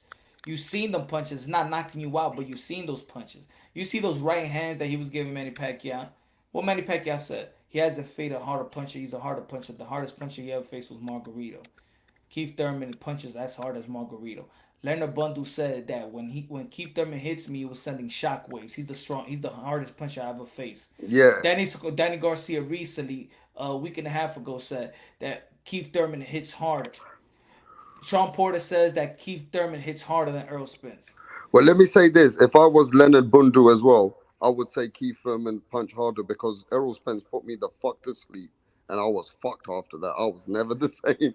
So I would say the fucking same, bro. I know. I used to get in the same that same debate, but people don't understand that it's not the hard punch that knocks you out. It's the punch that you don't see knocks you out. Yeah. But look how Errol Spence destroyed Bundu. Bundu was giving people fucking a run for their money, bro. So I would probably think Bundu's fucking what's it called? Bundu's got a grudge against Errol Spence. You know that. It's almost like saying who's the fighter that knocked down Mikey Garcia. Hey, Mikey Garcia got knocked down by I forgot his name.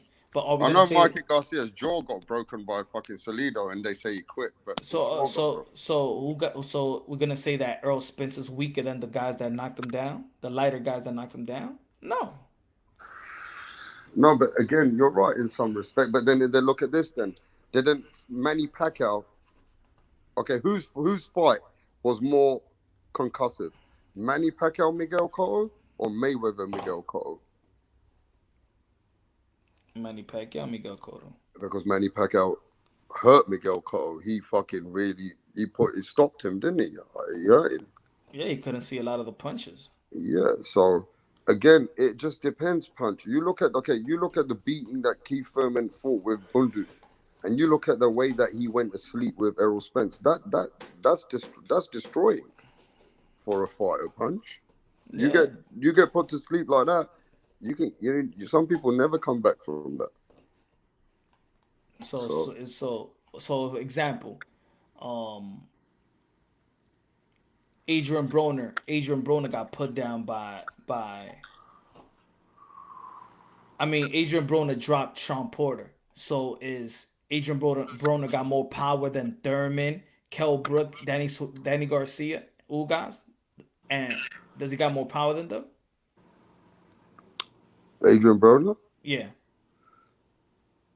Adrian Broner only had good power at 130, I know, 135. but I'm just saying Keith Thurman, Danny Garcia, and they didn't drop Sean Porter. Broner did. So does Broner got more power?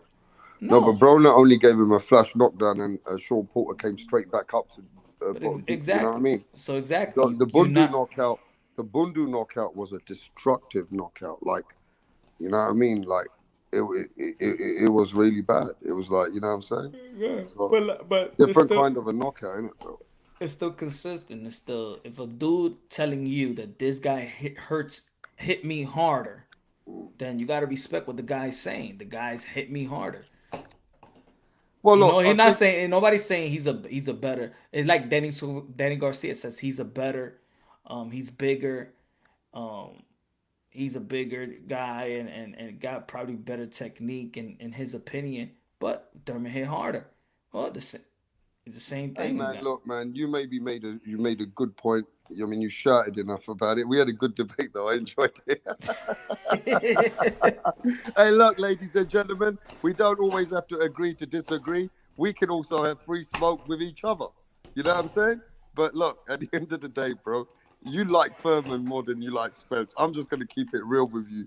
I like the. It seems like you got a soft spot for Furman, but at the end of the day, I You understand. like Spence more than you like Thurman. No, I love Furman. Furman was No, no, one no, time no, no, Furman. no. Furman Stop played it, a lot. Rapstar. You see, I say yes, and then you can't say yes. You know No, that I Errol do Spence is your like favorite Furman player. though, but where Thurman let me I down. meant you. I Let meant me you tell as where Errol Thurman Spence, your let me favorite down, fighter. Punch. Let me tell you where Thurman let me down. The energy he showed with Errol Spence, I hated that shit. It let me down too. I He let agree. me down there, bro. When it was face to face, I was watching him from England.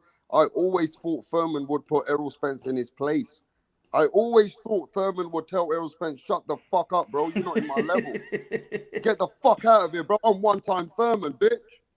He never did that, and I got pissed. I was like, "All right then, Thurman. I'm with you. I agree You 100%. kind of know this is your boogeyman," and that's where the myth came. And you're maybe right. It overtook the I what's it agree. called? I What's it agree. called? It overtook the common sense and the knowledge behind the scenes of boxing. You know what I mean? Yeah, The but I way agree. Thurman acted. The way that it looked, Yeah, the it way that looked it bad. looked It looked like it bad looked at that bad. It time, did look son. bad. Even when he told them, when he told them that time,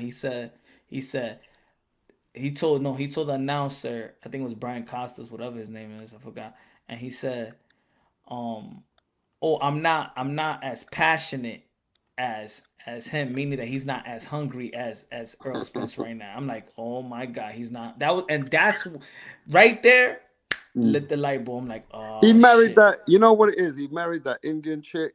He got married. He got loved up, and it was gone after. I don't know what happened to Thurman. You think he found a new love other than boxing, and that's what it was. Yeah, because he was very happy with the way that he got married, and he just felt very comfortable at one stage and happy. I don't know, something happened to him, bro. You know what Marvin Hagler said? You get those silk sheets. I think Furman that hunger left. You know what I'm saying? You know what I'm Yeah, I think saying? that the hunger left. The hunger did left. He said in the he said on the podcast, PVC podcast after the Manny Pacquiao fight. He said that he couldn't find his killer instinct. I said, if you can't find your killer instinct with a Manny Pacquiao fight, you will never find it again. Mm. Well, I want to ask you another question that I'm sure you got an answer for, because I'm not going to say nothing now, but I might have an answer for everybody exclusively in the next 24, 48 hours. So what I'm asking you is, do you think Teofimo Lopez should give up the belts? Do you think Teofimo Lopez should give up the most powerful belt when it comes to the WBC and franchise belt? He That's the shouldn't question for he you, shouldn't give up nothing that he didn't earn. right? So if he earned everything he got, he should stay with it. I think the other person that didn't earn it, they should be subject to dropping it.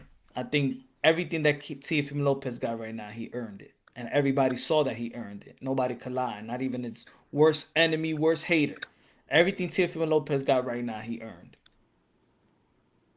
So would it be fair to say, right, that Teofimo Lopez with that belt that he's got, is it a lot of pressure because he does need to make a big fight after Cambosis? I don't think there's no pressure on Teofimo Lopez. I think Teofimo Lopez is gonna expose them to if they really want that fight. He's already exposing them, but the thing is that Teofimo Lopez, depending on what type of platform you trying to get some information, you know, Teofimo Lopez he's right now. Remember he won a purse bid because what he did to Lomachenko, so his value is up. He's fighting for pay-per-view versus Cambosis. This is not they're not fighting a pay-per-view trying to let me get a Mexican fan base and this fan base to sell a pay-per-view. This is straight up a pay-per-view fighting your mandatory. Nobody really knows too much about Cambosis. So even if he sells the numbers like these guys are selling with a strategic plan for them to make look at the undercard. So this is all Teofimo Lopez selling. Right or wrong? Yeah, I guess there's no one else there. This is not Leo Santa Cruz, Gervonta Tank Davis, two names really in boxing that people know, and past champions and trying to get that Mexican and the black fan base and stuff like that. The strategic, you know how it go. Nah, this right here is just Teofimo Lopez fighting his mandatory George Cambosis, which a lot of people don't know in America.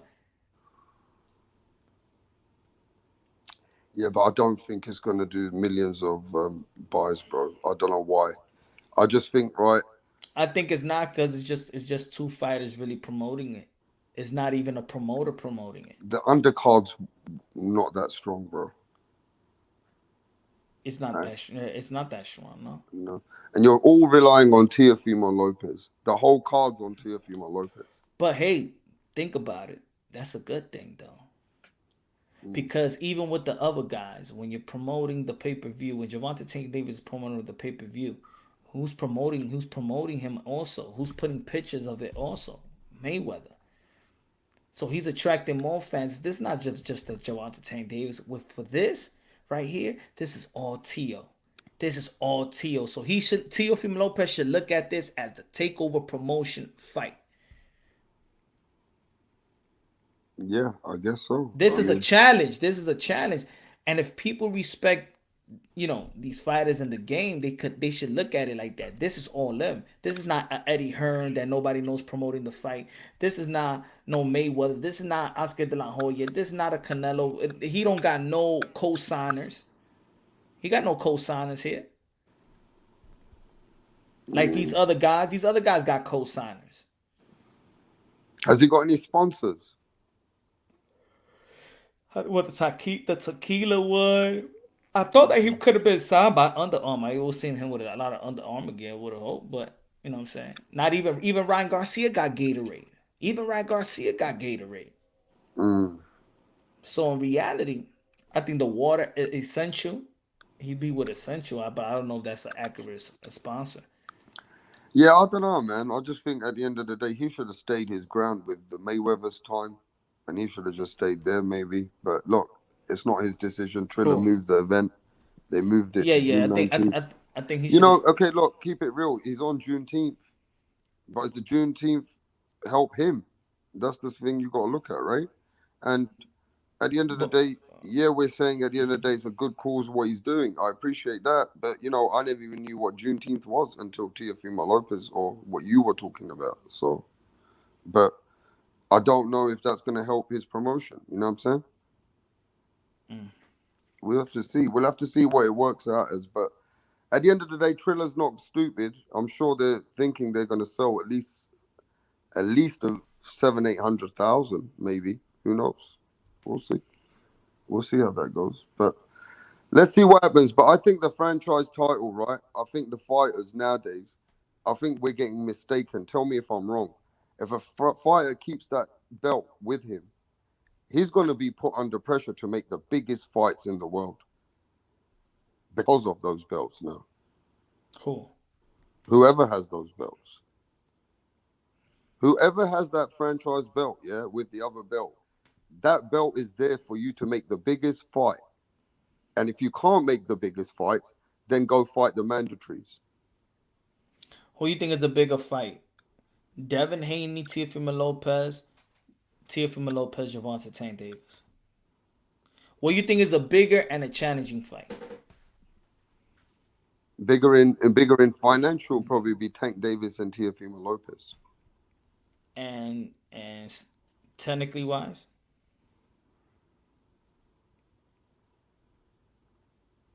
It's hard to say technically wise because both of these guys have got to step up and fight their fights in Mario Barrios and at least have a look at how he does with Linares. But, you know, at the end of the day, the more fan-friendly fight that you would want to see knockouts in would be with Tank Davis and Teofimo Lopez. The more boring fight could end up being with Devin Haney and Teofimo. So it depends what we're looking at, right? But, you know, either way, they're both big fights. I just think Tank Davis can maybe bring more money to the table. I think that's a bigger fight for the fans. Is it? I don't know in America, but for me over here, it looks like that. Is it? Do you think Tank Davis is a bigger name than Devin Haney? I think he's yeah. Tank Davis a bigger name than Devin Haney? Yeah. He's a bigger name than Devin Haney. I think it's a bigger fight, and I think it'll be a tougher fight. Really? I think in all three categories, I think so. Okay. I mean, Devin, and listen, remember this, Tank Davis is actually preparing himself with bigger guys, with Mario Barrios. So there's no excuse in Tank Davis if he beats Mario Barrios. If he beats him, there won't be no excuses saying that Tank hasn't fought a bigger guy now. But with this fight, we could have a better analyze of the growth of Devin Haney. He's still 22 years old. So I think, you know, this fight is gonna... Is this fight gonna give you any answer? Because I remember you hated this fight. You feel like this fight is not gonna do nothing for him because do you still feel that way? The Jorge Linares fight? I feel the problem in the boxing world that we live in today, I feel that no matter what happens with Devin Haney, and if he outpoints him, it's not going to give him the credit at all. No, he ain't going to get the credit. But if he knocks him out, he might start getting people to say, well, at least he stopped Linares now. So, you know what I mean? Give the man some credit. You know what I'm saying? What Eddie Hearn was emphasizing today, statement. He was the one that was saying it, right? So Eddie Hearn, no. And this is why I didn't take serious what Eddie Hearn was saying about that we'll give Teofimo Lopez this type of money because you still got to reconstruct your partnership with Devin Haney after this fight. So talk about that first. Because I think that this performance, I do really, really believe that this performance is going to set the tone on making another great partnership with Matchroom and the Zone. Well, I don't even know what's going to happen after this fight because Eddie Hearn seems very vocally interested in Devin Haney right now. Well, he's promoted right now. Not good. Remember, he's promoted right now. Have they extended their contract with him? No, not that I heard of. Because this is the last fight on the contract, right? Exactly. So right now he's just promoting, just like he was doing Canelo Alvarez, right? Yeah, but this is the first time he's actually promoting loud about Devin Haney a bit. Nah, it's fight week. This is the norm. The norm is the other days when you're not really promoting him. Do you think Bill Haney's been vocal to Eddie Hearn, say, look, you guys need to call out Eddie, you need to call out Teofimo Lopez for us? Because do you remember when we spoke to Bill and you kept telling him Eddie needs to be vocal? Eddie needs to be vocal about Teo. We don't want to hear it. We need him to talk about it.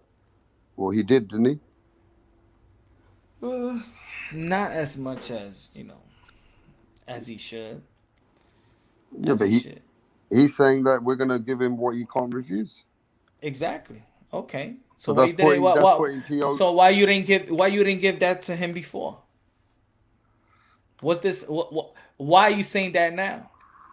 Why you didn't put that? Hey, They had a lot of time. Come on, even Bill wasn't punch drunk. What he said, he's gonna go to Eddie Hearn, right? Did he go to Eddie Mm. Hearn? So why? So that let me ask you this question: why you think that Eddie Hearn didn't give him a price that he Because could have deserved? they wanted Devin Haney to have this fight first with Linares. They didn't trust Devin Haney with Teofimo Lopez. That you trying to say? I'm saying, yeah, they have to make their money. They have to make sure that the guy's ready for the fight. They have to push him in the right way. So, yeah, they're trying to be strategic, right? They're using their strategics. But they're keeping Teofimo online because they know that's the biggest fight if he can come through this fight. Now, let me ask you this. Do you think the fight's going to happen? You know the Teofimo Lopez family really well. You understand the boxing business. Do you think this fight's going to happen? I know the Lopez as much as I know the Haneys. So, do you know the fight's going to happen? No. Because I don't think this fight's going to happen. 50-50. If it happens, it's because of Tio, in my opinion. But Teofimo don't have the relationship with his promoter, so how would he do it? If anybody gonna be pushing for it, I think it would be more Tio than anything. But I know the Haneys will want that fight as well. I'm not saying they don't want the fight. I'm just saying that there's gonna be a lot of hiccups into that. If they saying that, yo, because that's what you're hearing recently, right? You're gonna be that he's gonna make him a mandatory, right? Teofimo Lopez is not gonna be a mandatory to Devin Haney. He's We not know that mandatory to nobody. exactly. So it's gonna be the other way around. Would the Haneys accept that? You said that they remember they not he the Bill did not accept that. He's not No, gonna Bill let go Haney to time. said that we want to fight Teofimo Lopez, but we don't want to give up our belt.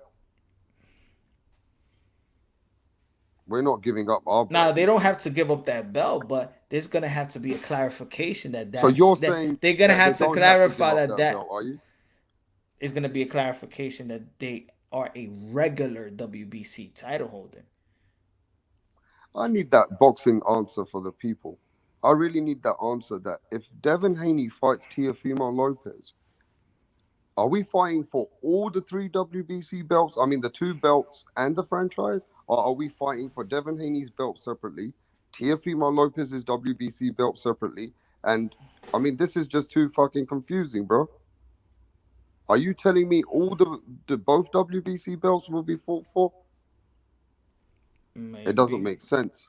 I May- think that Devin Haney would have to vacate his belt to fight Teofimo. I don't know. I need that answer because you seem to think it's all the belts. I'm thinking it's gonna be all the belts, but the significance of all the belts. That's gonna be it.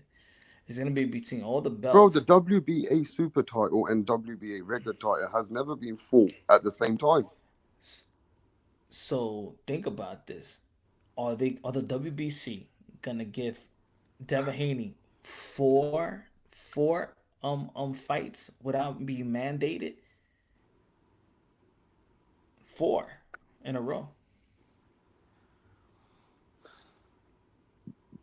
Yeah, but that doesn't even answer the question that, like, when Yeah, but Devin that's what I'm Haney's. saying. That's what I'm saying. If one rule is broken, then it's hard to even come with the answer because if we go by the rule book, it's easy for me to answer certain things. But when it comes to the WBC, they have broken all the rules. They don't have real no rules. Broken They the just rules said they or implemented new rules? broke both because they have broken the Because rule. they've implemented new rules. That's what I'm saying. They implemented, but they broke the rule when it comes to what a vacant when you win a vacant title, Mm. you supposed to have two mandatories and a voluntary. Voluntary, two mandatories. Devin Haney hasn't faced his mandatory, so he's gonna go from the novice. He's gonna go another fight with Teofimo Lopez. That's four fights. Remember, WBC just said that they order that the winner of this fight is gonna be mandated to Devin Haney. I mean, the only thing that you can say to me is that the Fortuna camp have a relationship with the WBC with Samson as well. They do. So, so at the end of the day, the Fortuna WBC shouldn't be still fighting gave for his position the anymore. WBC are still going to the WBC first gave that fight to Ryan Garcia, under the interim title. Yeah, but Fortuna was also a man. He beat Lozado to be a mandatory. So now he's facing a guy that was not even ranked. He's facing a guy that was not even ranked in Jojo Diaz at 135, and he needs to fight again to be placed as mandatory. Yeah, but didn't the WBC say to Bill Haney that we've given you the time because of your son was injured? Remember? Yeah. Right? So he got a voluntary base for that. So at the end of the day, the WBC's been lenient towards the Haneys as well. They haven't forced any mandatory fights on the actual champion, on their champion in Devin Haney. Yeah. So it's the same thing, isn't it? They haven't forced it, but also Devin Haney, he's been fighting, getting fights, which are more or less, building him as a prospect. So, they're all. I mean, like you said, right? At the end of the day, it's like as long as you're fighting for the sanctioning body, making some fights, the sanctioning body is getting. They're making sure that at least Linares is in the top 10, isn't he? Linares is number 7 in some people's sanctioning body. He's number 7. So I don't know, man. It just seems to me that, again, everything seems to me that when you made Devin Haney a champion and gave him the belt that way, it just made everything difficult, because Devin Haney also never got that credit for being a champion like he don't today. So Let's see. Yes, I don't like Box Live. I like Box Live. They do a good job. well, let's see. It's a 50-50 situation. I don't think that fight's going to happen with Teofimo and Devin Haney next. I think, again, they're just making noise. Box Live have Linares number 7. Yeah. So Linares is number 7, right? Cambosa's number 8. Yeah. So I guess at the end of the day, Fortuna also took that route where he thought Samson got him the fight with Ryan Garcia first. So what happened to Ryan Garcia now? He keeps his title and fights somebody else. He vacant. Huh? The title's vacant. So now Fortuna's fighting for his title. Jojo Diaz, yeah. Right. But do the rest of the sanctioning bodies, like the WBA, are they forcing mandatories right now, Punch? Nah, they don't force on the Super WBA champion any mandatory. That's like the Super WBA is like the franchise, but they're recognized by other sanctioning bodies. But Devin Haney really should have been forced one mandatory by now, right? Yo, the Ring Magazine, Ring TV don't even have Linares top 10. And that's quote unquote Oscar de la Hoya. So he would have Linares top 10. So there is no bias there. Oh no, he's 7. My fault. He's 7 here in Ring TV too. My fault. Wait there, who promotes Linares? Golden Boy. Exactly, so he's got to be in there, right? Yeah. No, But he's top 10, like, so you know what I'm saying. There's a good test for Devin Haney. Yeah, I think the way it works, if you don't get your mandatory fight, right, you can pick somebody in the top 10. I think it works like that, right? Top 15. Is it top 15? I don't know, man. I think Teofimo's got the pressure. This is why. Let me see. This is why I predict in the welterweight division in the WBC they got Keith Thurman number 3. All of a sudden. So I'm thinking, and then they got Keith number 13 in the WBA. So I'm thinking like they pushing for a move to probably have, because Keith Thurman could fight Yordenis Ugas. For the WBA regular title. Super. No, but I thought Manny Pacquiao was a recess champion. If Manny Pacquiao came back, it said it very clearly that if Manny Pacquiao fights back, they're gonna check again and they're gonna recess it and then maybe give Manny Pacquiao back the Super WBA Super title. But that's what I'm saying. The WB, but who's gonna sanction? Who's gonna send a petition for it? I think that it's smart for the PBC not to give. I want Manny Pacquiao to get the belt, but I'm just saying I think the PBC is looking for the What does bigger a picture. recess champion mean? Because that's what they told us he was. He is a recess champion. So that means he gets his belt back. I don't know yet. He hasn't got it. He hasn't got it. But Well, I'm sure it's also, going to be announced soon. but also when you be a recess champion, sometimes you gotta fight for it. You gotta if you get it back because they already gave it to you, Dennis Ugas, and they already elevated Jamal James. So what they're gonna do? They're gonna put. Remember, you Dennis Ugas is not a recess WBA. That's the problem with the WBA. You just can't say, okay, Manny Pacquiao, here's your belt, and then here you Dennis Ugas, here's your regular belt, and then Jamal James don't got a belt no more. But I don't Jamal know. James now is the regular belt, so you're gonna have to take all these things out. Nah, I don't think they're gonna give Manny Pacquiao the belt back. You don't think so? No. Okay. Well, I don't know how that's going to happen because the WBA, I'm sure they consider Manny Pacquiao the most elite champion that has ever represented them, right?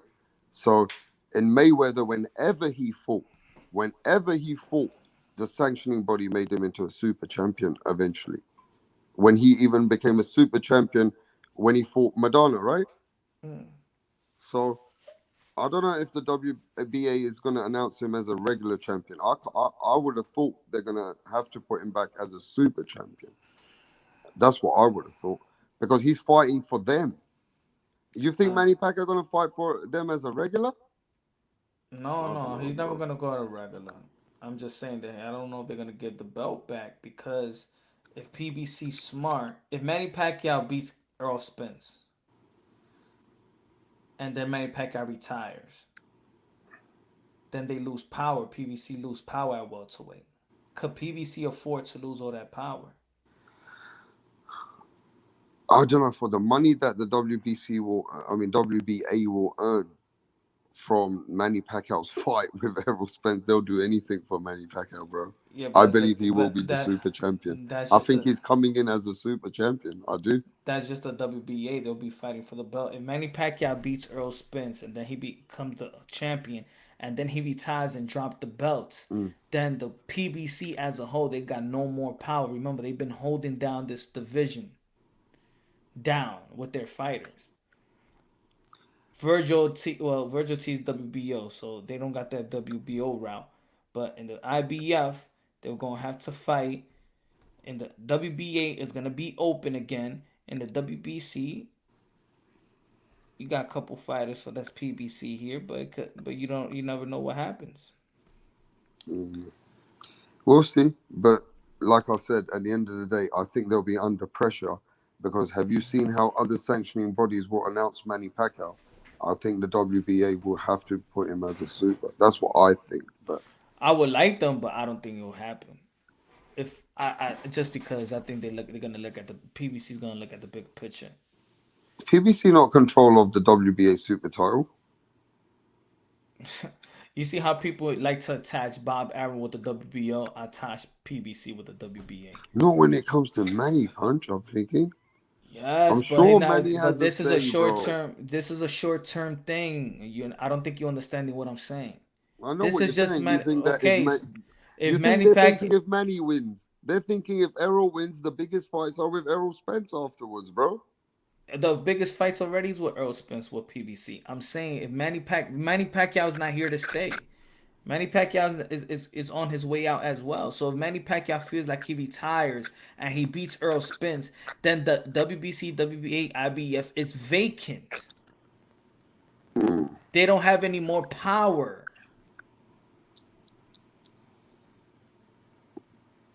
See, right now they have power. Right now they have the WBC, WBA, IBF locked. If Manny Pacquiao retires after this fight, he has to vacate all of them, and then now it's up for grabs by any promotion and stuff. Right now, the PBC got it on lock. So why would he want? I just look at it as a business term. Let me ask you. That's how I'm looking at it. As a PBC, you're looking at it as a Manny Pacquiao. I'm looking at it as a PBC as a whole, as a business. Remember, having you Dennis Ugas as a super champion is money for you Dennis Ugas.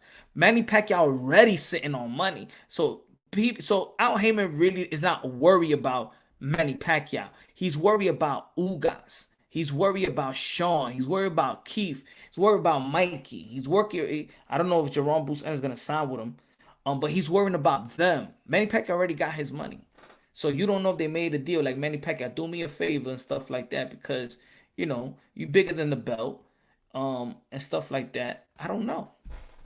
Oh, he bounced. Transcendent Sports, what's good, my brother?